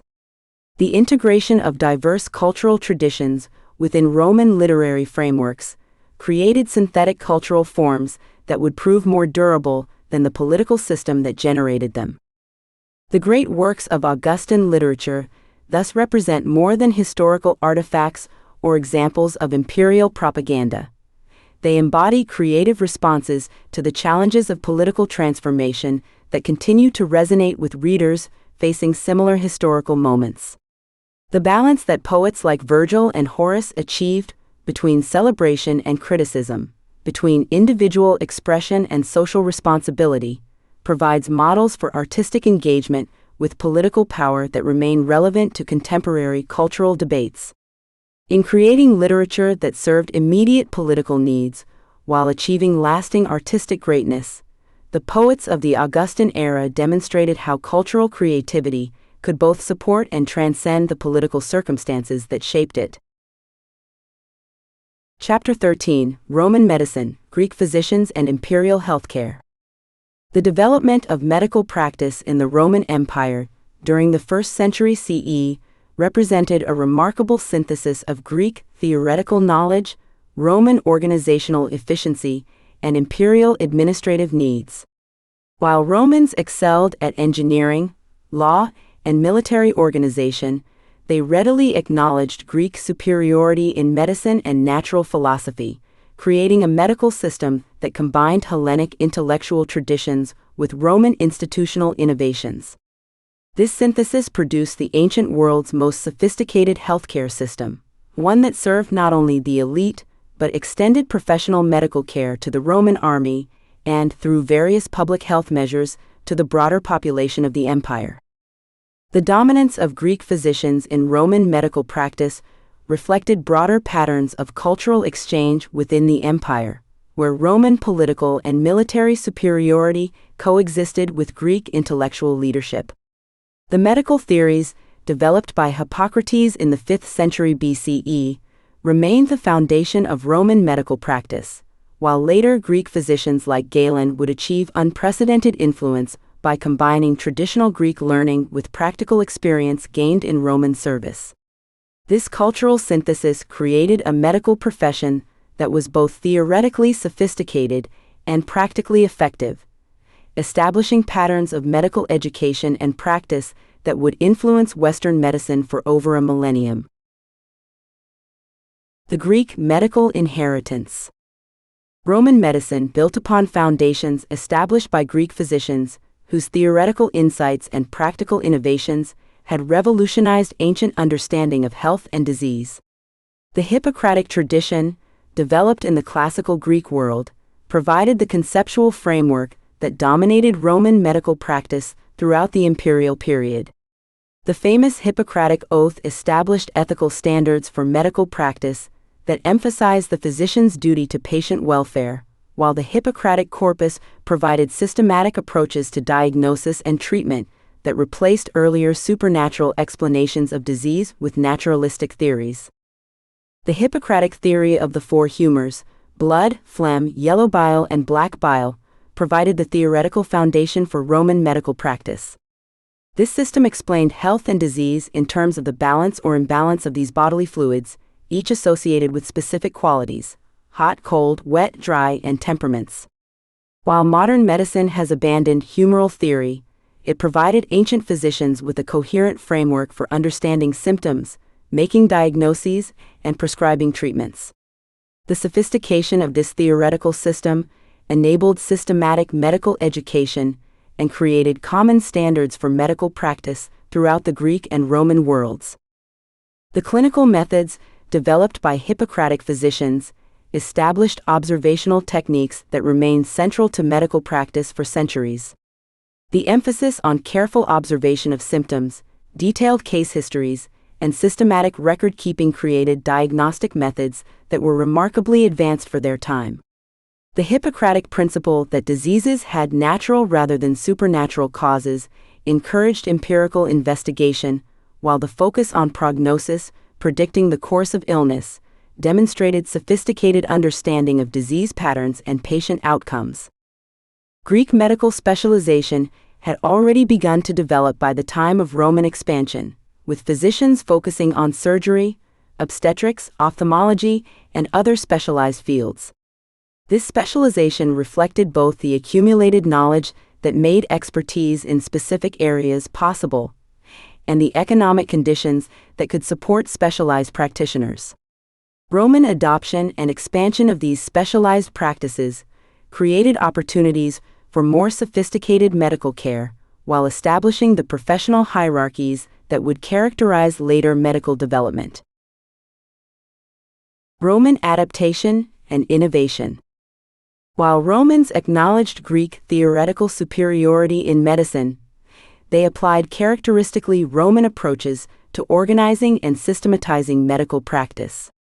The Roman genius for administration and institution building transformed Greek medical knowledge into comprehensive healthcare systems that served imperial needs while establishing new standards for medical education and professional practice. This synthesis created innovations that went beyond simple adoption of Greek practices to develop distinctly Roman contributions to medical development.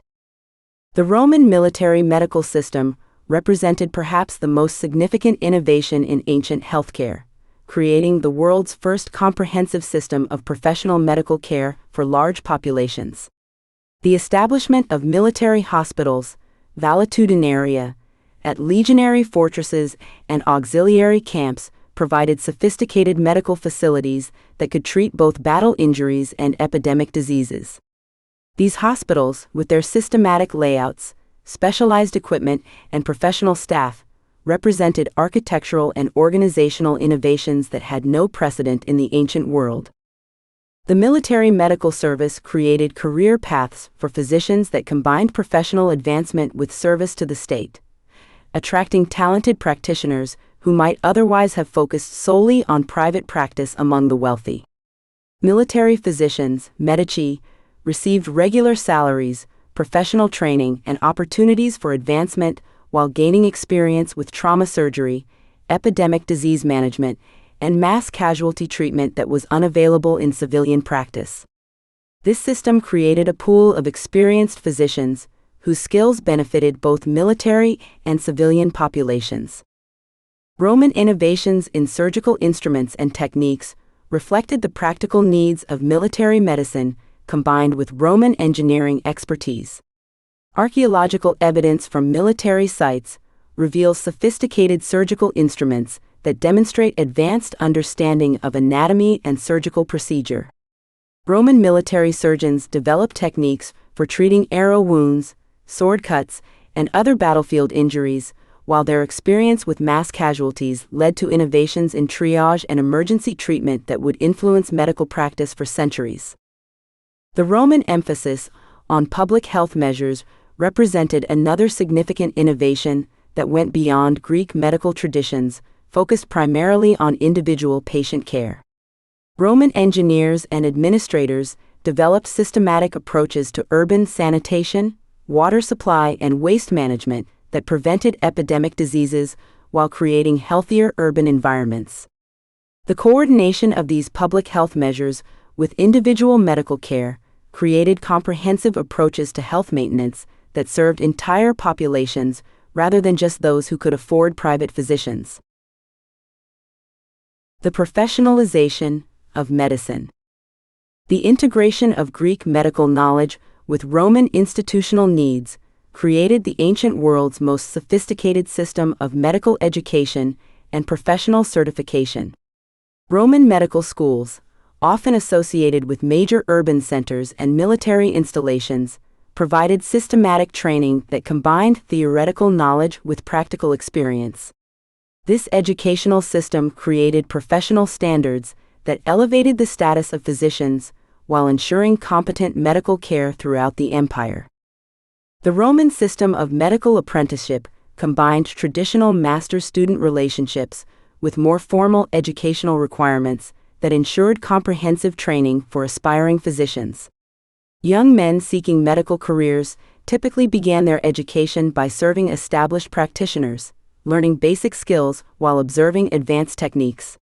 This apprenticeship system was supplemented by formal instruction in anatomy, pharmacology, and medical theory that provided the theoretical foundation necessary for competent practice. The development of medical literature in Latin, supplementing the Greek texts that remained central to medical education, made advanced medical knowledge accessible to Roman practitioners who lacked complete fluency in Greek. Roman medical writers like Celsus produced comprehensive surveys of medical knowledge that combined Greek theoretical insights with Roman practical innovations. These Latin medical texts created a distinctly Roman medical literature while making sophisticated medical knowledge available to broader audiences. The establishment of professional associations and guilds for physicians created mechanisms for maintaining professional standards while providing mutual support for practitioners. These collegia medica established ethical guidelines, regulated training requirements, and provided economic protection for their members while creating professional networks that facilitated the exchange of medical knowledge. The Roman guild system created institutional frameworks that supported professional development while ensuring accountability to public interests. The legal recognition of medical practice as a legitimate profession with specific rights and responsibilities defined in Roman law provided the institutional foundation for professional medical practice. Roman law recognized the special status of physicians while establishing legal frameworks for medical contracts, malpractice litigation, and professional liability.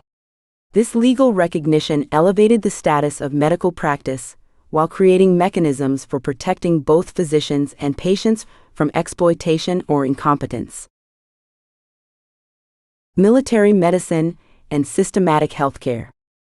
The Roman military medical system represented the ancient world's most advanced healthcare organization, providing comprehensive medical services to hundreds of thousands of soldiers stationed throughout the empire.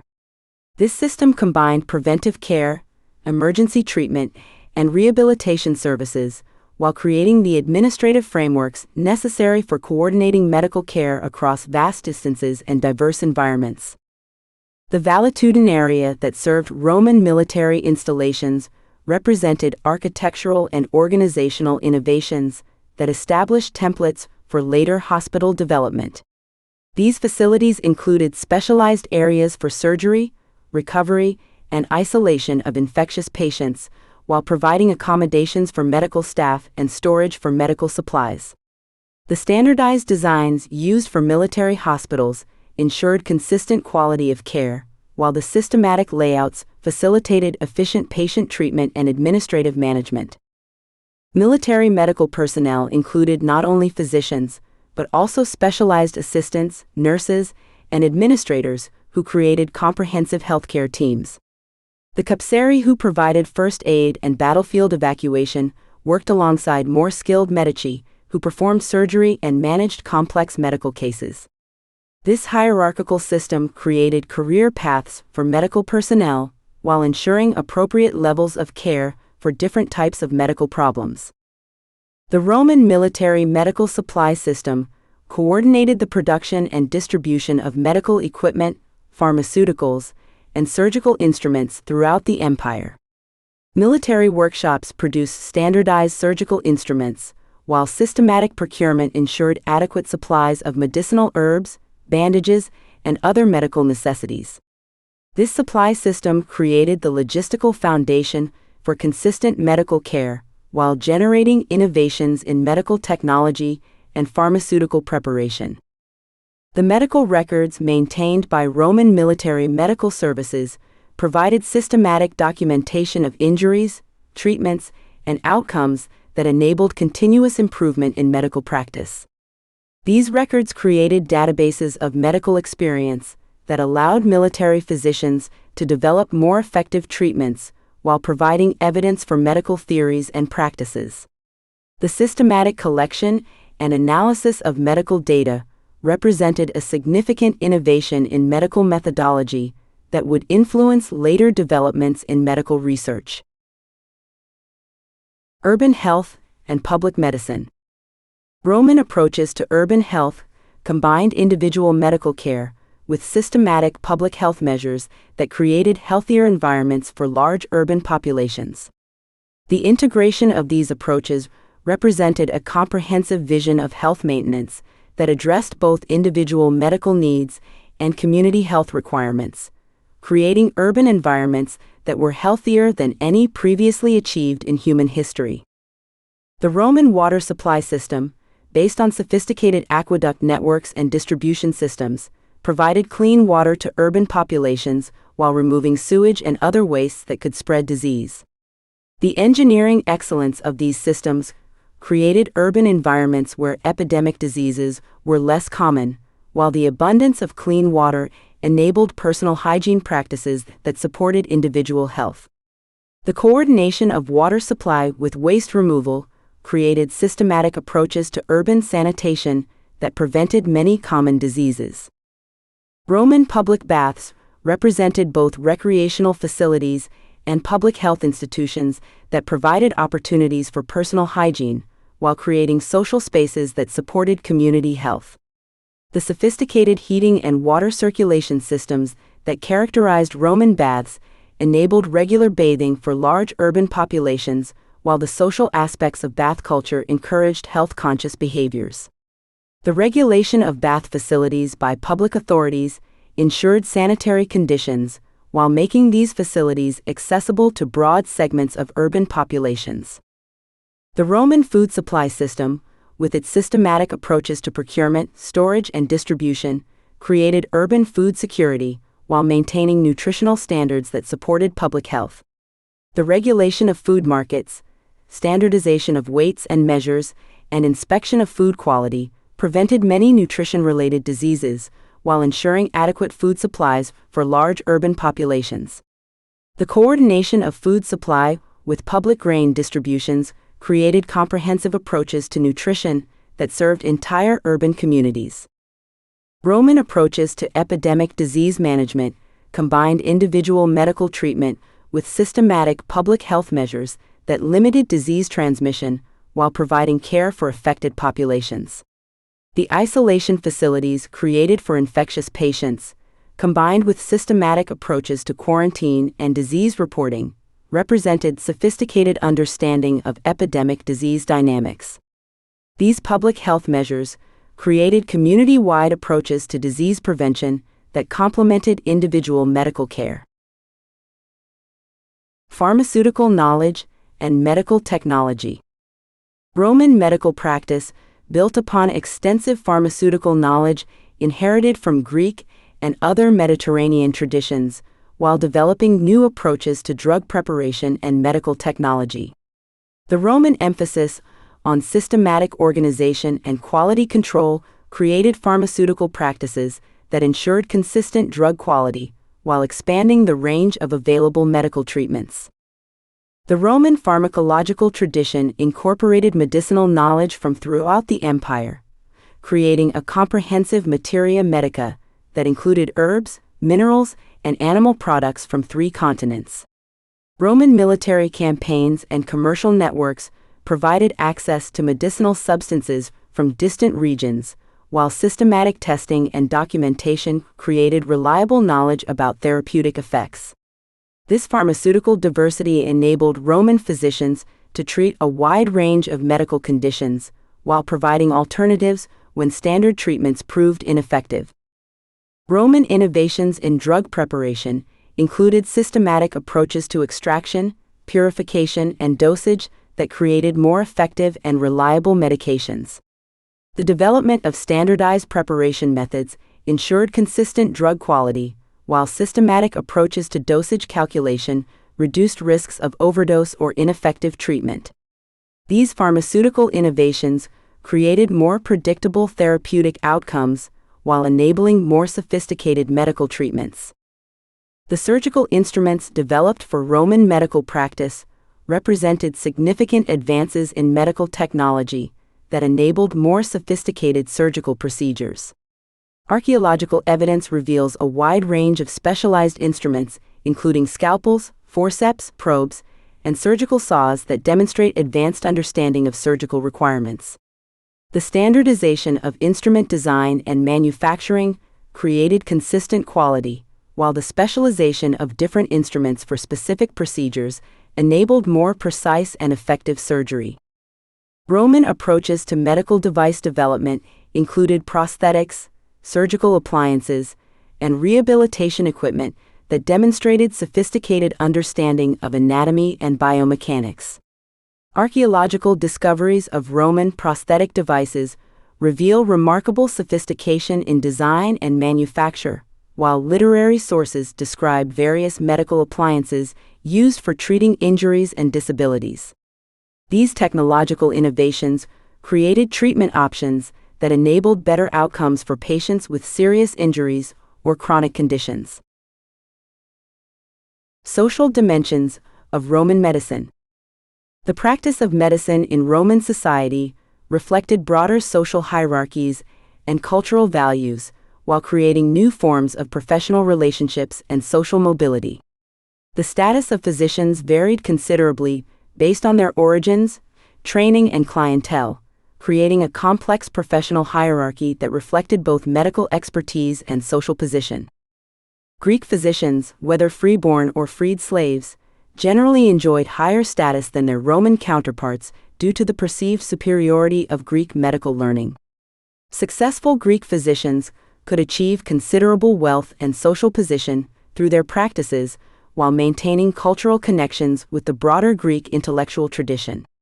This preference for Greek physicians created opportunities for social advancement that might not have been available in other professions, while encouraging high standards of medical education and practice. The relationship between physicians and patients reflected broader Roman social patterns, while creating specific professional obligations and expectations. Wealthy patients expected personal attention and customized treatments, while public medical services provided more standardized care for broader populations. The development of professional ethics and legal frameworks created standards for physician behavior, while protecting both medical practitioners and their patients from exploitation. The role of women in Roman medical practice included both traditional healing practices and more formal medical training, though opportunities for professional advancement remained limited by broader social restrictions. Female practitioners often specialized in obstetrics and gynecology, while some achieved recognition for their expertise in pharmaceutical preparation and patient care. The integration of traditional women's healing knowledge with formal medical education created more comprehensive approaches to healthcare, while providing some opportunities for female participation in professional medicine. The economic dimensions of medical practice created both opportunities and challenges for practitioners, while influencing the accessibility of medical care for different social groups. Successful physicians could achieve considerable wealth through private practice, while public medical services created career opportunities for practitioners willing to serve broader populations. The development of various payment systems and insurance arrangements enabled broader access to medical care while creating economic incentives for quality medical practice. Conclusion: the legacy of Roman medical synthesis. The medical system that emerged in the Roman Empire during the 1st century CE represented a remarkable synthesis that combined Greek theoretical knowledge with Roman organizational capabilities, creating healthcare institutions and practices that would influence Western medicine for over a millennium. The professionalization of medical practice, development of systematic healthcare delivery, and integration of public health measures with individual medical care established patterns that continue to influence modern medical practice. The Roman military medical system demonstrated that comprehensive healthcare could be provided to large populations through systematic organization and professional training, creating models that would be adapted and modified by later civilizations. The hospitals, medical education systems, and professional standards developed for military use established templates for civilian medical care, while creating career paths that attracted talented practitioners to public service. Perhaps most significantly, the Roman synthesis of Greek medical knowledge with imperial organizational needs created a vision of medicine as both a learned profession and a public service that served community needs while maintaining high standards of professional practice. This vision established medical practice as a legitimate field for intellectual achievement while creating institutional frameworks that supported both individual professional development and community health needs. The pharmaceutical knowledge, surgical techniques, and public health measures developed during the Roman period created a foundation for later medical development, while establishing approaches to healthcare that addressed both individual and community needs. The integration of these various aspects of medical practice into comprehensive healthcare systems demonstrated possibilities for organized medical care that would continue to influence medical development throughout history, establishing the Roman medical synthesis as one of the most significant achievements in the history of medicine. Chapter 14: Imperial Law, Augustus's Legislation and Legal Development. The legal revolution that Augustus initiated represented one of his most enduring contributions to world civilization, transforming not only the constitutional structure of the Roman state, but also the moral and social foundations of imperial society. Through a comprehensive program of legislation that addressed everything from marriage and adultery to inheritance and public morality, Augustus established the principle that the emperor served as the ultimate source of law while using legal authority to reshape Roman society according to his vision of proper order and values. This legislative program created the foundation for what would become the most influential legal system in human history, establishing precedents and principles that continue to influence legal development in the modern world. The significance of Augustus's legal reforms extended far beyond their immediate practical effects. By concentrating legal authority in the imperial office while maintaining the forms of republican legislation, Augustus created a new model of lawmaking that balanced traditional Roman respect for legal precedent with the practical requirements of governing a vast empire. His approach to social legislation demonstrated how law could be used as an instrument of cultural transformation, while his constitutional innovations established the framework within which Roman law would develop for the next 3 centuries. The constitutional foundation of imperial legal authority. Augustus's legal reforms began with the fundamental challenge of establishing legitimate authority for imperial legislation within the traditional framework of Roman constitutional law. The republican system had recognized multiple sources of legal authority: the assemblies, the Senate, magistrates, and legal precedent, but had never contemplated the concentration of legislative power in a single individual. Augustus's genius lay in creating legal mechanisms that enabled him to exercise ultimate authority while preserving the fiction of republican government and the reality of legal continuity.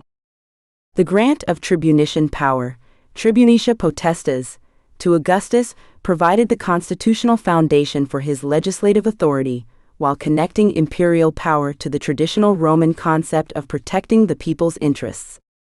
Unlike consular authority, which was limited in duration and scope, tribunician power was continuous and included the crucial right to propose legislation directly to the popular assemblies. This power also carried the traditional tribunician privilege of personal inviolability, making opposition to imperial legislation tantamount to sacrilege, while providing religious as well as political sanctions for imperial authority. The imperial imperium maius, which gave Augustus authority superior to that of any other magistrate, created the legal basis for imperial oversight of all governmental activities, while establishing the emperor's role as the ultimate interpreter of existing law. This authority enabled Augustus to issue edicts, edicta, that had the force of law throughout the empire, while providing mechanisms for resolving conflicts between different legal traditions and jurisdictions. The combination of tribunician power and superior imperium created a legal framework that could accommodate both innovation and tradition within a single constitutional system. Perhaps most significantly, Augustus established the principle that imperial constitutions, constitutionis principis, possessed legal authority equal to traditional sources of Roman law. These imperial pronouncements, which included edicts, decrees, rescripts, and mandates, created new categories of legal authority that reflected the practical requirements of imperial governance while maintaining formal continuity with republican legal traditions. This innovation enabled the emperor to respond quickly to changing circumstances, while ensuring that imperial decisions became permanent parts of the legal system. The development of the imperial council, Concilium Principis, provided institutional support for imperial law-making while creating mechanisms for incorporating legal expertise into the decision-making process. This body, which included experienced jurists, senators, and administrative officials, served as both an advisory council for complex legal questions and a means of ensuring that imperial legislation reflected sound legal principles. The council's deliberations created precedents for legal reasoning, while establishing procedures that would influence judicial decision-making throughout the empire. Social legislation, marriage, family, and moral reform. Augustus's most ambitious and controversial legal innovations involved his systematic attempt to use law as an instrument of social and moral reform. The marriage laws, leges Iuliae, de maritendis ordinibus, and de adulteris coercandis, enacted between 18 BCE and 9 CE, represented the ancient world's most comprehensive attempt to regulate private behavior through public legislation, demonstrating both the scope of imperial ambition and the practical limitations of legal social engineering. The Lex Iulia de maritendis ordinibus established marriage as a legal obligation for Roman citizens of appropriate age and social status, creating penalties for celibacy while providing rewards for those who produced legitimate children. Men between 25 and 60 and women between 20 and 50 were required to be married, with unmarried individuals facing restrictions on inheritance rights and exclusion from public entertainments. These provisions reflected Augustus's concern about declining birth rates among the Roman elite, while demonstrating his belief that private behavior had public consequences that justified legal intervention.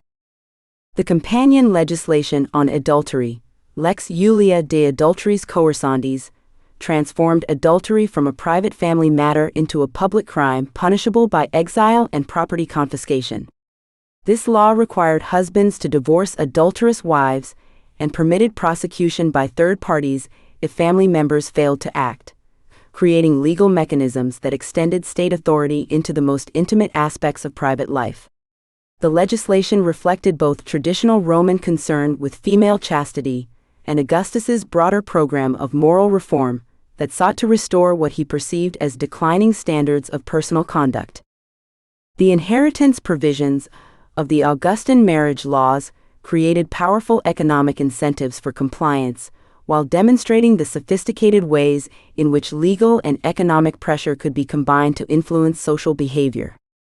Unmarried individuals could inherit only half of any bequest, while childless married couples faced similar restrictions on their ability to receive inheritances from non-relatives. These provisions created strong financial motivations for marriage and procreation, while generating revenues for the state treasury through the frequent forfeiture of inheritance rights. The practical enforcement of these marriage laws revealed both the ambitions and limitations of imperial social legislation. The creation of special courts, quaestiones perpetuae, to handle adultery cases established new judicial procedures, while the appointment of special officials to oversee marriage law compliance created new categories of imperial bureaucracy. However, the widespread resistance to these laws among the Roman elite, documented in contemporary sources, demonstrated that legal authority, however comprehensive, could not easily override established social practices and personal preferences. The long-term impact of Augustan marriage legislation extended far beyond its immediate practical effects, establishing precedents for the legal regulation of private behavior that would influence European legal development for centuries. The principle that the state possessed legitimate authority to regulate marriage and family relationships became a cornerstone of later Roman law, while providing models for Christian legislation on marriage and morality. These laws also established the concept that private virtue was a matter of public concern, creating justifications for legal intervention in personal behavior that would be invoked by later rulers and legal systems. Criminal law reform and imperial justice. Augustus's reforms of criminal law and judicial procedure represented equally significant innovations that transformed the Roman legal system, while establishing the emperor's role as the ultimate source of justice throughout the empire.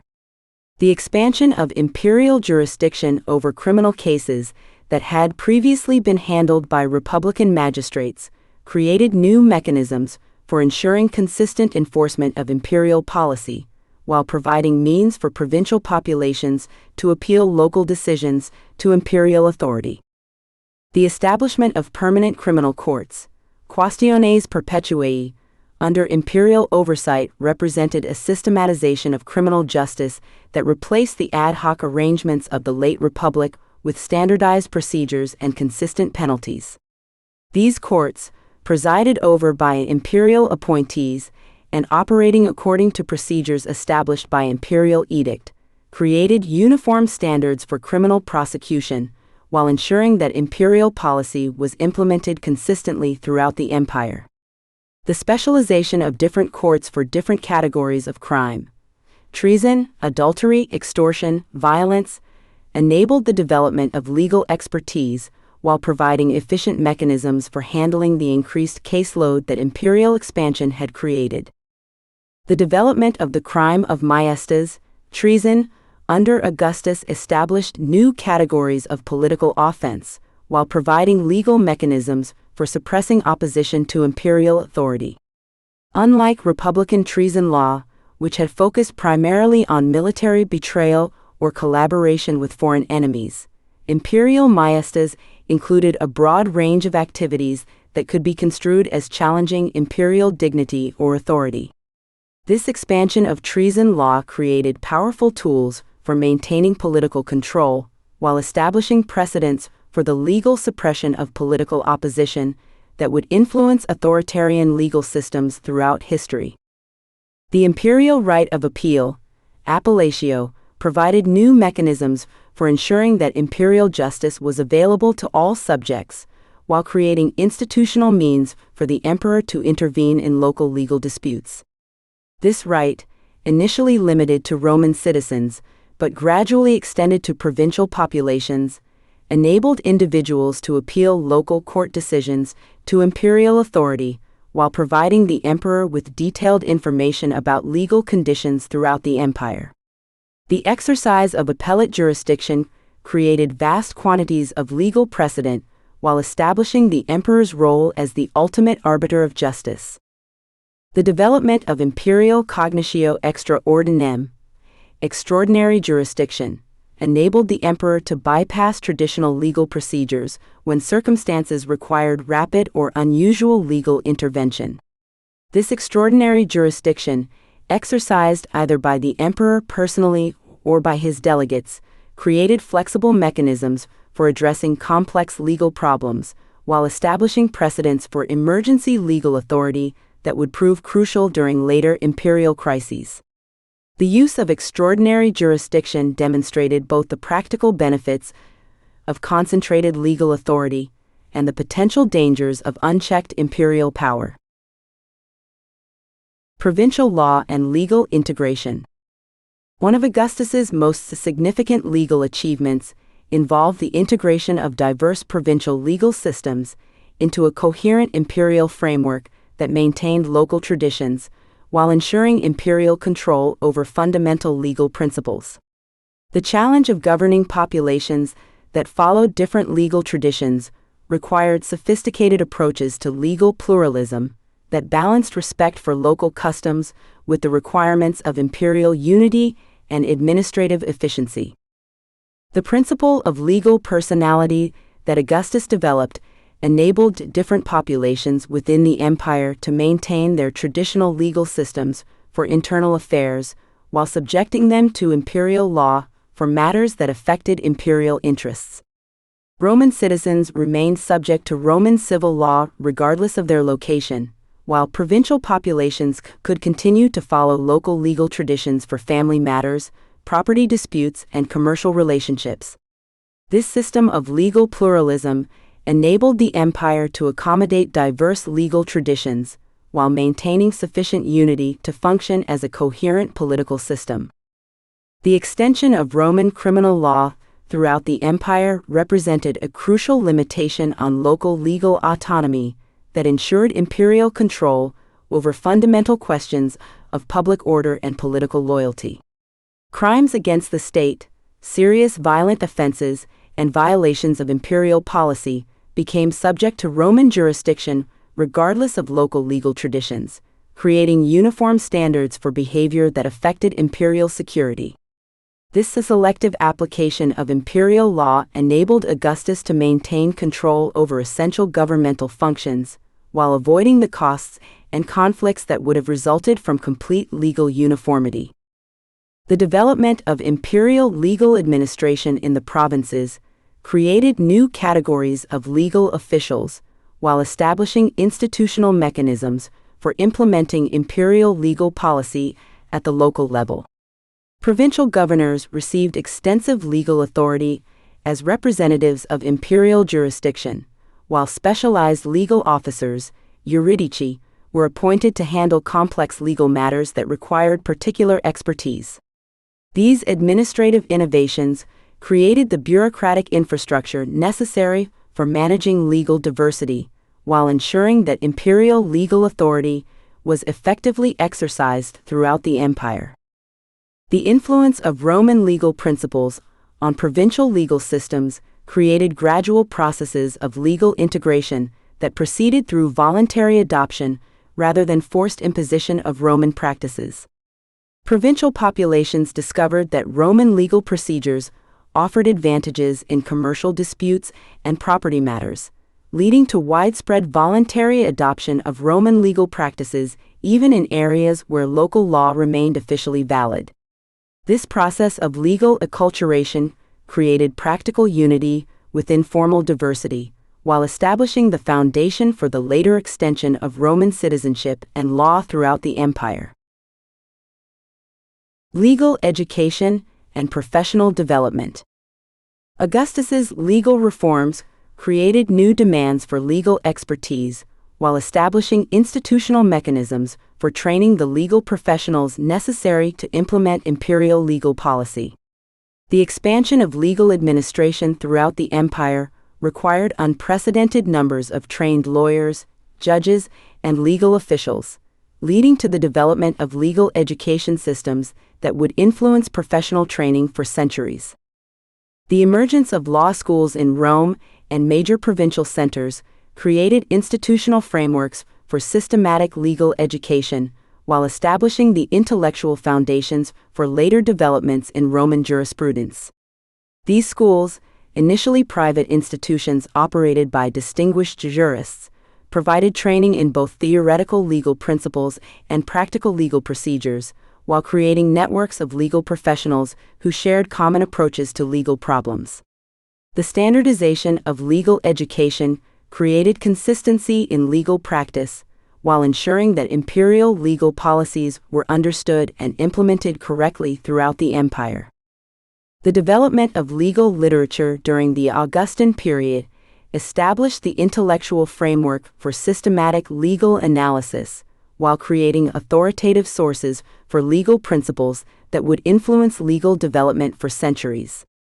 The commentaries, treatises, and case collections produced by leading jurists provided comprehensive analyses of legal problems, while establishing precedents for legal reasoning that became fundamental to Roman legal method. This legal literature created the intellectual infrastructure necessary for sophisticated legal analysis, while providing practical guidance for legal practitioners throughout the empire. The imperial recognition of leading jurists through the grant of ius respondendi, the right to give authoritative legal opinions, created new categories of legal authority, while establishing mechanisms for ensuring that legal development reflected sound legal principles. Jurists who received this imperial recognition could issue legal opinions that possessed quasi-legislative authority, creating new sources of law while providing mechanisms for adapting legal principles to changing circumstances. This innovation balanced the need for legal flexibility with the requirement for authoritative legal guidance, while establishing the role of legal expertise in imperial governance. The creation of legal archives and record-keeping systems provided institutional memory for legal decisions, while establishing precedents that could guide future legal development. The systematic preservation of imperial constitutions, judicial decisions, and legal opinions created comprehensive legal databases that enabled consistent application of legal principles while providing historical context for legal development. These archival systems created the foundation for later legal codification, while ensuring that legal knowledge was preserved and transmitted across generations. Economic and commercial law. Augustus's legal reforms extended beyond constitutional and criminal matters to address the commercial and economic relationships that supported imperial prosperity. The development of commercial law that could accommodate the diverse trading relationships and business practices found throughout the empire required sophisticated legal innovations that balanced traditional Roman legal principles with the practical requirements of international commerce. The refinement of contract law under Augustus created legal frameworks that could support complex commercial relationships while providing predictable mechanisms for resolving commercial disputes. The development of standardized contract forms, enforcement procedures, and remedies for breach of contract enabled merchants to engage in long-distance trade with confidence, while creating legal mechanisms that could accommodate the diverse commercial practices found throughout the empire. These innovations in contract law provided the legal infrastructure necessary for the commercial integration that supported imperial prosperity. The regulation of banking and credit relationships established legal frameworks for the financial services that facilitated long-distance trade while protecting both lenders and borrowers from fraud and abuse. The development of legal standards for banking practices, interest rates, and credit arrangements created predictable conditions for financial transactions, while providing legal remedies for disputes that arose from complex financial relationships. These banking regulations created the legal foundation for the sophisticated financial systems that supported imperial commerce, while establishing precedents for commercial law that would influence European legal development. The standardization of weights, measures, and currency throughout the empire required legal mechanisms for enforcement, while creating new categories of commercial crime related to fraud and counterfeiting. The imperial monopoly on currency production necessitated severe penalties for counterfeiting, while the standardization of commercial measurements required legal frameworks for resolving disputes about commercial transactions. These economic regulations created the legal infrastructure necessary for integrated imperial markets, while demonstrating how law could be used to facilitate economic development. The development of property law that could accommodate diverse regional traditions while maintaining sufficient consistency to support long-distance investment required sophisticated approaches to legal pluralism. The recognition of different forms of property ownership, inheritance practices, and land tenure systems enabled the empire to maintain regional diversity while creating legal mechanisms that could protect property rights across jurisdictional boundaries. These property law innovations provided the legal security necessary for long-term investment while creating frameworks that could accommodate diverse economic practices. Legacy and long-term impact. The legal innovations that Augustus introduced created the foundation for developments in Roman law that would influence world civilization for over a millennium after the empire's political collapse.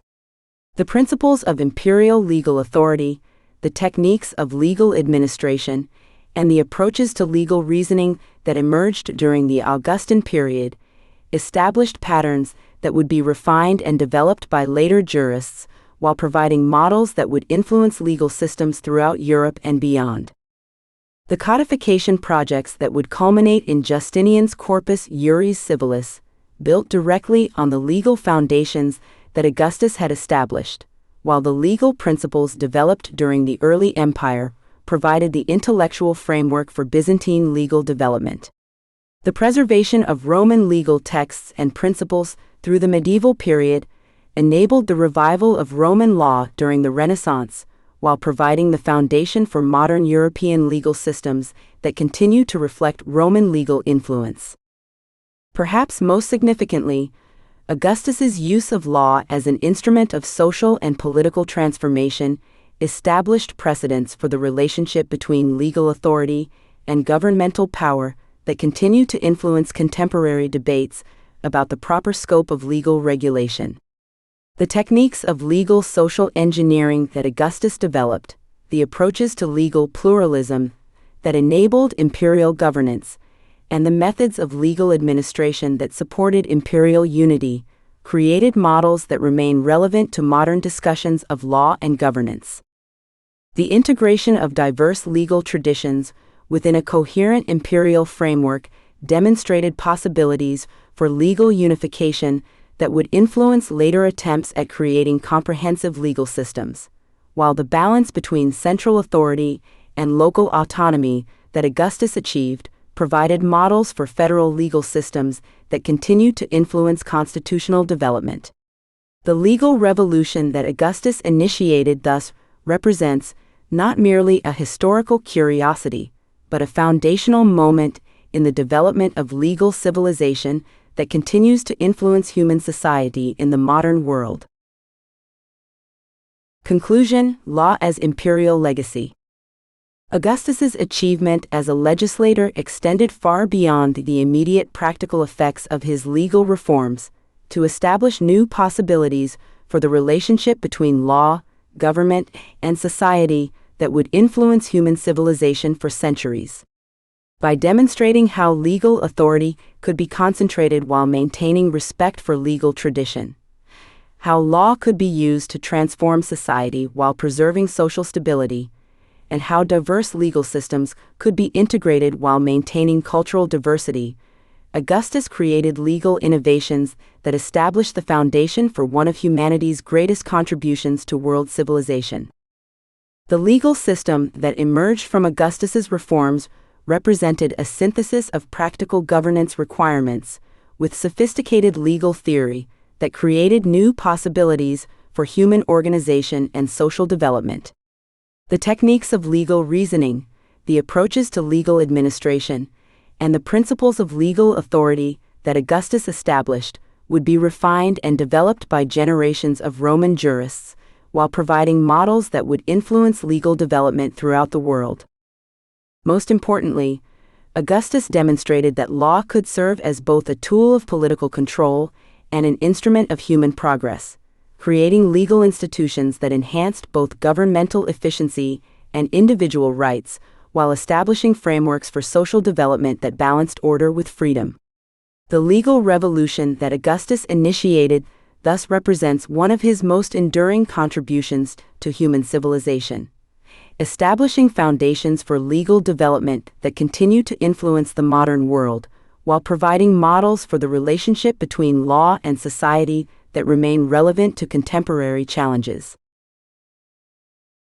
Chapter 15: Jewish War, Jerusalem's Destruction and Temple Devastation. The Jewish War of 66 to 73 CE stands as one of the most catastrophic conflicts of the first century, fundamentally altering the trajectory of both Judaism and early Christianity. This devastating revolt against Roman rule culminated in the destruction of Jerusalem and the Second Temple, creating shockwaves that reverberated across the ancient world and continue to shape religious and cultural identity to this day.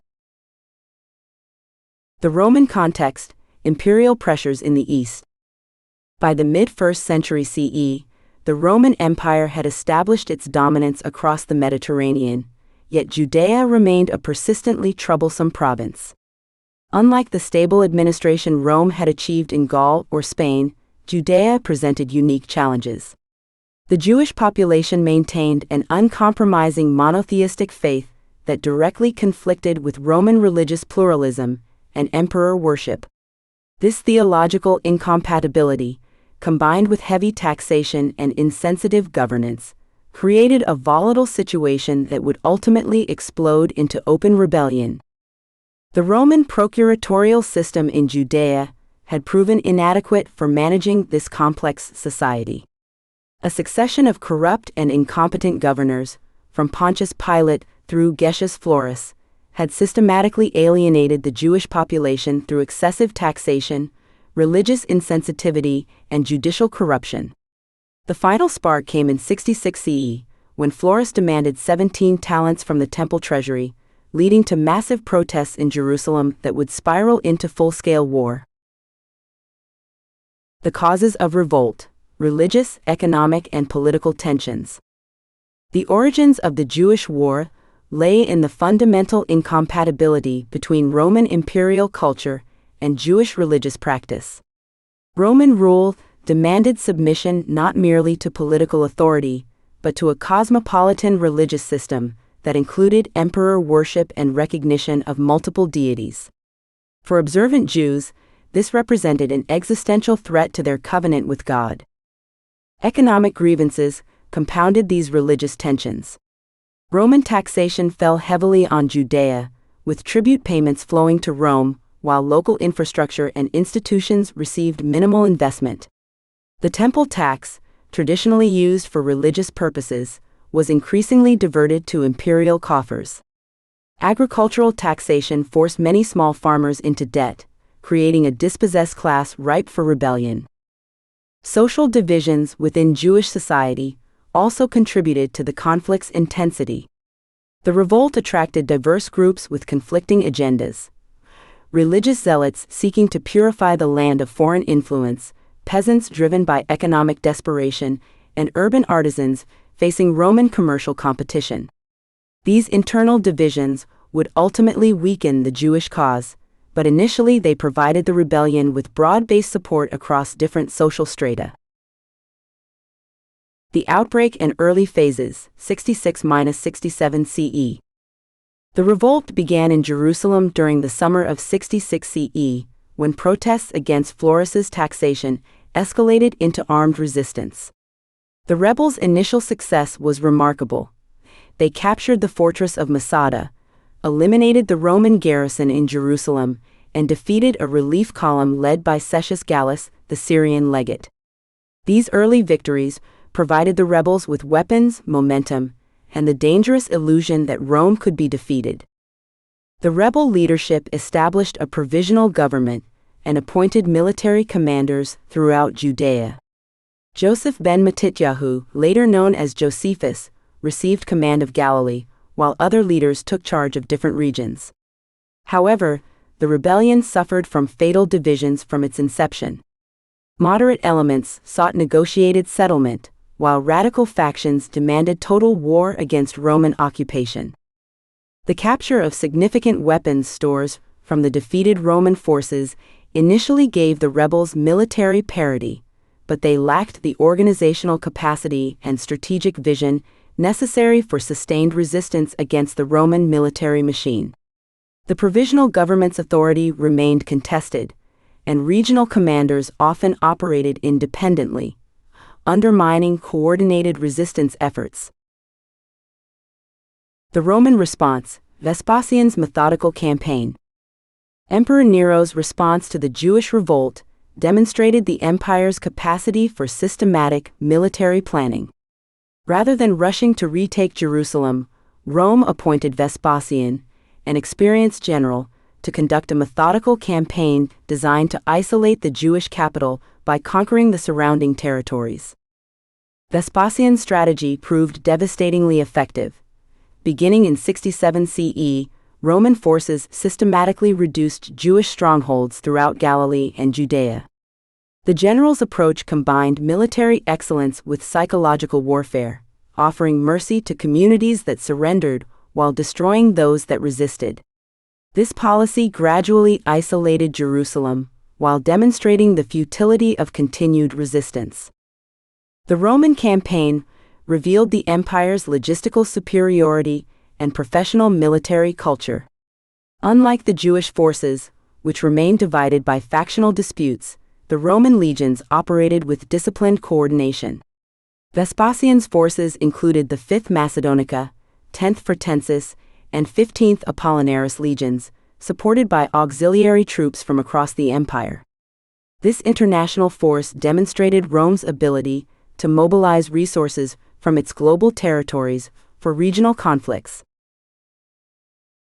The Siege of Jerusalem, 70 CE. When civil war erupted in Rome following Nero's death in 68 CE, Vespasian suspended operations to secure imperial power. His son Titus resumed the campaign in 70 CE, focusing entirely on Jerusalem, which had become the rebellion's final stronghold. The siege that followed represented one of antiquity's most brutal urban conflicts. Jerusalem's defenses appeared formidable. Massive walls protected the upper and lower cities, while the Temple Mount provided an additional fortified position. However, the city faced critical disadvantages. The population had swollen with refugees from conquered territories, straining food supplies. More devastatingly, competing Jewish factions continued fighting each other even as Roman siege works advanced. Titus employed sophisticated siege techniques that showcased Roman engineering expertise. The Romans constructed a circumvallation wall around the entire city, preventing escape and gradually starving the population. Siege towers, battering rams, and artillery systematically breached Jerusalem's defenses, while the internal food crisis weakened resistance. The siege's human cost was staggering. Josephus, who had surrendered to the Romans and witnessed the siege, described scenes of desperate hunger, cannibalism, and mass death. Families fought over scraps of food while competing Jewish factions burned each other's food stores.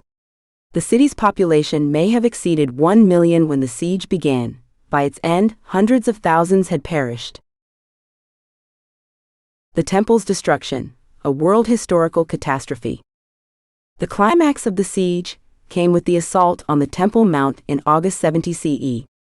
The destruction of the Second Temple represented not merely a military victory, but a theological catastrophe that transformed both Judaism and early Christianity. The Temple had served as Judaism's central institution for over 5 centuries, the focal point of religious practice, national identity, and divine presence. Roman accounts suggest the Temple's burning was accidental, resulting from a soldier's torch rather than deliberate policy. However, Titus made no effort to extinguish the flames, recognizing that the temple's destruction would eliminate the focal point of Jewish resistance. The conflagration consumed the building that had been reconstructed under Persian patronage and magnificently expanded by Herod the Great. The temple's destruction had immediate practical consequences. The priesthood lost its function, animal sacrifice ended, and the elaborate ritual system collapsed. Temple-based Judaism, which had dominated Jewish religious life for centuries, suddenly became impossible to practice. This forced a fundamental reimagining of Jewish religious practice that would reshape the faith permanently. Consequences for Judaism: the Great Transformation. The temple's destruction initiated the most significant transformation in Jewish history since the Babylonian exile.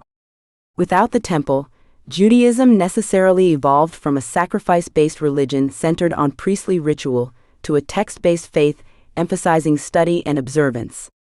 This transition, while traumatic, ultimately ensured Judaism's survival and adaptability.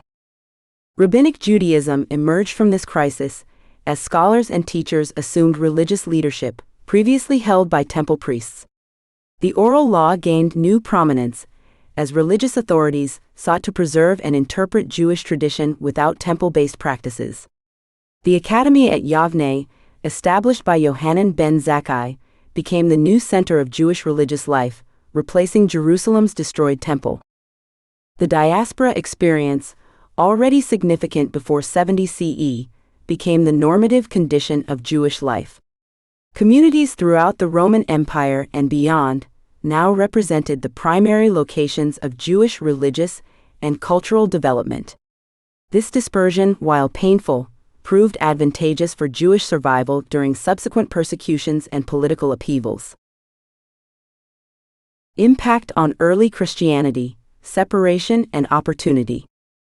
The Jewish War profoundly influenced early Christianity's development and self-understanding. Before 70 CE, Christianity remained essentially a Jewish sectarian movement.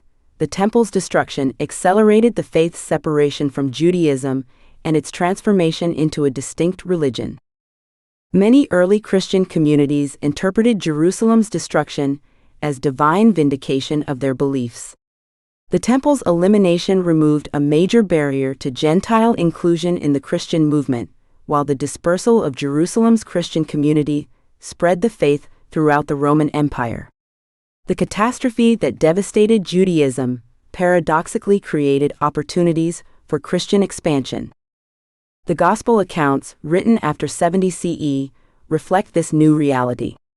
Jesus' prophecies regarding the temple's destruction gained new significance, while Christian theology increasingly emphasized the replacement of temple worship with spiritual sacrifice. The physical destruction of Judaism's central institution facilitated Christianity's evolution into a universal faith transcending ethnic and geographic boundaries. The global context: imperial consolidation. Within the broader framework of first-century global history, the Jewish War demonstrated the Roman Empire's capacity for sustained military operations while maintaining stability elsewhere. Unlike the Han Dynasty, which faced simultaneous challenges on multiple frontiers, Rome successfully contained the Jewish revolt without compromising its position in other regions. The war's conclusion strengthened Roman control over the eastern Mediterranean and secured the empire's southern frontier with the Parthians. The victory provided Vespasian and Titus with enormous prestige, legitimizing the Flavian dynasty's rule and funding massive construction projects, including the Colosseum, through captured temple treasures. The Jewish War also highlighted the limits of local resistance against imperial power in the first century. While Rome and Han China both faced periodic rebellions, their superior organization, resources, and professional militaries generally prevailed against regional challenges. The Jewish revolt's failure demonstrated that successful resistance required either external support or internal imperial weakness. Long-term consequences: reshaping the ancient world. The Jewish War's consequences extended far beyond its immediate participants, reshaping religious, cultural and political developments throughout the ancient world. The diaspora created by the revolt established Jewish communities across Europe, North Africa, and Asia, spreading Jewish learning and culture while creating networks that would influence trade and intellectual exchange. The transformation of Judaism from a temple-based to a text-based religion created a portable faith that could adapt to diverse cultural environments. This adaptability ensured Judaism's survival through subsequent centuries of persecution and displacement, while influencing the development of both Christianity and Islam. The war also demonstrated Roman imperial ideology's limitations.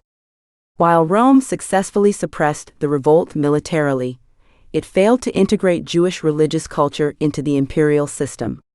This failure presaged later conflicts with Christians and other groups that refused accommodation with Roman religious pluralism.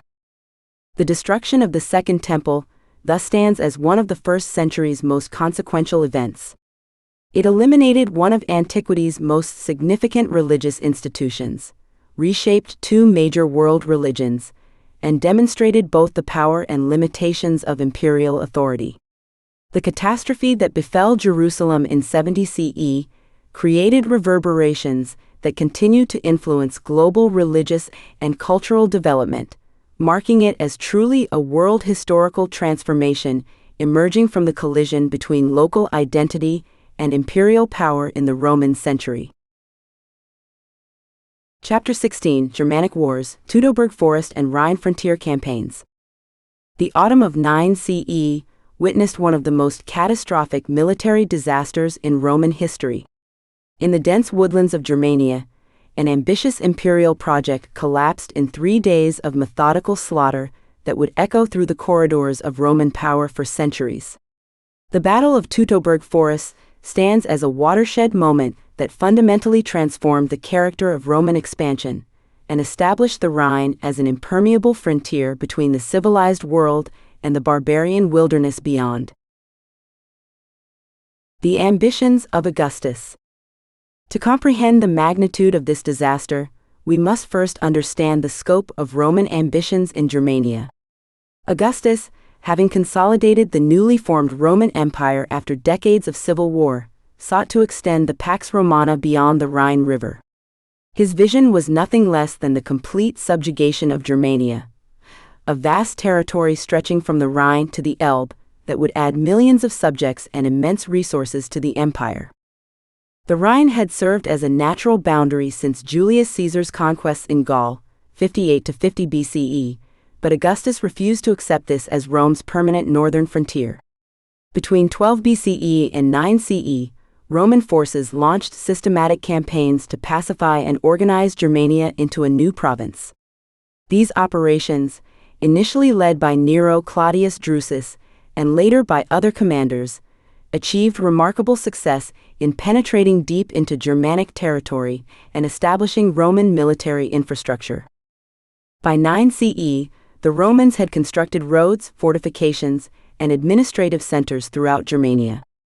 3 full legions, the 17, 18, and 19, along with auxiliary troops totaling approximately 15,000 men, were stationed in the region under the command of Publius Quinctilius Varus. The province appeared secure, its tribal leaders seemingly pacified, and Roman civilization poised to transform another barbarian land. The architect of disaster, Arminius. The mastermind behind Rome's greatest defeat in Germania was a man who understood Roman military methods better than most Romans. Arminius, chieftain of the Cherusci tribe, had spent his youth in Rome as a hostage, receiving a Roman military education and serving in the Roman army. This experience proved crucial, as he possessed intimate knowledge of Roman tactical formations, command structures, and strategic thinking. Arminius exploited this knowledge while secretly forging a coalition among various Germanic tribes. Unlike previous Germanic resistance, which had been fragmented and poorly coordinated, Arminius created a unified command structure capable of executing sophisticated military operations. His greatest weapon was not his army's size. The Germans were likely outnumbered by the Romans, but his ability to manipulate Roman assumptions about Germanic loyalty and military capability. The trap in the forest. In the autumn of 9 CE, Varus received reports of a tribal uprising that required immediate Roman intervention. Arminius, serving as Varus's trusted Germanic ally, guided the Roman commander and his legions away from their established bases toward what he claimed was the site of rebellion. The Romans, confident in their military superiority and trusting their Germanic allies, marched into the Teutoburg forest without adequate reconnaissance or security precautions. The forest itself became a weapon against the Romans. Dense woodland prevented the legions from deploying in their traditional battle formations that had proven so effective on open ground. The Romans found themselves strung out in a long column, weighed down by heavy equipment and supply wagons, unable to maneuver effectively in the confined terrain. Over the course of 4 days, Arminius orchestrated a series of coordinated ambushes that systematically destroyed the Roman force. Germanic warriors, exploiting their intimate knowledge of the forest terrain, struck repeatedly at the Roman column before melting back into the woodland. The Romans, trapped in unfavorable ground and unable to form their disciplined battle lines, suffered catastrophic casualties. The destruction was total. All 3 legions were annihilated, their eagles captured and their commanders killed. Varus himself, facing the complete collapse of his army, committed suicide rather than face capture. Some sources suggest that 16,000 to 20,000 Roman soldiers perished in the forest, casualties unmatched since Crassus's defeat at Carrhae in 53 BCE. The psychological impact on Rome. The news of the Teutoburg disaster struck Rome like a thunderbolt. Augustus, the master strategist who had built the empire through careful calculation and measured expansion, reportedly suffered what appeared to be a psychological breakdown. According to the historian Suetonius, the emperor was observed banging his head against walls and crying out, "Quinctilius Varus, give me back my legions." This reaction reflected more than personal grief. It represented the shattering of fundamental assumptions about Roman invincibility and the supposed inevitability of Roman expansion. The Germanic tribes had not merely defeated a Roman army, they had demonstrated that Rome's military machine could be systematically dismantled by barbarian forces using superior strategy and intimate knowledge of local conditions. The disaster created panic throughout the empire. Rome had lost approximately 8 to 10% of its total military force in a single engagement. More significantly, the defeat revealed that Rome's enemies could adapt, learn, and exploit Roman tactical doctrines against their creators. The end of Germanic ambitions. The immediate aftermath of Teutoburg Forest saw the complete collapse of Roman control east of the Rhine. Germanic tribes expelled Roman forces from virtually all territory beyond the river, forcing survivors to retreat to established fortifications along the Rhine frontier. The carefully constructed infrastructure of Roman Germania, roads, forts, administrative centers, fell into Germanic hands or was systematically destroyed. Augustus's response was swift but telling. Rather than launching immediate reconquest campaigns, he began consolidating Roman defenses along the Rhine. The emperor, who had expanded Roman power to unprecedented limits, suddenly adopted a defensive posture that acknowledged the Rhine as Rome's permanent northern boundary. 7 years later, Augustus did authorize Germanicus to launch retaliatory campaigns across the Rhine. Between 14 and 16 CE, Germanicus led Roman armies deep into Germania, inflicting severe defeats on the Germanic tribes and even defeating Arminius himself at the battles of Idistavizo and the Angevarian Wall. However, these campaigns served primarily as revenge operations rather than conquest efforts. Significantly, Tiberius ordered Germanicus not to establish permanent Roman provinces in the conquered territories and eventually recalled him to Rome. The fortress frontier. The transformation of Roman strategy after Teutoburg Forest created what historians term the fortress frontier along the Rhine.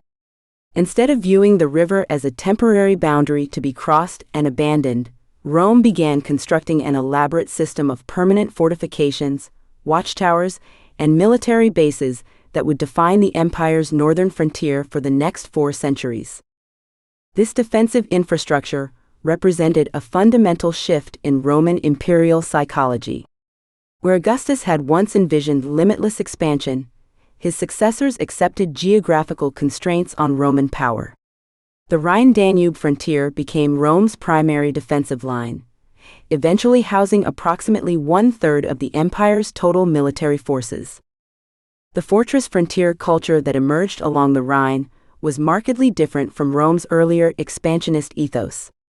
Instead of temporary military camps designed to support advancing armies, the Rhine frontier featured permanent legionary bases that evolved into major cities, Cologne, Mainz, and others that remain important European centers today. These installations housed not just soldiers, but entire military communities, creating a militarized society dedicated to containing rather than conquering the Germanic world beyond. Strategic consequences for the empire.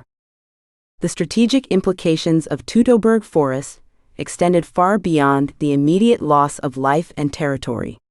By accepting the Rhine as a permanent frontier, Rome fundamentally altered the trajectory of European development. The vast Germanic territories that Augustus had intended to Romanize remained outside imperial control, preserving tribal cultures and military traditions that would eventually contribute to Rome's downfall. More immediately, the disaster forced Rome to recalculate the cost-benefit analysis of imperial expansion. The resources required to conquer and hold Germania appeared disproportionate to the potential returns, particularly given the fierce resistance demonstrated by Germanic tribes. This calculation would influence Roman strategic thinking for generations, contributing to the empire's gradual transition from expansion to consolidation. The establishment of the Rhine frontier also created a permanent military drain on imperial resources. Maintaining large armies along the northern frontier required enormous expenditures that might otherwise have been invested in economic development or expansion in more profitable regions. The fortress frontier became both Rome's shield and its burden, essential for security but costly to maintain. The Germanic world preserved. Perhaps the most significant long-term consequence of Teutoburg Forest was its role in preserving Germanic independence. By halting Roman expansion at the Rhine, the battle ensured that vast Germanic territories remained outside imperial control, allowing tribal cultures, military traditions, and political structures to develop independently of Roman influence. This preservation of Germanic autonomy would prove crucial to later European history. The tribes that remained free beyond the Rhine would eventually become the Goths, Vandals, Franks, and other peoples who would overrun the Western Roman Empire in the 5th century. Ironically, Rome's defeat in 9 CE helped preserve the very forces that would ultimately destroy Roman power in Western Europe. The Battle of Teutoburg Forest thus stands as one of history's most consequential military engagements, not merely for its immediate tactical results, but for its profound impact on the entire trajectory of European civilization. In 3 days of fighting in a German forest, Arminius and his tribal coalition fundamentally altered the balance of power between the civilized and barbarian worlds, establishing boundaries that would endure for centuries and shaping the eventual collapse of Roman power in the West. The transformation from Augustus's unlimited imperial ambitions to the defensive fortress frontier represents one of the most dramatic strategic reversals in ancient history. Teutoburg Forest demonstrated that even the most powerful empire in the ancient world faced absolute limits, and that barbarian peoples, properly led and strategically positioned, could impose those limits through superior military intelligence and tactical adaptation. The Rhine frontier that emerged from this disaster would define the northern boundary of the civilized world until the empire itself ceased to exist. Chapter 17: Flavian Conquests, British Invasion and Imperial Expansion. In the grand theater of first-century imperial expansion, no conquest better exemplifies Roman power projection and strategic ambition than the invasion of Britain. While the mighty Han Dynasty consolidated its eastern dominions through diplomacy and administrative reform, Rome demonstrated its imperial might through military conquest, transforming the mysterious Celtic island across the northern seas into a new provincial cornerstone of the Western world order. The Claudian Genesis, Imperial Prestige and Strategic Vision. The Roman conquest of Britain began in earnest in AD 43 under Emperor Claudius, marking a decisive departure from Augustus's cautious frontier policies. This invasion represented far more than territorial expansion. It was a calculated move by a vulnerable emperor to establish his legitimacy through military triumph. Claudius, thrust unexpectedly into power after Caligula's assassination, needed military prestige to consolidate his rule, and Britain offered the perfect theater for demonstrating Roman superiority. The invasion's immediate pretext came when Verica, a pro-Roman British king, was deposed by the hostile Cativellauni tribe. This provided Claudius with the legal justification for intervention under the guise of restoring a client ruler. However, the deeper motivations were clear. Britain's valuable resources, including tin, gold, silver, and iron, combined with its symbolic importance as the mysterious land beyond the Northern Ocean, made it an irresistible target for imperial ambition. The military campaign, professional excellence in action. The invasion force assembled by Claudius represented Roman military organization at its finest. 4 legions, the 2nd Augusta, 9th Hispania, 14th Gemina, and 20th Valeria, totaling approximately 40,000 men, crossed the Channel under the command of Aulus Plautius. The newly formed Classis Britannica provided naval support, demonstrating Rome's growing mastery of amphibious operations. Landing likely at Richborough in Kent, the Romans immediately faced fierce resistance from the Cativellauni, led by brothers Caratacus and Togodumnus. The campaign's decisive moments came at 2 river crossings that showcased Roman tactical superiority. At the Battle of the Medway, Roman auxiliary cavalry executed a brilliant flanking maneuver, swimming across the river with their horses to attack the British warriors from an unexpected direction. The battle raged for 2 days before Roman discipline and superior organization prevailed. The second major engagement occurred at the Thames Crossing, where the Romans pursued their retreating enemies through the Essex marshes. Togodumnus died from his battle wounds, while Caratacus escaped westward to continue resistance from Wales. With the Cativellauni military power broken, 11 British kings surrendered to Roman authority. Imperial Theater, Claudius's triumph. Perhaps the most revealing aspect of the conquest was Claudius's carefully orchestrated arrival for the campaign's final phase. Waiting at Boulogne until victory was assured, the emperor crossed to Britain with his Praetorian Guard and dramatically war elephants, exotic beasts that would have terrified the Britons and symbolized the vast reach of Roman power. This theatrical display served multiple purposes. It demonstrated Rome's ability to transport such massive creatures across dangerous waters, showcased imperial wealth, and provided Claudius with the military triumph essential to his political survival. The capture of Camulodunum, Colchester, the Cativellauni capital, marked the formal establishment of Roman rule. Claudius received the surrender of 11 British kings without battle or bloodshed, according to Suetonius, a claim that, while exaggerated, reflected the psychological impact of Roman power projection. The emperor returned to Rome to celebrate his triumph, leaving Aulus Plautius as the first governor of the new province of Britannia. Flavian consolidation, completing the conquest. While Claudius initiated the conquest, it fell to the Flavian dynasty to complete the subjugation of Britain. The process revealed both the extent of Roman ambition and the limits of imperial power in the 1st century. Under Emperor Vespasian, who had distinguished himself in the original invasion, the conquest continued under Gnaeus Julius Agricola, between 77 and 84 CE. Agricola's campaigns represented the high water mark of Roman expansion in Britain. Pushing far into Caledonia, modern Scotland, he demonstrated the same methodical approach that characterized Flavian military operations throughout the empire. The construction of an expansive legionary fortress at Inchtuthil showed Roman intentions to hold these northern territories permanently.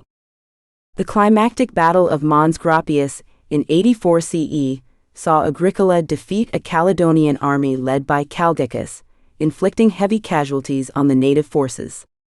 However, 2/3 of the Caledonian army escaped into the Scottish highlands and marshes, preventing complete Roman control.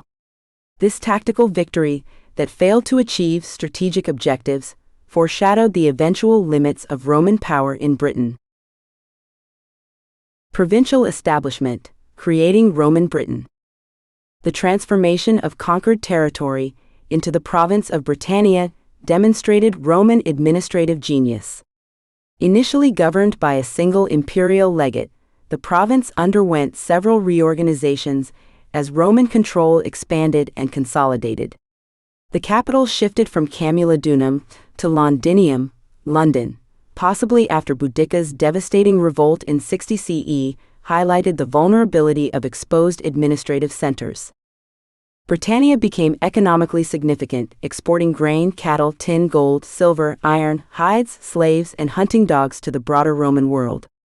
This economic integration connected the British Isles to the same commercial networks that linked Rome to Han China via the Silk Road, demonstrating how conquest served broader imperial economic strategies. The province faced ongoing challenges that revealed the incomplete nature of Roman control. Repeated Caledonian incursions, coastal piracy, and internal revolts required constant military vigilance.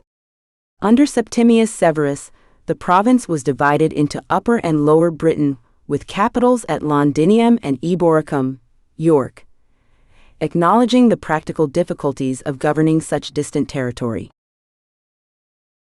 Global context: imperial expansion in the 1st century. The conquest of Britain must be understood within the broader context of 1st century imperial competition.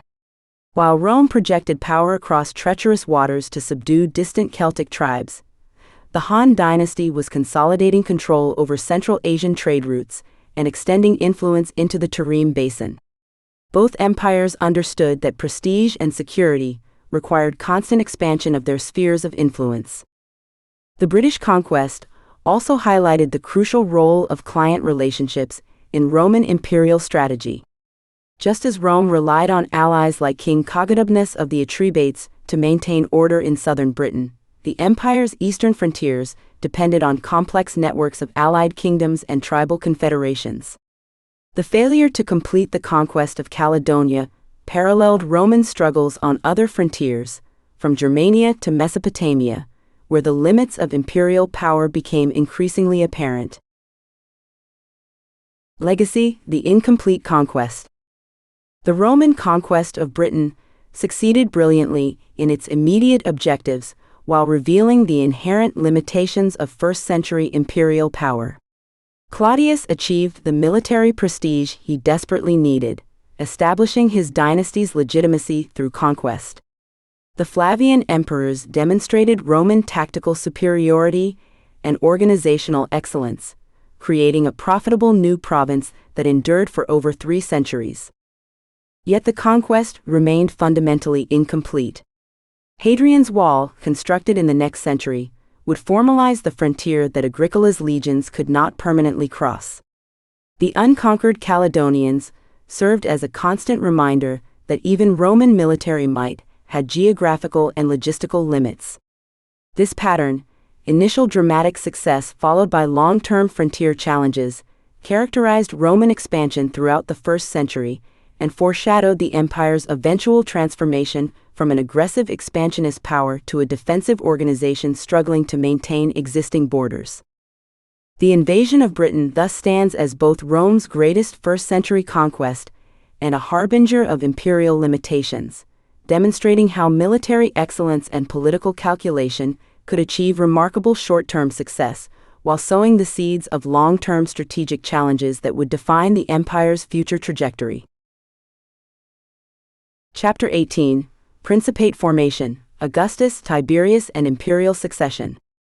The transformation of the Roman Republic into the Roman Empire was not accomplished through a dramatic coup or revolutionary overthrow, but through the masterful political maneuvering of one man who understood that Romans would accept autocracy only if it appeared to preserve their cherished republican traditions. Augustus Caesar's creation of the Principate, a system that maintained the facade of republican government while concentrating unprecedented power in the hands of a single ruler, represents one of history's most successful exercises in political engineering.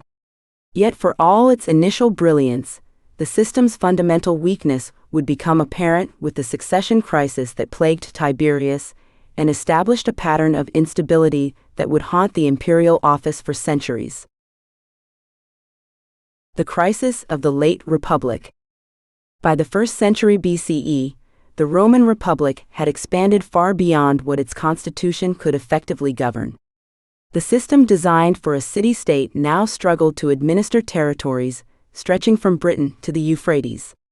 Military commanders accumulated unprecedented wealth and personal loyalty from their legions, while the traditional checks and balances of the Roman constitution proved inadequate to contain their ambitions. The civil wars that consumed Rome from the 130s BCE through the Battle of Actium in 31 BCE demonstrated that the old system was fundamentally broken. The immediate cause of the Republic's collapse was the concentration of extraordinary powers in the hands of military strongmen. Pompey, Caesar, Crassus, Mark Antony, and finally Octavian, later Augustus, wielded imperium, supreme command authority, over vast territories and multiple legions. These proconsular commands, originally temporary expedients, became the foundation for personal empires within the Roman state. When Octavian defeated Antony and Cleopatra at Actium, he faced the same dilemma that had confronted every Roman strongman: how to maintain power without appearing to destroy the republic that Romans still revered. Augustus and the art of constitutional fiction. Octavian's genius lay in recognizing that Romans would tolerate autocracy only if it preserved the forms and language of republicanism. Rather than proclaiming himself dictator or king, titles that had proven fatal to Julius Caesar, he embarked on a careful process of constitutional reconstruction that would establish him as princeps, the first citizen of Rome. This title, drawn from the traditional designation for the senator who spoke first in debates, suggested primacy through dignity rather than domination through force. The settlement of 27 BCE marked the formal beginning of the Principate. In a carefully orchestrated performance before the Senate, Octavian announced his intention to restore the Republic and resign his extraordinary powers. The Senate, following a script that both sides understood, refused to accept his resignation and instead granted him new titles and authorities. He received the name Augustus, meaning revered one, along with a 10-year grant of proconsular imperium over the frontier provinces where the majority of Rome's legions were stationed. Most crucially, he retained the tribunician power, tribunicia potestas, which gave him the right to convene the Senate, propose legislation, and veto any governmental action. This constitutional arrangement was deliberately opaque. Augustus held no single office that granted him supreme power. Instead, he accumulated a collection of republican magistracies and special grants that, when combined, made him effectively sovereign. The consulship rotated among senators as it always had, the praetors continued to administer justice, and the tribunes maintained their traditional prerogatives. Yet Augustus, through his control of the military, his vast personal wealth, and his carefully cultivated auctoritas, moral authority, dominated every aspect of government. The military settlement was equally ingenious. Augustus reduced the legions from over 60 to 28, providing generous retirement bonuses to discharged veterans while settling them in colonies throughout the empire. The remaining legions were stationed on the frontiers, far from Rome itself, under commanders who served at the princeps' pleasure. This eliminated the threat of military coups, while ensuring that the army's loyalty was personal to Augustus rather than institutional to the state. The Augustan system in practice. The Principate functioned through what modern scholars term diarchy, a division of authority between the princeps and the traditional republican institutions. Augustus controlled the imperial provinces, where the majority of the legions were stationed, while the Senate administered the peaceful interior provinces. This arrangement allowed senators to maintain their traditional role as provincial governors, while ensuring that military power remained concentrated in imperial hands. The system's success depended heavily on Augustus's personal qualities and his careful management of elite expectations. He cultivated an image of reluctant service, regularly offering to resign and accepting renewed grants of power only at the Senate's insistence. He lived modestly by imperial standards, resided in a simple house on the Palatine Hill, and maintained the fiction that he was merely the most distinguished citizen of a restored republic. His moral legislation, promoting traditional Roman values and religious observance, reinforced the image of a leader dedicated to national renewal rather than personal aggrandizement. Perhaps most importantly, Augustus solved the perennial problem of Roman finance. The late Republic had been plagued by the irregular extraction of wealth from conquered territories, creating a boom and bust cycle that destabilized both the economy and the political system. Augustus regularized taxation, established a professional treasury administration, and created a system of imperial salaries that reduced senators' dependence on provincial commands for wealth. This fiscal stability underpinned the broader political settlement and made the Principate economically sustainable. The succession crisis begins. The Principate's greatest weakness was immediately apparent. How could a system based on personal authority and republican legitimacy transfer power to a successor? Augustus had no son, and Roman law provided no mechanism for imperial succession. The constitution granted the princeps his powers for specific terms and through specific grants. These could not simply be inherited like a royal crown. Yet without a clear succession mechanism, Augustus's death would likely trigger another civil war as rival claimants fought for supremacy. Augustus's attempts to solve this problem consumed much of his long reign and ultimately proved partially successful at best. His first choice was his nephew Marcellus, whose marriage to Augustus's daughter Julia seemed to mark him as the designated heir. Marcellus's early death in 23 BCE forced a revision of plans. Next came Marcus Agrippa, Augustus's most trusted general and the effective co-ruler of the empire. Agrippa married Julia and received grants of imperium that made him Augustus's clear partner in government. His death in 12 BCE created another crisis. The princeps then turned to his stepsons, Tiberius and Drusus, the sons of his wife Livia from her first marriage. When Drusus died in 9 BCE, Tiberius became the reluctant heir apparent.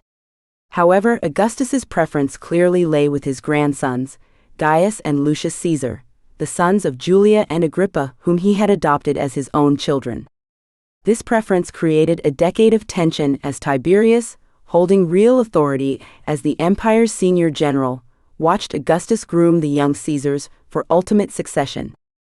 The deaths of both Gaius and Lucius in the early years of the 1st century CE finally resolved the succession question by default. Tiberius, now the only viable candidate, received grants of imperium and tribunician power that made him Augustus's constitutional equal. When Augustus died in 14 CE, the transition proceeded smoothly, but only because alternative claimants had been eliminated by death or disgrace. Tiberius and the limits of the system. Tiberius's reign, 14-37 CE, exposed the fundamental contradictions of the Principate and established patterns that would plague imperial succession for generations. Unlike Augustus, who had created the system and possessed the personal authority to make it function, Tiberius inherited a role that he neither wanted nor felt equipped to fulfill. His reign demonstrated that the Principate's success depended heavily on the character and capabilities of individual emperors, a dangerous weakness in any political system. The new emperor's personality was fundamentally unsuited to the demands of the office. Where Augustus had been gregarious and politically astute, Tiberius was reserved, suspicious, and temperamentally inclined toward autocracy, rather than the careful balancing act that the Principate required. His genuine desire to share power with the Senate foundered on his inability to manage the delicate relationships that made the system function. Senators, accustomed to Augustus's careful choreography of republican forms, found themselves uncertain how to respond to a princeps who seemed to expect them to act independently. The treason trials that proliferated under Tiberius illustrated the system's inherent instability. The law of maiestas, treason, originally designed to protect the Roman people, was extended to cover offenses against the princeps. What constituted treason against an emperor who claimed to be merely the first citizen? The ambiguity was deliberate under Augustus, whose secure position allowed him to ignore most slights, but it became dangerous under Tiberius, whose insecurity led him to see threats everywhere. The result was a reign of terror that claimed dozens of senatorial victims and poisoned the relationship between emperor and elite. Tiberius's withdrawal to Capri in 26 CE represented the ultimate breakdown of the Augustan system. The Principate required the emperor's physical presence in Rome to maintain the fiction of republican government and to manage the complex web of relationships that held the system together. By removing himself from the capital while retaining ultimate authority, Tiberius created a power vacuum that was filled by ambitious subordinates like Sejanus, the Praetorian prefect who nearly succeeded in overthrowing the imperial house. The succession crisis that dominated Tiberius's later years further exposed the system's weaknesses. With no clear constitutional mechanism for choosing a successor, the emperor's personal preferences became matters of life and death for potential heirs. The deaths of Germanicus in 19 CE and Drusus, Tiberius's son, in 23 CE, eliminated the most obvious candidates and left the succession in doubt. The rise and fall of Sejanus demonstrated how easily the succession could be manipulated by those with proximity to power, while the emperor's designation of his grandnephew Caligula as heir showed how the system's dependence on imperial whim could produce disastrous results. The institutional legacy.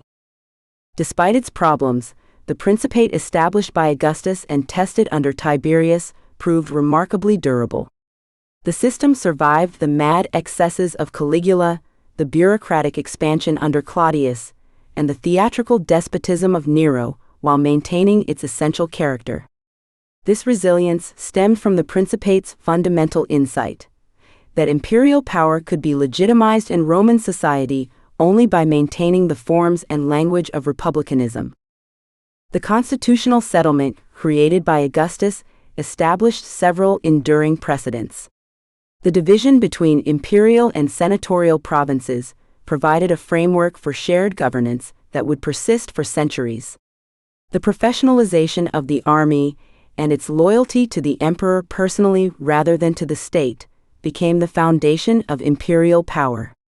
Most importantly, the concept of the princeps as the embodiment of Roman virtue and the guarantor of peace and prosperity created an ideological framework that could survive individual emperors' failings. The succession problem, however, remained unsolved. Tiberius's reign established a pattern that would repeat throughout the early empire.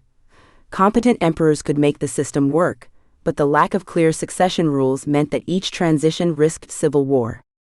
The Julio-Claudian dynasty would end in chaos with Nero's suicide, leading to the year of the four emperors that nearly destroyed the empire. Even successful successions often required military intervention or senatorial manipulation to achieve legitimacy. Global context and historical significance. The establishment of the Principate must be understood within the broader context of first-century imperial consolidation. While Augustus was creating a new form of autocracy in the West, The Han Dynasty in China was solidifying its own imperial system under Emperor Guangwu, who had restored the dynasty after the brief Qin interregnum. Both empires faced similar challenges: how to maintain central control over vast territories, how to legitimize imperial authority, and how to ensure stable succession. The solutions developed by Rome and Han China were strikingly different. The Chinese imperial system drew on centuries of theoretical development about the mandate of heaven and the emperor's role as the son of heaven, providing clear ideological justification for autocracy. The Roman system, by contrast, had to work within republican traditions that explicitly rejected kingship, creating the complex constitutional fictions of the Principate. Yet both systems proved capable of governing vast multi-ethnic empires and maintaining internal peace for extended periods. The Pax Romana established by Augustus and maintained, despite the difficulties of Tiberian succession, had profound implications for global development. The stability of the western terminus of the Silk Road trade routes depended on Roman imperial consolidation, just as the eastern terminus required Han stability. The emergence of Christianity during this period was directly enabled by the peace and connectivity that imperial power provided, allowing a small religious movement from a peripheral province to spread throughout the Mediterranean world. The Principate thus represents more than a clever constitutional solution to Roman political problems. It established a model of imperial governance that would influence political development throughout the Western world. The concept of personal rule legitimized through constitutional forms, the division of military and civilian authority, and the use of bureaucratic administration to manage diverse populations all became standard features of later empires. Even the succession problems that plagued Tiberius would be echoed in countless later kingdoms and empires, struggling to balance personal rule with institutional stability. The creation of the Principate under Augustus and its testing under Tiberius therefore stands as one of the pivotal developments of the 1st century CE. It provided the political framework that would govern the Roman world for the next 3 centuries, establishing the foundation for the Pax Romana that connected the Mediterranean basin with the broader Eurasian world system. The system's strengths and weaknesses, fully revealed during these formative decades, would shape not only Roman history but the broader trajectory of Western political development. In solving the immediate crisis of the late Republic, Augustus created institutions that would outlast the empire itself, influencing concepts of legitimate rule and imperial governance for millennia to come. Chapter 19: Apostolic Age, Paul's Missions and Christian Institutionalization. In the decades following the crucifixion of Jesus, around 30 to 33 CE, Christianity underwent its most transformative period of expansion. What began as a small Jewish sect centered in Jerusalem would, through the missionary efforts of the apostles, particularly Paul of Tarsus, evolve into a dynamic religious movement that spread throughout the Eastern Mediterranean and established the foundations for Christianity's eventual emergence as a global religion. The Jerusalem Foundation and Early Expansion. The initial Christian community took shape in Jerusalem immediately after Jesus' death and reported resurrection.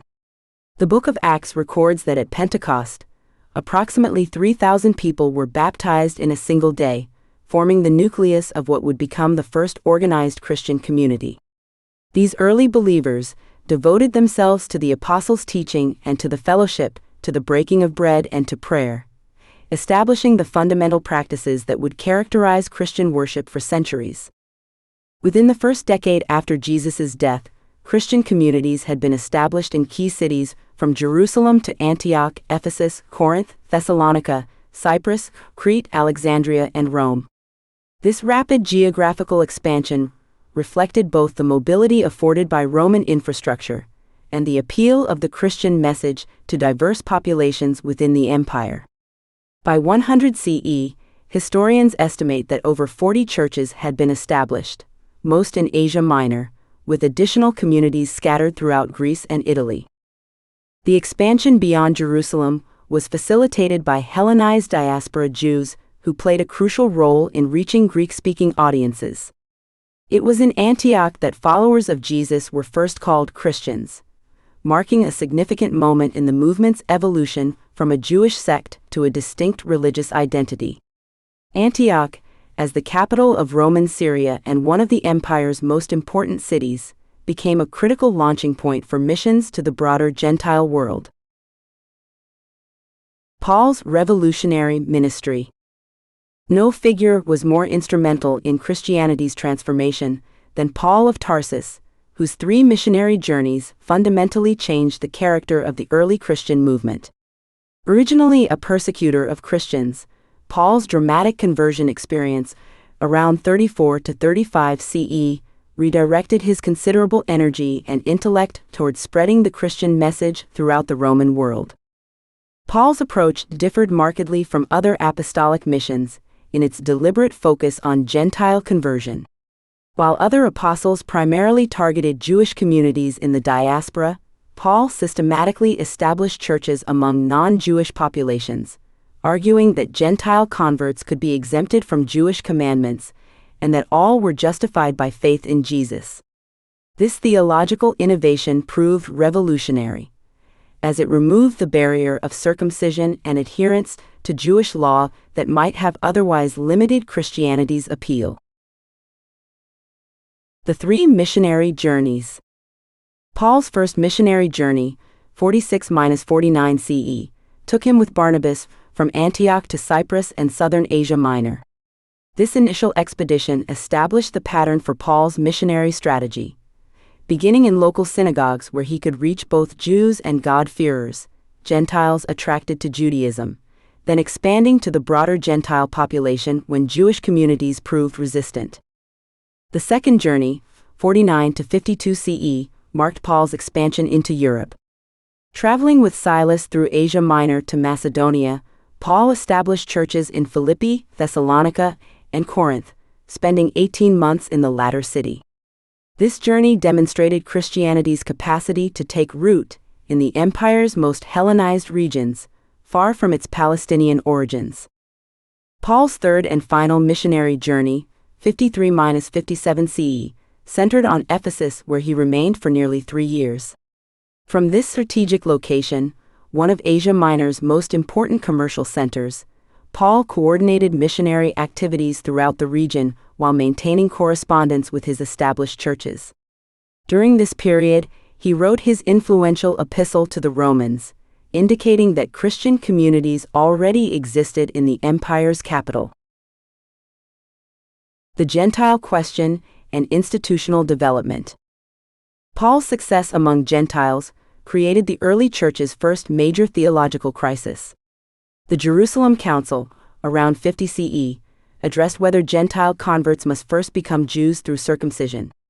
The council's decision, heavily influenced by Paul's arguments and the testimony of Peter regarding his own experiences with Gentile converts, established that faith in Jesus, rather than adherence to Jewish law, was the primary requirement for Christian membership. This decision had profound implications for Christianity's institutional development.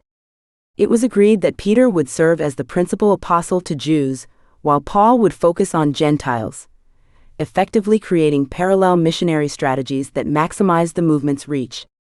Paul agreed to collect financial support for the Jerusalem church from his Gentile congregations, establishing an early model of interchurch cooperation and support. Formation of Christian communities.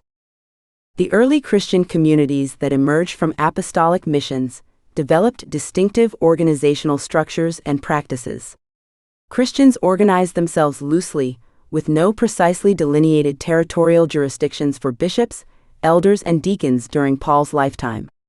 Instead, churches typically met in private homes, house churches, where believers gathered for worship, instruction, and mutual support. These communities were characterized by their communal practices, including the sharing of resources to ensure no member was in need. The early Christians were one in heart and mind and shared everything they owned, creating strong bonds of solidarity that help sustain the movement through periods of persecution and challenge. Worship centered on apostolic teachings, prayer, and the breaking of bread, which included celebration of the Lord's Supper. These practices, established in the apostolic period, would become the foundation for Christian liturgical traditions that persist today. Christianity's transformation under Roman conditions. The expansion of Christianity during the Apostolic Age occurred entirely within the context of Roman imperial stability and connectivity. The Pax Romana provided the security and infrastructure that enabled Paul and other missionaries to travel safely across vast distances, while the empire's common Greek language, koine, facilitated communication with diverse populations. Commerce and trade networks played crucial roles in Christianity's spread, as Christian merchants carried their faith to new markets. The religion's appeal to marginalized groups, women, slaves, and the urban poor, reflected its message that in Christ there is neither Jew nor Greek, neither male nor female, neither slave nor free. This inclusivity distinguished Christianity from many contemporary religious movements and contributed to its rapid growth. Social services provided to the poor, sick, and widows further enhanced Christianity's appeal, offering practical benefits alongside spiritual consolation. Women played particularly active roles as disciples and missionaries, taking advantage of the expanded opportunities for participation that early Christianity offered. Legacy of the Apostolic Age. By the end of the 1st century, Christianity had been fundamentally transformed from its origins as a Jewish messianic movement. Through the missionary efforts of Paul and other apostles, it had become a predominantly Gentile religion, with established communities throughout the Eastern Mediterranean and nascent institutions for governance and support. The Apostolic Age established several enduring patterns: systematic missionary outreach, adaptation to local cultural conditions, institutional flexibility, and theological development in response to practical challenges. Paul's letters, written to address specific problems in his churches, became foundational documents for Christian theology, while the organizational structures developed during this period provided templates for the church's continued expansion. Historians estimate that by 100 CE, there were approximately 7,000 Christians, representing about 0.01% of the Roman Empire's 60 million inhabitants. While still numerically small, Christianity had achieved something remarkable: transformation from a localized Jewish sect into an institutionalized movement with the organizational capacity and theological framework necessary for sustained growth throughout the Roman world and beyond.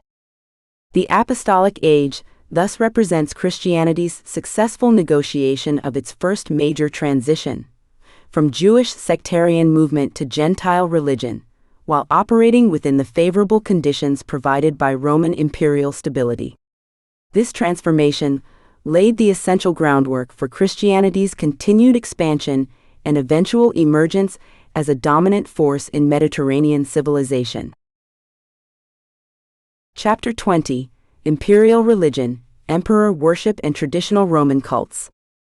The establishment of the Roman Principate under Augustus in 27 BCE fundamentally transformed not only the political landscape of the Mediterranean world, but also its religious fabric. The emergence of the imperial cult, the systematic worship of living and deceased emperors, represented one of the most significant religious innovations of the 1st century CE, creating a new layer of sacred authority that would bind the vast empire together through shared ritual and belief. This religious revolution occurred alongside, rather than in replacement of, the traditional Greco-Roman pantheon, creating a complex religious ecosystem that reflected both the empire's diverse heritage and its newfound political unity. The genesis of imperial divinity. The concept of ruler worship was not entirely foreign to the Roman world when Augustus came to power.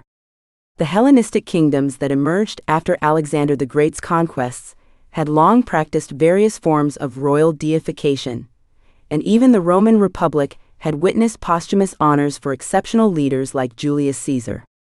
However, Augustus transformed these precedents into a systematic religious institution that would become integral to imperial governance.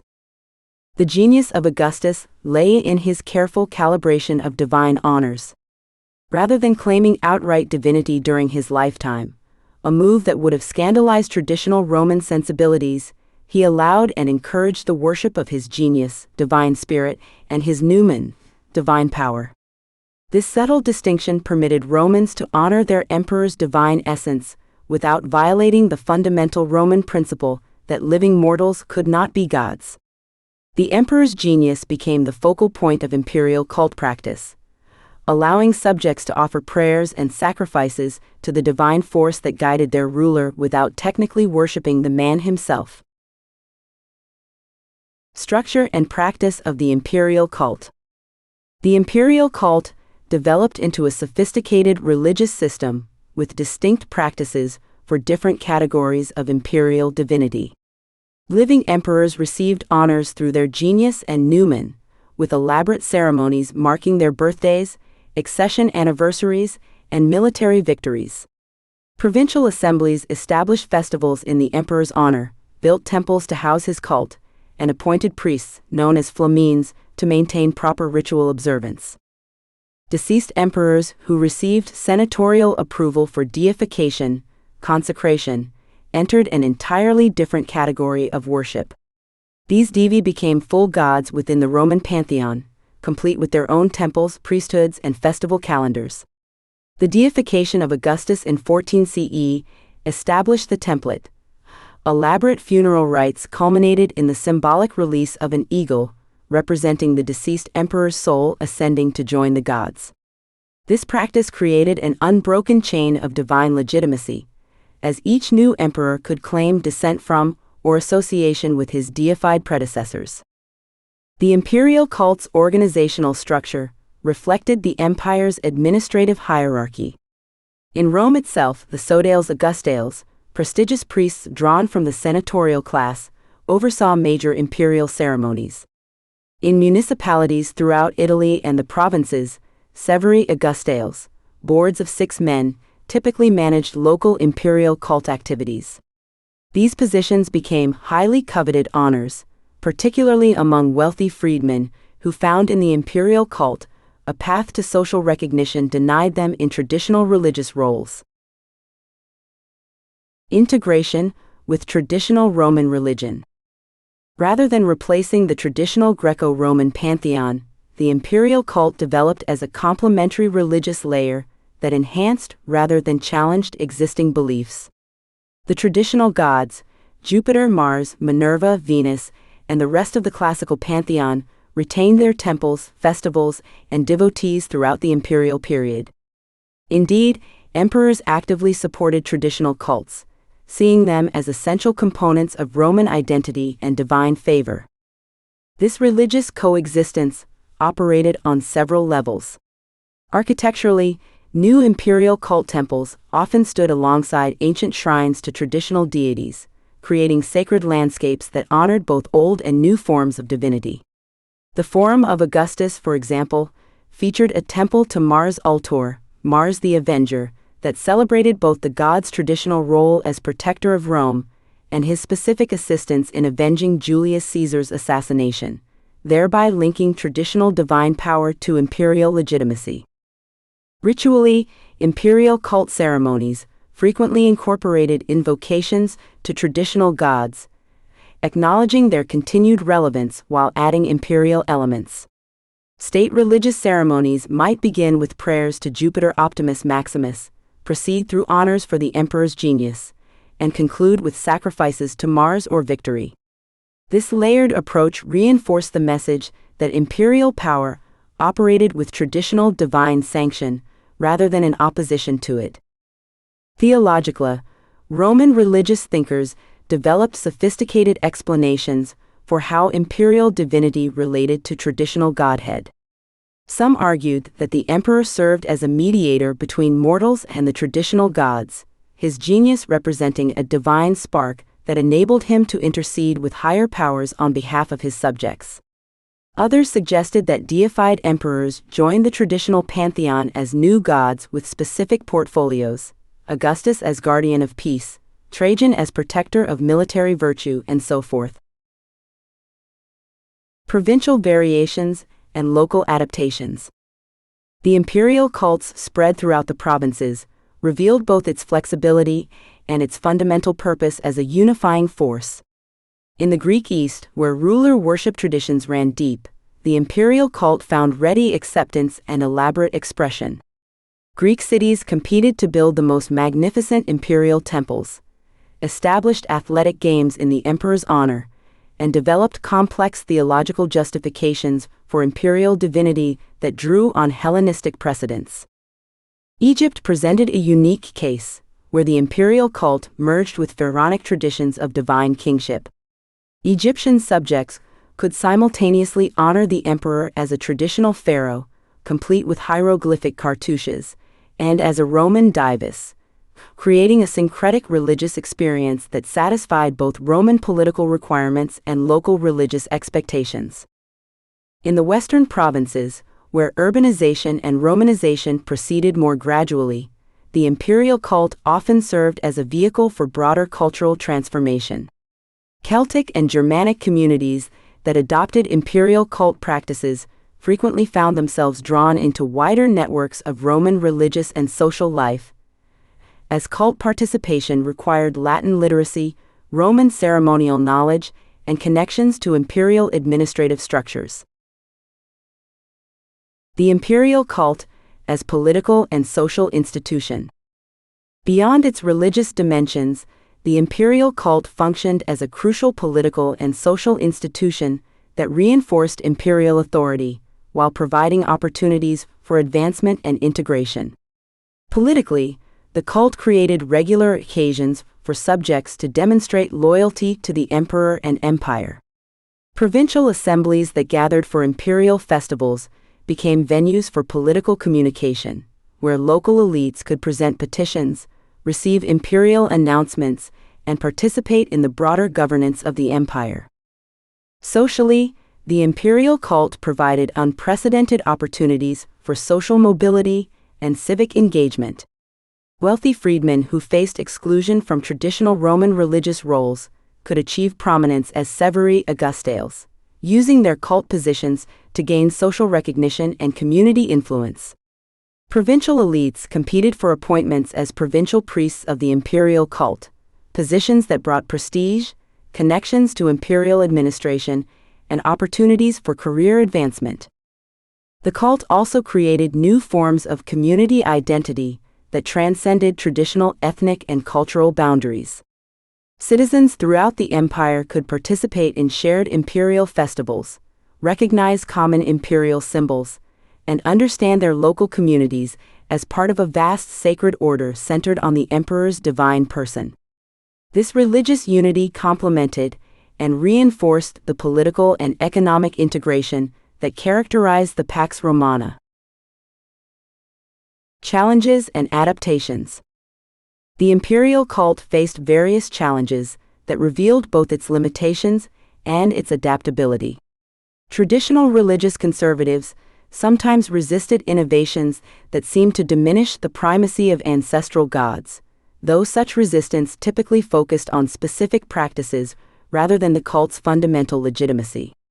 Philosophical critics raised theoretical objections to emperor worship, though most found ways to reconcile imperial cult participation with their broader worldviews.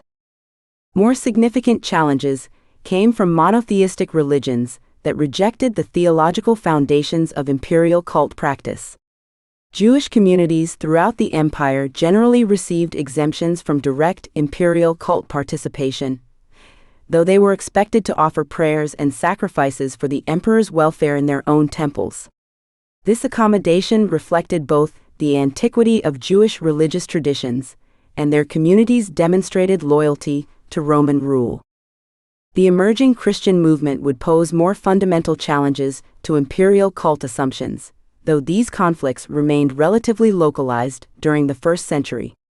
Most Christians during this period sought to distinguish between political loyalty to the emperor and religious worship of Christ, a distinction that imperial authorities did not always accept or understand. Legacy and transformation. By the end of the 1st century CE, the imperial cult had become an established and essential element of Roman religious life.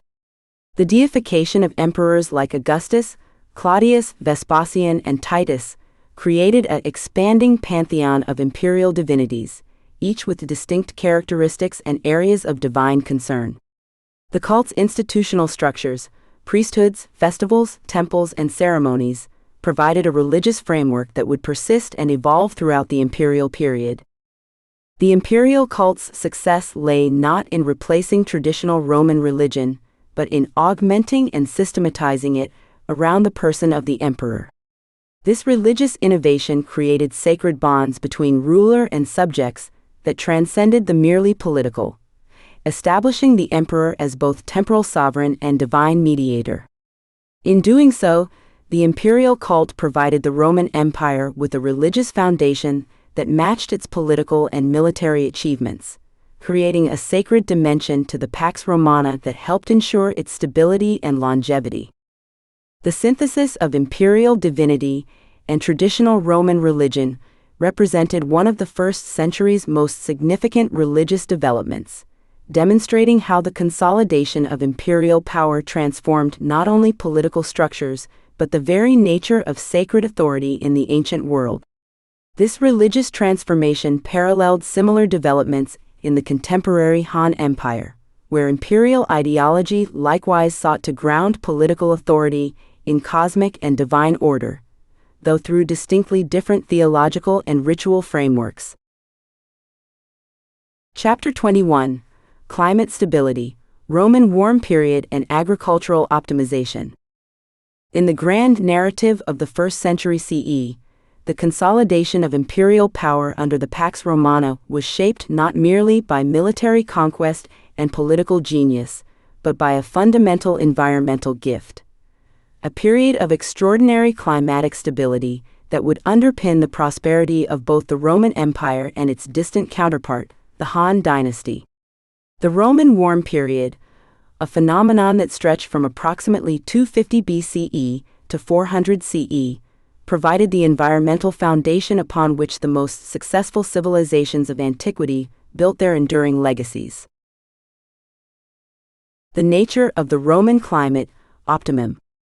The Roman Warm Period, also known as the Roman climate optimum, represented a sustained era of unusually warm and stable weather conditions across Europe and the Mediterranean basin.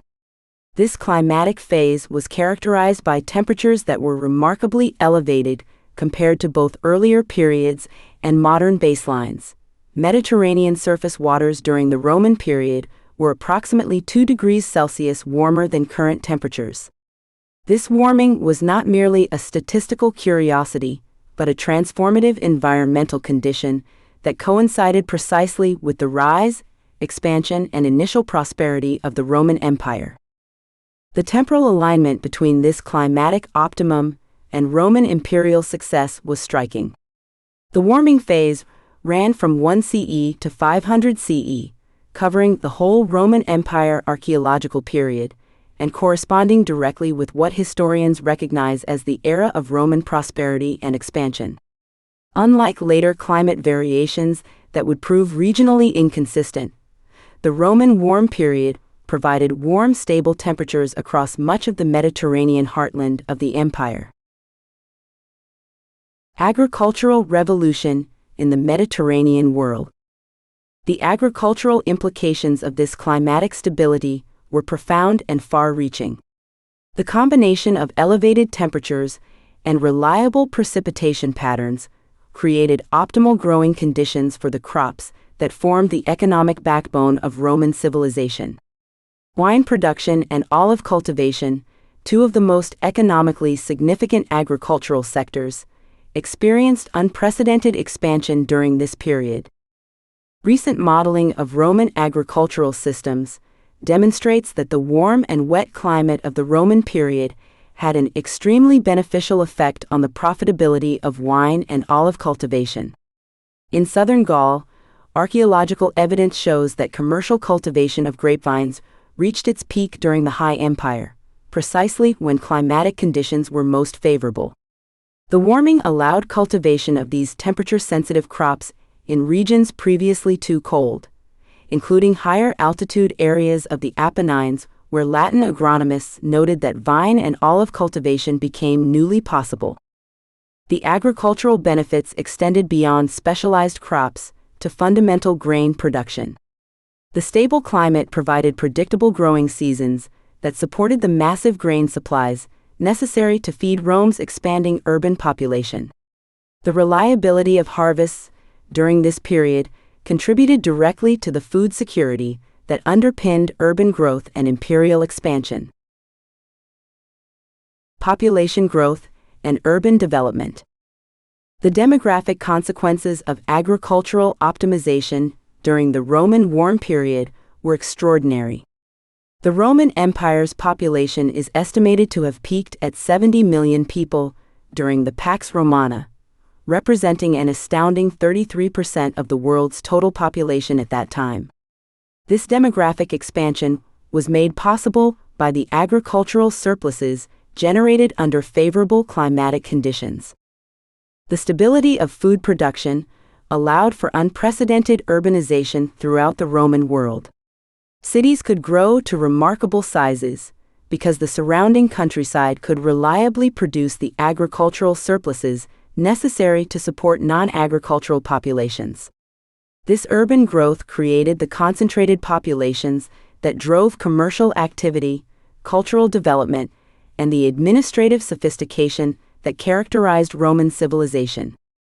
The climatic stability also facilitated the Roman Empire's expansion northward.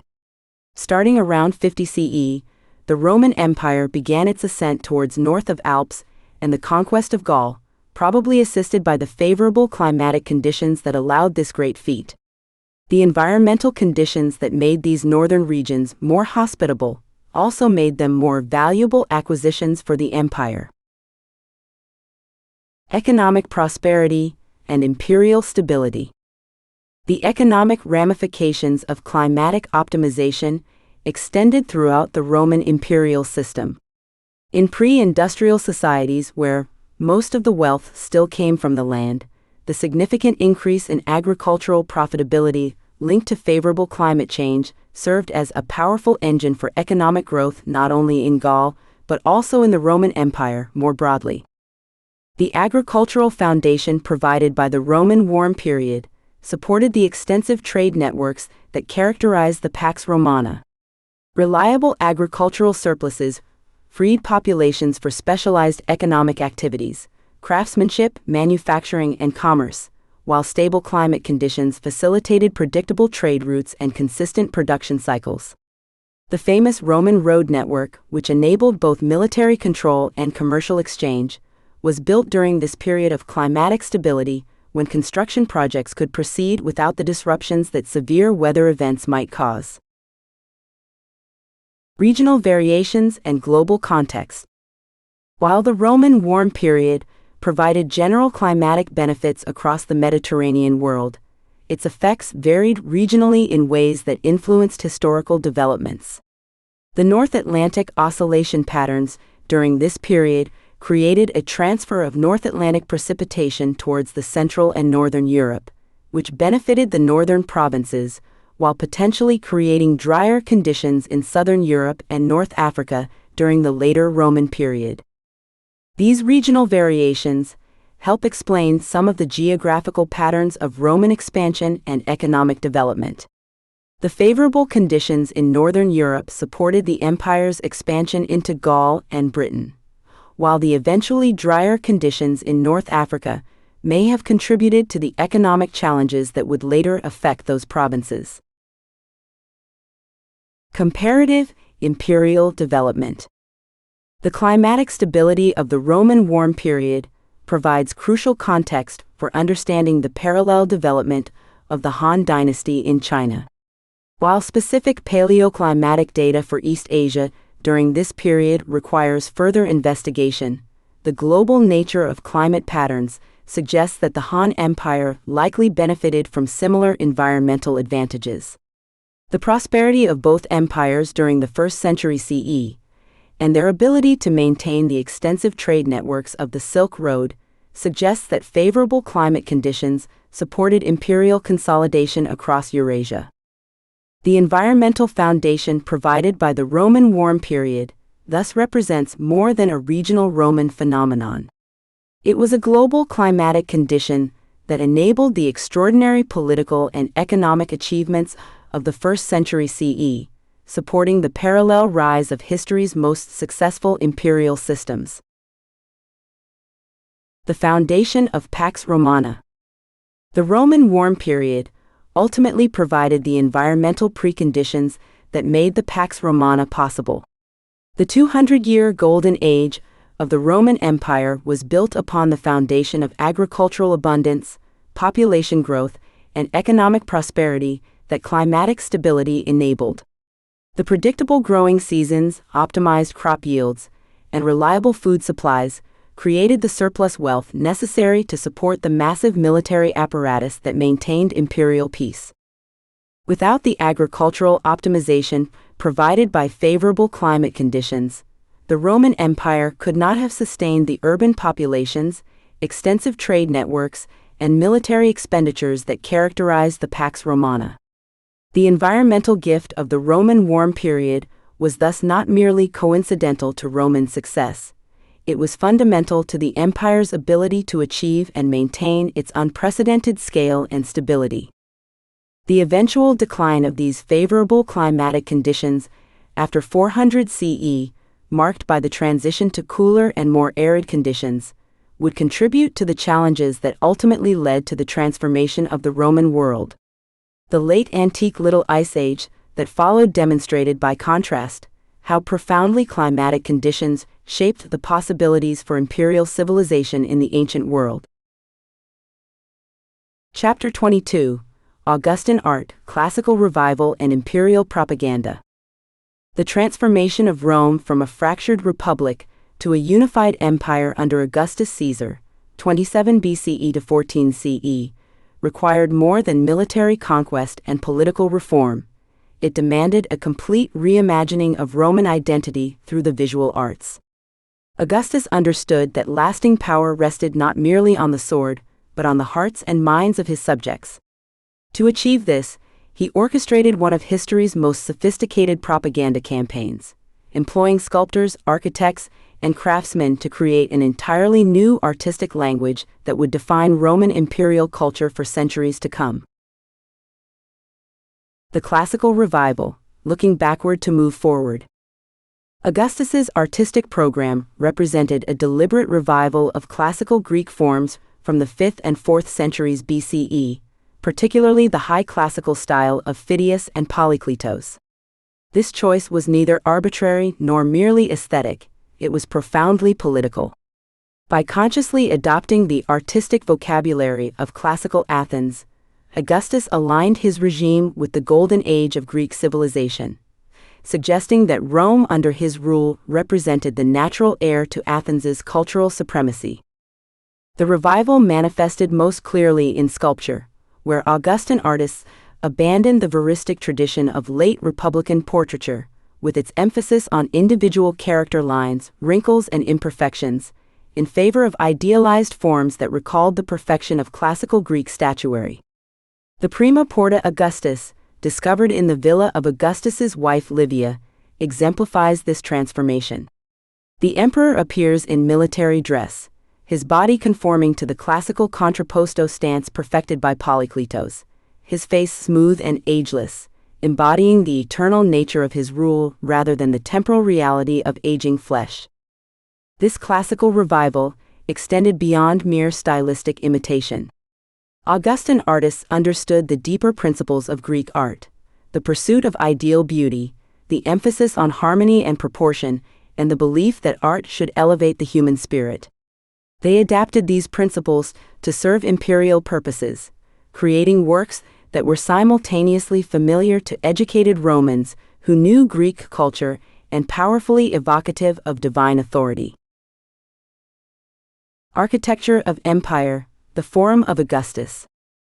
Augustus's architectural projects transformed Rome from a city of brick into a city of marble, as he famously boasted. The Forum of Augustus, dedicated in 2 BCE, stands as perhaps the most complete expression of Augustan artistic ideology. Here, classical Greek architectural elements, Corinthian columns, marble facing, and carefully proportioned spaces, created a setting for the display of imperial power that was both magnificent and accessible. The Forum's design deliberately evoked the great classical buildings of Athens while asserting Roman supremacy. The Temple of Mars Ultor, Mars the Avenger, at the Forum's center combined Greek architectural forms with distinctly Roman innovations, including the use of concrete construction hidden beneath marble veneer. This fusion of Greek aesthetic principles with Roman engineering prowess perfectly embodied Augustus's broader cultural project, the creation of a new imperial identity that honored the past while asserting contemporary dominance. The Forum's sculptural program reinforced these themes through careful integration of architecture and decoration.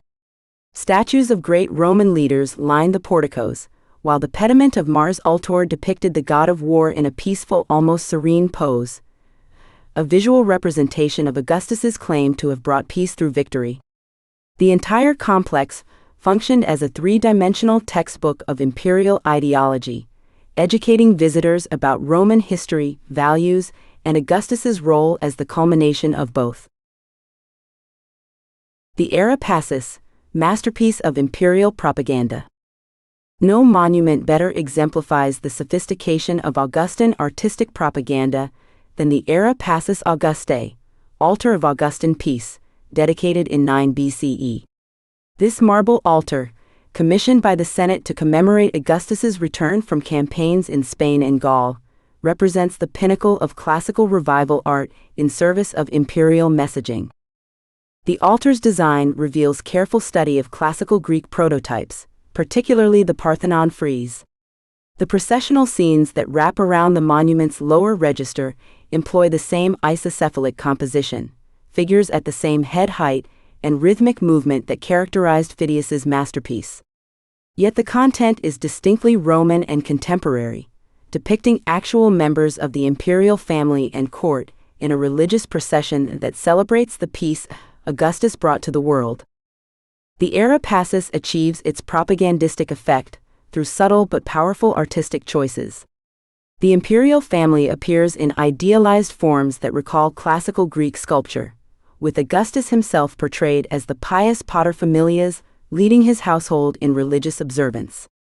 Children appear throughout the composition, emphasizing themes of fertility and continuity that were central to Augustus's social legislation. The very concept of the altar, celebrating peace rather than military victory, represented a revolutionary approach to imperial imagery that would influence Roman art for centuries. The monument's decorative program extends beyond the processional friezes to include elaborate floral scrollwork that transforms the traditional Greek architectural ornament into something distinctly Roman. These vegetal patterns, populated with small animals and insects, evoke the fertility and abundance that Augustus's peace has brought to the world. The combination of human and natural imagery creates a complete vision of imperial harmony that appeals to both rational and emotional responses. The Augustan Portrait, redefining imperial identity. The transformation of imperial portraiture under Augustus represents one of the most significant developments in ancient art. Moving away from the Republican tradition of veristic portraiture, which emphasized individual character and the marks of experience, Augustan sculptors developed a new type of imperial image that balanced recognition with idealization. The Augustus of Prima Porta demonstrates this new approach most clearly. While the emperor's features remain recognizable, they are refined and perfected according to classical Greek principles of proportion and beauty. The hairstyle, with its distinctive comma-shaped locks falling over the forehead, became a standard element of imperial iconography that would be employed by successors seeking to associate themselves with Augustus's legitimacy. More significantly, the portrait type established visual conventions that would define imperial representation for centuries.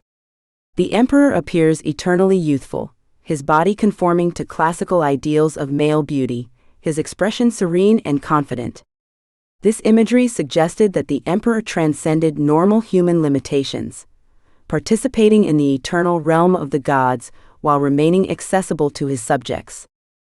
The proliferation of Augustan portraits throughout the empire created a unified visual language of imperial authority.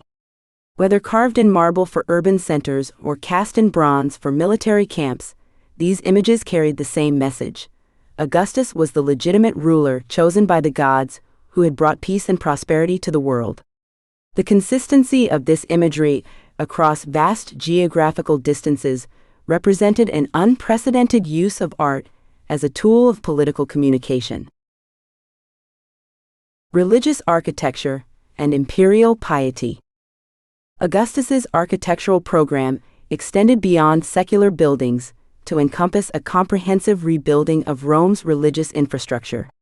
The emperor claimed to have restored or built 82 temples during his reign, each project serving both religious and political purposes. The Temple of Apollo Palatinus, located adjacent to Augustus's residence on the Palatine Hill, exemplifies this integration of religious and imperial architecture. The temple's design combined traditional Roman religious architecture with Greek decorative elements, creating a structure that was both properly Roman and culturally sophisticated. The choice of Apollo as the deity was significant. This god represented poetry, music, and prophecy, cultural realms that Augustus sought to promote as part of his broader civilizing mission. The temple's library, containing both Greek and Latin texts, physically embodied the cultural synthesis that characterized Augustan policy.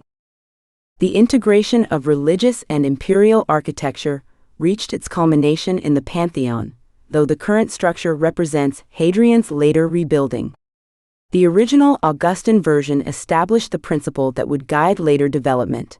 Religious buildings should serve as monuments to imperial achievement while maintaining their sacred functions.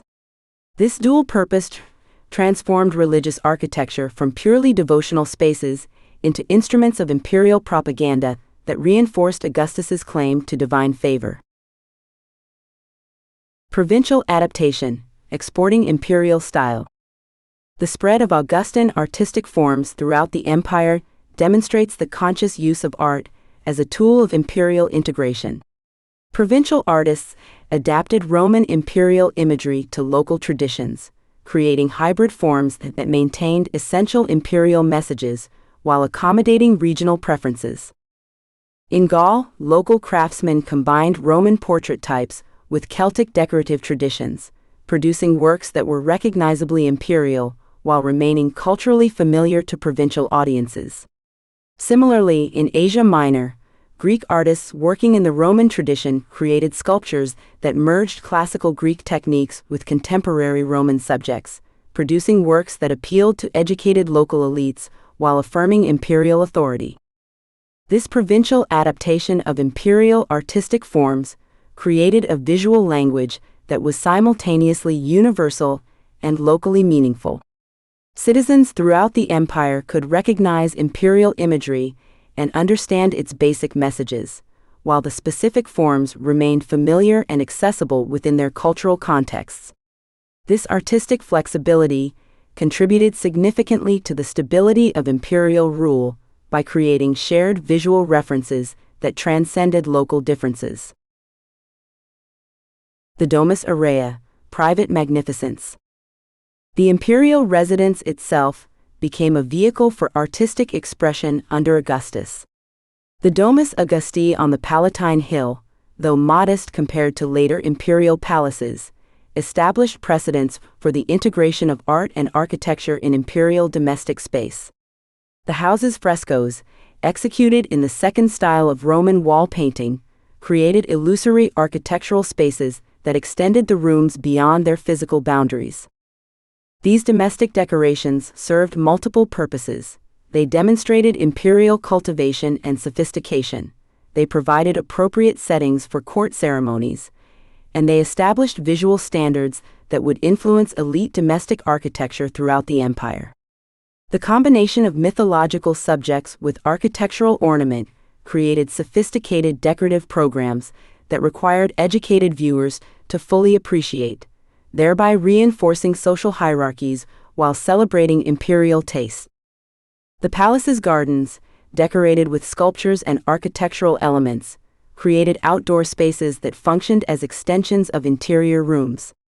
This integration of natural and artificial elements reflected broader themes in Augustan culture: the harmonious ordering of diverse elements under imperial authority, the cultivation of nature through civilization, and the transformation of private space into public spectacle. Legacy and influence. The artistic program of Augustus established patterns that would influence Roman imperial art for centuries.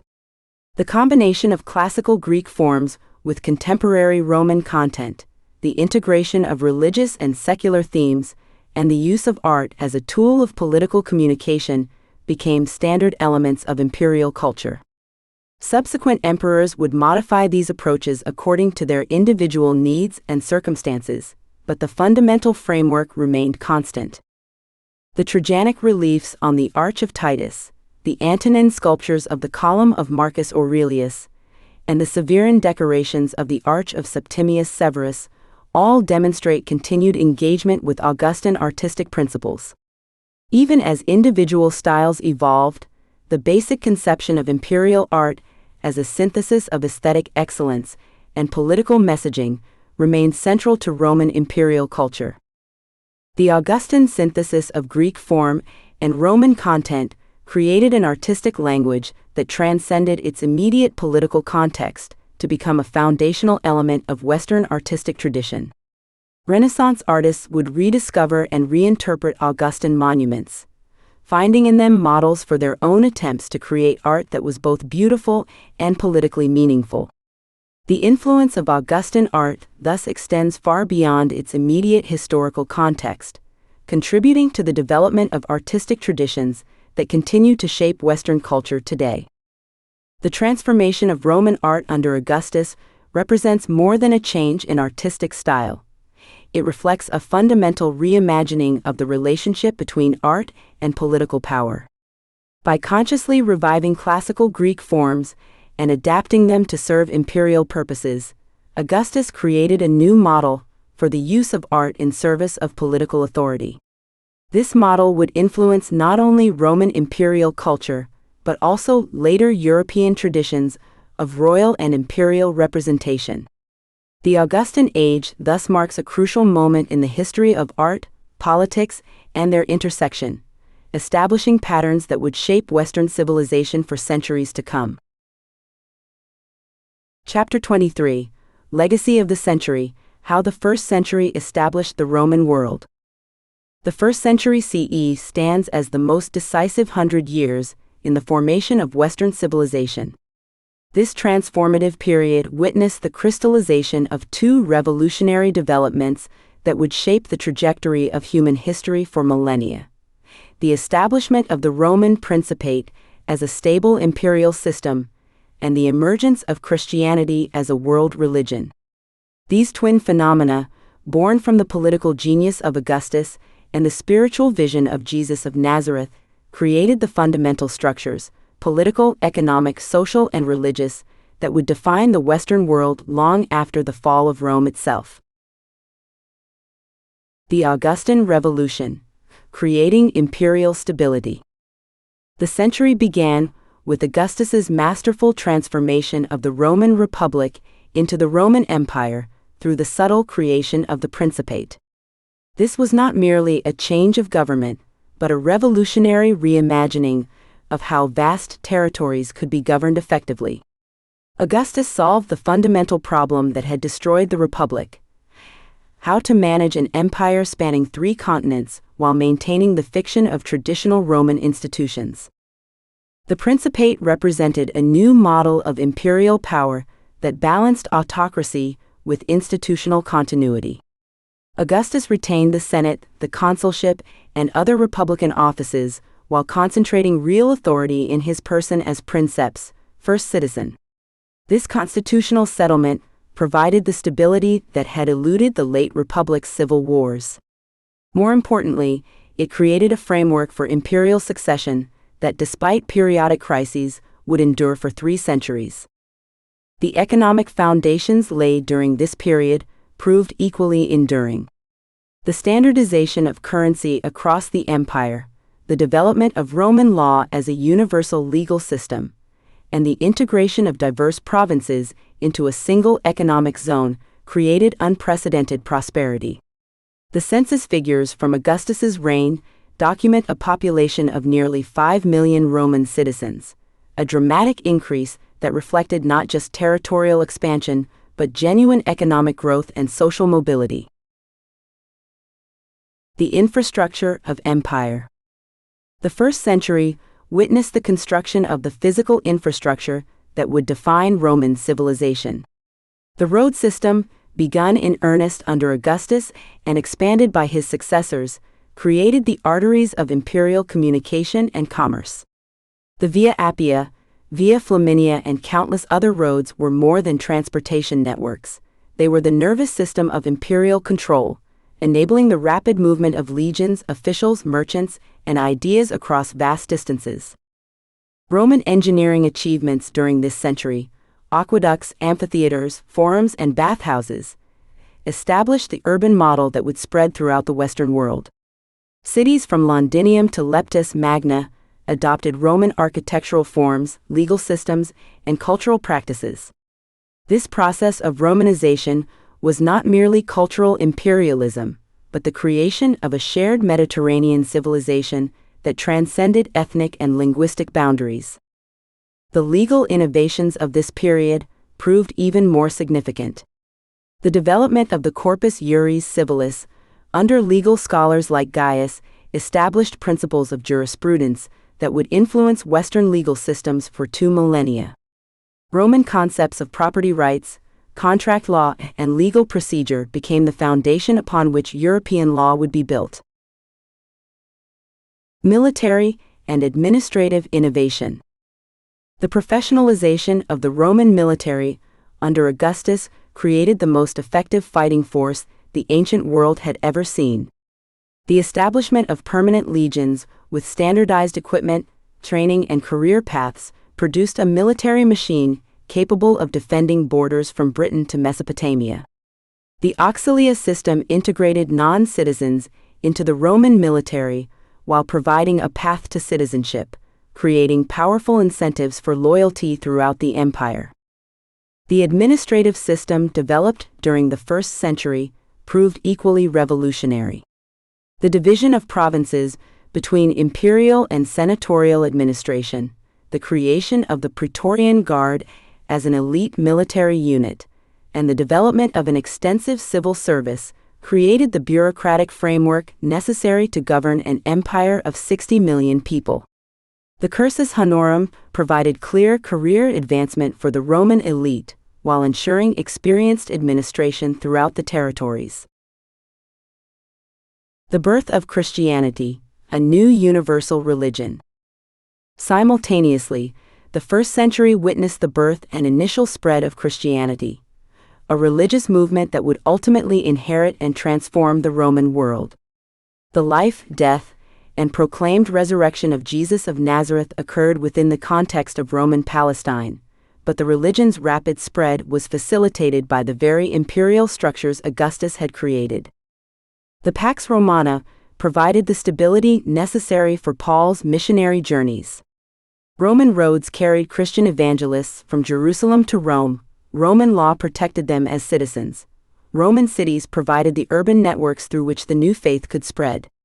Christianity emerged not in opposition to Roman civilization, but as a spiritual complement to Roman political achievement.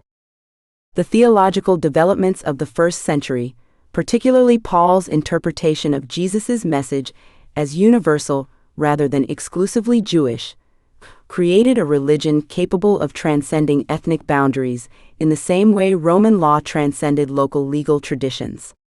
Christianity offered spiritual citizenship in the kingdom of heaven to complement political citizenship in the Roman Empire. Economic integration and cultural synthesis.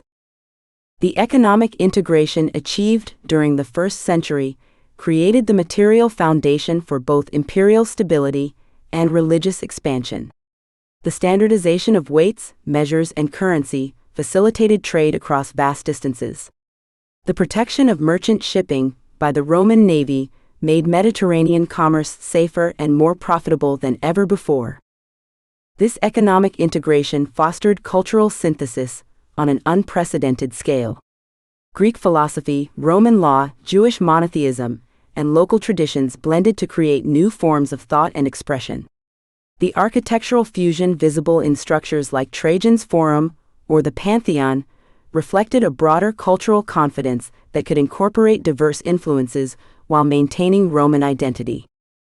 The development of Latin literature during this period, from Virgil's Aeneid to Tacitus's Histories, created cultural narratives that would define Western civilization's understanding of itself. These works established literary and historical models that would influence European thought through the Renaissance and beyond. The foundation for future centuries. By the century's end, the structures established by Augustus and his successors had proven their durability through the challenges of Nero's excesses, the Year of the Four Emperors, and the Flavian dynasty's consolidation. The institutional framework of the Principate had demonstrated its capacity for renewal and adaptation. Similarly, Christianity had established itself throughout the Eastern Mediterranean and begun its penetration of the Western provinces. The legal and administrative precedents established during the 1st century would govern the empire through its greatest territorial extent under Trajan and survive the crisis of the 3rd century. When Constantine legalized Christianity in 313 CE, he was acknowledging the triumph of a religion whose organizational structure had been shaped by 2.5 centuries of existence within the Roman imperial framework. The economic and social patterns established during the 1st century, urban centers connected by efficient transportation networks, legal systems that protected property and commerce, military institutions that integrated diverse populations, would outlast the Western Empire itself. When Germanic kingdoms emerged in the former Roman territories, they adopted Roman law, administrative practices, and urban forms because these had proven effective for centuries. The enduring legacy. The 1st century CE created the fundamental architecture of Western civilization. The political structures established by Augustus provided the model for medieval kingship and influenced the development of modern constitutional government. Roman law became the foundation of European legal systems and continues to influence jurisprudence worldwide. The urban planning and architectural achievements of this period established aesthetic and practical standards that define Western cities to this day. Christianity, emerging from this Roman context, would eventually become the dominant religion of Europe and the Americas. The organizational models developed by the early church, hierarchical authority, universal doctrine, missionary expansion, reflected the imperial context in which Christianity matured. When the Western Empire fell, the Church preserved not only Christian doctrine, but also Roman administrative practices, legal concepts, and educational traditions. The 1st century thus represents the foundational moment of Western civilization. The marriage of Roman political genius with Christian spiritual vision created the essential structures, legal, political, social, and religious, that would define the Western world for nearly 2 millennia. Augustus's Principate and Jesus's Gospel, seemingly disparate phenomena, together established the dual inheritance that Western civilization would carry forward through medieval synthesis, Renaissance renewal, and modern transformation. This remarkable century demonstrated that lasting historical change requires both institutional innovation and spiritual vision. Augustus provided the political framework, Christianity supplied the moral foundation. Together, they created a civilization that could adapt to changing circumstances while maintaining essential continuity. The Roman world they established would face countless challenges in subsequent centuries, but the fundamental structures they created, the integration of diverse peoples under universal law, the balance between central authority and local autonomy, the synthesis of political order with spiritual purpose, would prove resilient enough to survive the fall of empires and the rise of nations, defining Western civilization's essential character across 2 millennia of historical change. Chapter 24, Glossary, Key Terms and Concepts. Aqueduct. Roman engineering structures that transported water from distant sources to cities using gravity flow. These massive stone and concrete conduits were essential to urban life and represented the technological prowess of Roman civilization. Augustus. Born Gaius Octavius, 63 BCE to 14 CE, the first Roman emperor who established the Principate system after defeating Mark Antony and Cleopatra. Originally named Octavian, he received the title Augustus from the Senate in 27 BCE, marking the beginning of the Roman Empire. Barbarian. Roman term for peoples living beyond the empire's borders, originally referring to those who did not speak Greek or Latin. The term encompassed Germanic tribes, Celtic peoples, and other groups considered culturally inferior by Roman standards. Battle of Teutoburg Forest. Devastating Roman military defeat in 9 CE, when Germanic tribes led by Arminius ambushed and destroyed 3 Roman legions under Publius Quinctilius Varus. This battle effectively ended Roman expansion into Germania. Caesar. Originally the family name of Julius Caesar, it became an imperial title used by Roman emperors. The term evolved into words like Kaiser and Tsar in later European languages. Christianity. Monotheistic religion, founded on the teachings of Jesus of Nazareth, emerging in 1st century Palestine under Roman rule. It spread rapidly throughout the Mediterranean world via Roman trade networks and infrastructure. Circus Maximus. Rome's largest chariot racing stadium, capable of holding up to 250,000 spectators. It served as a venue for public entertainment and imperial propaganda, demonstrating Roman engineering capabilities and social organization. Colosseum. Massive amphitheater in Rome begun under Emperor Vespasian and completed under Emperor Titus around 80 CE. It hosted gladiatorial contests and public spectacles, symbolizing Roman imperial power and engineering prowess. Confucianism. Chinese philosophical and ethical system based on the teachings of Confucius, emphasizing social harmony, filial piety, and proper governance. It became the dominant ideology of the Han Dynasty's administrative system. Crucifixion. Roman method of execution involving nailing or binding a person to a cross. This particularly brutal form of capital punishment was typically reserved for slaves, rebels, and non-citizens, making Jesus' crucifixion significant within Roman legal context. Diaspora. The dispersion of Jewish communities throughout the Mediterranean world and beyond, accelerated by Roman conquest and the destruction of the Second Temple in 70 CE. Eastern Han. Period of Chinese history, 25–220 CE, when the Han Dynasty was restored after the Qin interregnum, with its capital moved to Luoyang. This era saw continued consolidation of imperial power and cultural flourishing. Equites. Roman social class of wealthy businessmen and landowners, ranking below senators but above ordinary citizens. They played crucial roles in commerce, administration, and military service throughout the empire. Gladiator.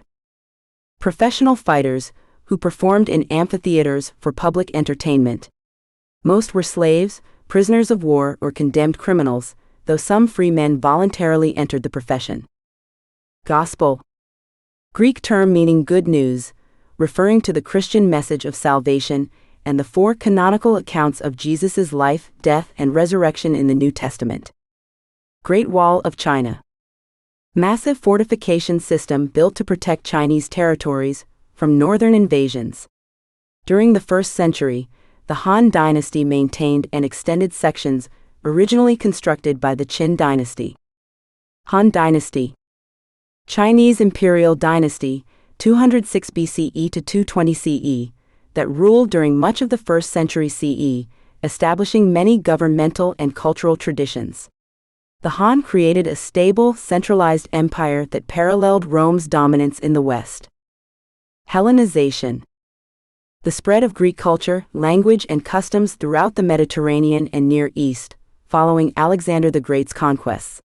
This cultural foundation significantly influenced both Roman and early Christian development. Jesus of Nazareth. Jewish preacher and teacher, circa 4 BCE 30 CE, whose life and teachings became the foundation of Christianity. His crucifixion under Pontius Pilate, and his followers' belief in his resurrection, launched a religious movement that spread throughout the Roman Empire. Judaism. Monotheistic religion of the Jewish people, centered on the worship of one God and adherence to the Torah. In the 1st century, Judaism was practiced throughout the Roman Empire and served as Christianity's foundational context. Julio-Claudian Dynasty.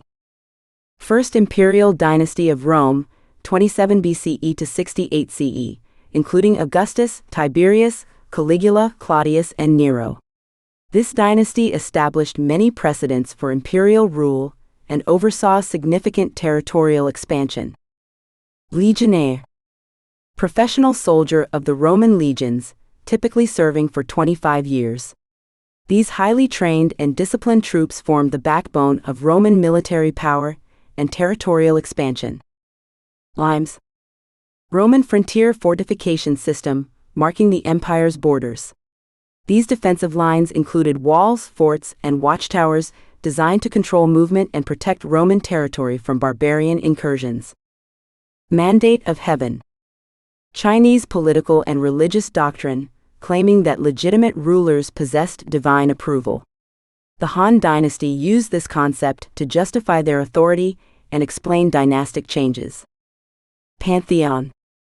Roman temple dedicated to all gods, originally built by Marcus Agrippa and later reconstructed by Emperor Hadrian. More broadly, the term refers to the collective gods worshipped in any polytheistic religion. Parthian Empire. Major Persian Empire, 247 BCE to 224 CE, that controlled territories between the Roman and Chinese empires, serving as a crucial intermediary in Silk Road trade while frequently conflicting with Rome. Paul the Apostle.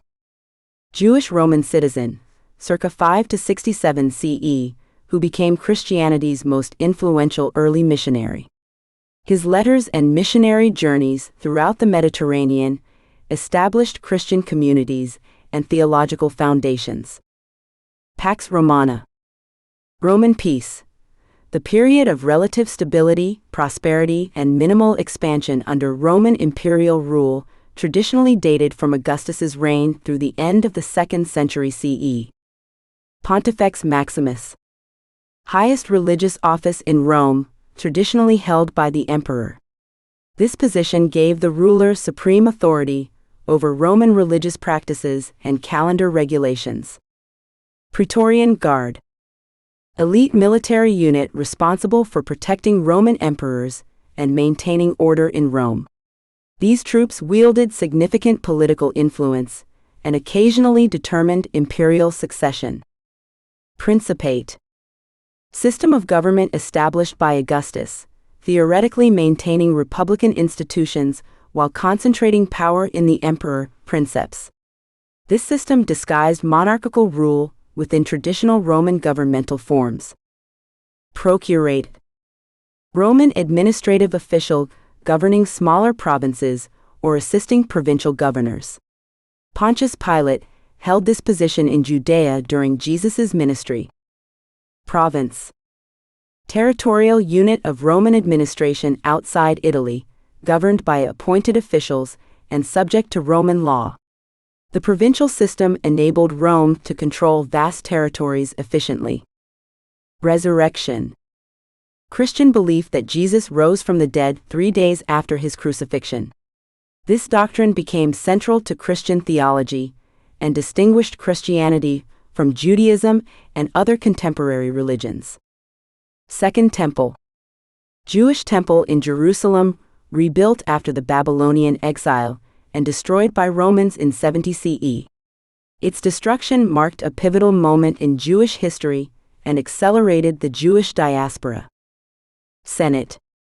Traditional governing body of Rome that continued to exist under the empire, though with reduced power.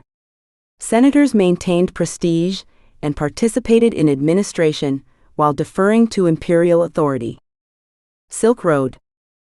Network of trade routes connecting East and West, facilitating commerce between the Roman Empire, Parthian Empire, and Han China.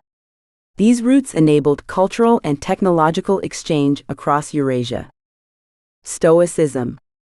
Greek philosophical school emphasizing virtue, reason, and acceptance of fate.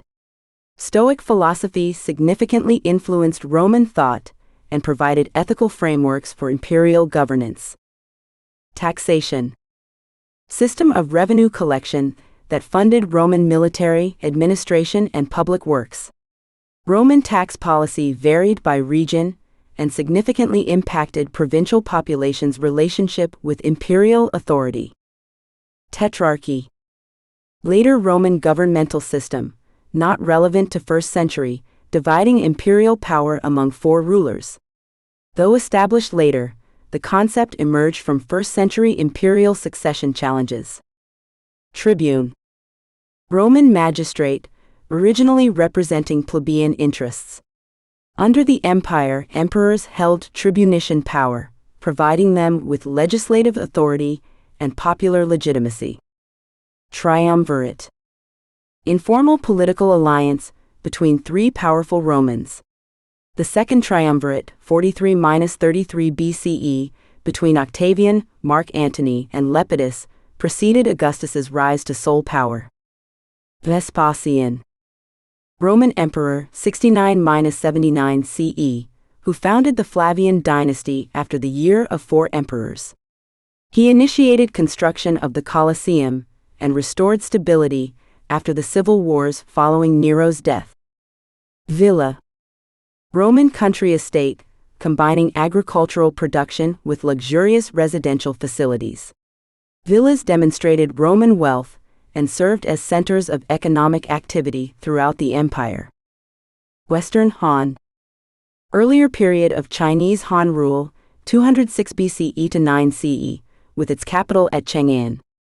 This era established many governmental and cultural patterns that continued throughout the dynasty. Yin and Yang.